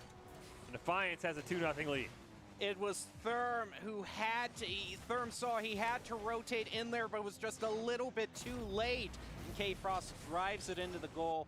And this is the situation that Defiance really wants themselves in. If they can get one more goal, just kind of an insurance goal, then they are sitting pretty. But 2 goal deficits have been easily made up tonight, so they cannot let up on the intensity one bit. Therm gonna make a stop there. Looks like K-Frost is the one who's gonna be able to keep it alive as Rex looks for the clear. Kaiju will just clear it down to Gengar. He's gotta be careful. Bobsto is racing in. Great hit by Gengar, passes it over to Kaiju, gonna be off the backboard.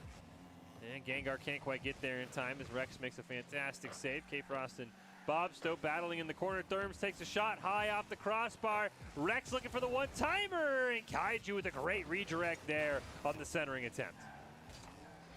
Now Bobsto to center it again. K-Frost stops that right in its tracks. Here comes Gengar.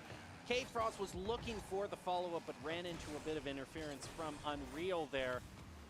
And Bobsto's dribbling up the field, has to play it around K-Frost. K-Frost is right there to get the save, and is now going to be looking for the clear. Gengar's to his right is probably going to try to pass it over for him. Rex unable to stop the clear. Bobsto demoing Gengar, and then Kaiju demo by Therm. But look at K-Frost here, able to keep the play going for those crucial few seconds, and the side control still stays on the side of Defiance. Demo onto K-Frost. Everybody's got to retreat. Therm has an angle on it, but K-Frost off the spot. Makes a great stop on that one as we tick down under 2.5 minutes. Final half of this Game 3 here. Demo onto Gengar. What is going on with Unreal? They have had like 4 demos in the last 30 seconds. They are going insane right now. Fortunately, they really haven't gotten much out of those demos. They're going to run right into Kaiju, but he's going to end up landing right on the ball. He'll bump Rex out of the way. And now K-Frost has an opportunity in the corner. He'll pop it up. Can't quite get it around Bobstro, though. And he'll take it the length of the field. Gengar actually redirects it back towards his own net. And Kaiju will win the race to that ball. There goes Therm, trying to stop that clear. Gengar misses in midair, leaving it up to K-Frost, who wins that 50-50 against Rex. Ooh, and Gengar trying to find the right positioning here. Ooh, nice stop there as Therm passed it off. And the shot on goal was stopped right there. Ooh, Kaiju was looking for that flick into the goal. Actually gets credited with a shot on goal, surprisingly. And another demo onto Kaiju. Defiance has just been getting demoed left and right, but it hasn't been turning into any goals for Unreal. Ooh, down to a one-on-one, but I like the safe play here from Defiance. They know that 2-0 lead can hold unless they make a risky play. So So it looks like they're going to try and play a little bit more passive than we're used to seeing from them as Gengar puts it in front of the net. You see everybody else retreating. They get a demo onto Kaiju, though. K-Frost will keep it alive at that midfield stripe. Gengar will immediately retreat. 45 seconds left. Gengar puts it in front of the net. You can see just everybody retreating as soon as one shot fails. There's a demo onto Kaiju, though. Unreal, as you mentioned, Jem. They're getting an insane amount of demos, but they're not really paying off for them as we're down to our final 30 seconds here. I've counted 7 demos in about half the game. Make it make it 8 demos, but it's not going to matter at all for Defiance. Let's see Kaiju right here. They were so focused on getting the demo that there was really no one left to defend except Rex. Fortunate for Unreal Units, it looks like this is where their journey will end. 3 goals in 23 seconds is almost unheard of, especially with that kickoff not immediately going in the back of the net. Gengar going to keep it alive, and honestly, Defiance staying strong through that long break. They're going to be on the #1 seed. This ball will roll in for Therm, but unfortunately in 8 seconds, I don't think you can score 2 goals. So, I mean, it would have to be in 1 second, like right off of the first hit in the kickoff. So that would mean that Defiance would have to mess up this kickoff so horrendously that they basically leave it uncontested for Unreal. But with that, they've secured the game, I believe. Yeah, it looks like Defiance is going to be your champions here tonight. Both these teams have already qualified. Ooh, Bombstow's going to get a nice, oh, nope, touch the ground. Almost had it, wouldn't have mattered. Defiance are your champions here from the USO Experience Oklahoma City Rocket League 3-on-3 qualifier #1. Of course, both these teams have qualified for our final event that we've been hyping up all night, coming up August 21st, where there are $5,000 worth of prizes available for the top 3 teams. So both these teams will be here. Cannot wait to see how they represent, but an overall huge congratulations to Defiance. They are tonight's champions. Whew. I would say any members of Defiance are going to be opened up for, the top player of the game, but that's going to have just wait a little bit as we are reminded of USO, who has put together this whole event for us. Yeah, since 1941, the USO has been the nation's leading organization to serve the men and women in the U.S. military and their families throughout their time in uniform. From the moment they joined through their assignment and deployments and as they transition back to their communities, the USO is always by their side. As you mentioned, it is time for our player of the game, brought to you by GEICO Military, and I think there's a lot of great choices here, Jem, but who would you give yours to? I said any member of Defiance would qualify for it. I think that K-Frost and Gengar were really two of the major playmakers. Kaiju was a dependable third, person, and so I wouldn't be surprised if Kaiju also got it. But overall, I have to hand it to Gengar just on, and I admit it's very superficial, but Gengar changed it up the most with the skin game that I have ever seen. And it was always entertaining to see him making plays just to hear that noisemaker. So I would have to give it to Gengar. Yeah, I think Gengar and K-Frost, as you mentioned, probably the leaders in the clubhouse. Kaiju kind of just filled that role. He had a lot of great assists. He had a lot of great demos, but those aren't always what get you the player of the game, and it is going to be Gengar. As you said, I thought he had a phenomenal job tonight. Car aside, I thought it didn't matter what he was driving. He was absolutely insane. So huge congratulations to Gengar on winning our GEICO Military Player of the Game. GEICO, who offers special military discounts on insurance for service members. In addition, GEICO offers military car insurance and auto coverage for current and former members of the military. Military car insurance often includes discounts on car insurance. And Gengar is your GEICO Military Player of the Game. Absolutely well-deserved. Cannot wait to see how GEICO, Kaiju, and K-Frost represent in our finals event on August 21st. Same can be said for Unreal Units, who made a fantastic run through our second chance bracket. Really all the teams that we saw qualify here tonight, I think, can make a run. I know Team Shea we did not see, as well as Gentleman. I think there was one other. But of the teams we saw who qualified, I think all of them are very talented and could very easily make a run coming up on August 21st. Yeah, and I think all of those teams have their mindset for August 21st. We saw a few who just said, hey, we made it into the top 8. That's going to be good enough for us. We'll call it a night and get ready for August 21st. So that's when you're going to want to be tuning in to see how this all turns out.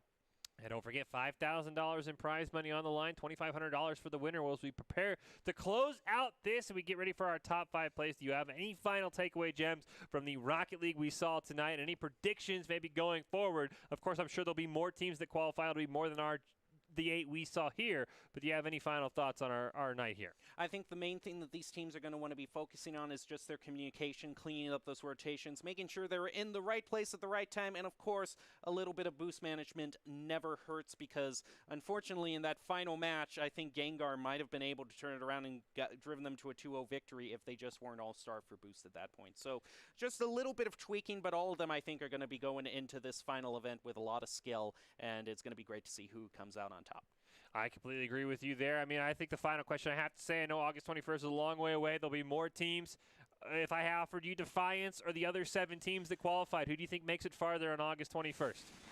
You know, it's really tough. I would have to say that Unteamed Esports would be kind of the sleeper to look forward to, since they were able to make it so far in the match. So I really wouldn't count them off. I think that you're going to have your top players like Defiance and I think Chan also they had a great gameplay. They just kind of fell apart in the last game, but I think overall they'll be a top contender as well. So look out for people who are at the top of the bracket, but also look out for the people who literally made their way to the finals by coming back in the second chance bracket. Yeah, I think the Untamed is the one that you totally nailed the head on. We saw them in our first game. They absolutely dominated. They then lost in their second round. Then they battled all the way back. An incredible run through that second chance bracket. But we are going to close out our top 5 plays. They're going to be brought to you by GEICO Military. And here are your top 5 plays from tonight's qualifier. And congrats to Defiance on your victory. Seconds left. I mean, scoring's even going to make that clock tick slower as Gang to do is run out this clock. At 30 seconds left. I mean, scoring's even going to make that clock tick slower as Gengar is going to blast it in for his hat trick. Oh boy. 7-0 here, and you know, Defiance is going to get a well-earned break. They're going to be waiting in the grand finals for whoever comes from that second chance. Fantastic spot. He's going to air dribble at the length of the field. Set up Dauntless, but Chan reads it perfectly. JD last attempt. He'll sneak it past Madio, and they'll get that one back and make it a 1-goal game again. That's some great mid-air dribbling by Chris Dauntless, setting it up for JD. Madio, no one left in the goal. That team's not able to find it. Gets stolen away by K Frost. Kaiju's going to pop it up in the air. Here comes Gengar. Served on a platter. It is 6-0. And Defiance looks like they have come from behind for the reverse sweep in this best of 3. Making it the grand final. Still 2 minutes and 15 seconds left. Quick goal here. Try to say we're still in this. Oh, Madio makes a huge mistake. Oh. K-Frost punishes him. That ball was incredibly slow. Almost saved by Madio, but unfortunately it doesn't get the touch. K-Frost racing in. Madio's going to come incredibly close to saving this, too. If that ball needed to travel a few more inches, it would have been a great goal. Bobsto running right into Gengar there. Oh, Rex is going to be the first one to score for Unreal. Great goal here. Bobsto barely beating Gengar. Ball pops up in the air. K-Frost, I think, expected Rex to go for a double tap off the back.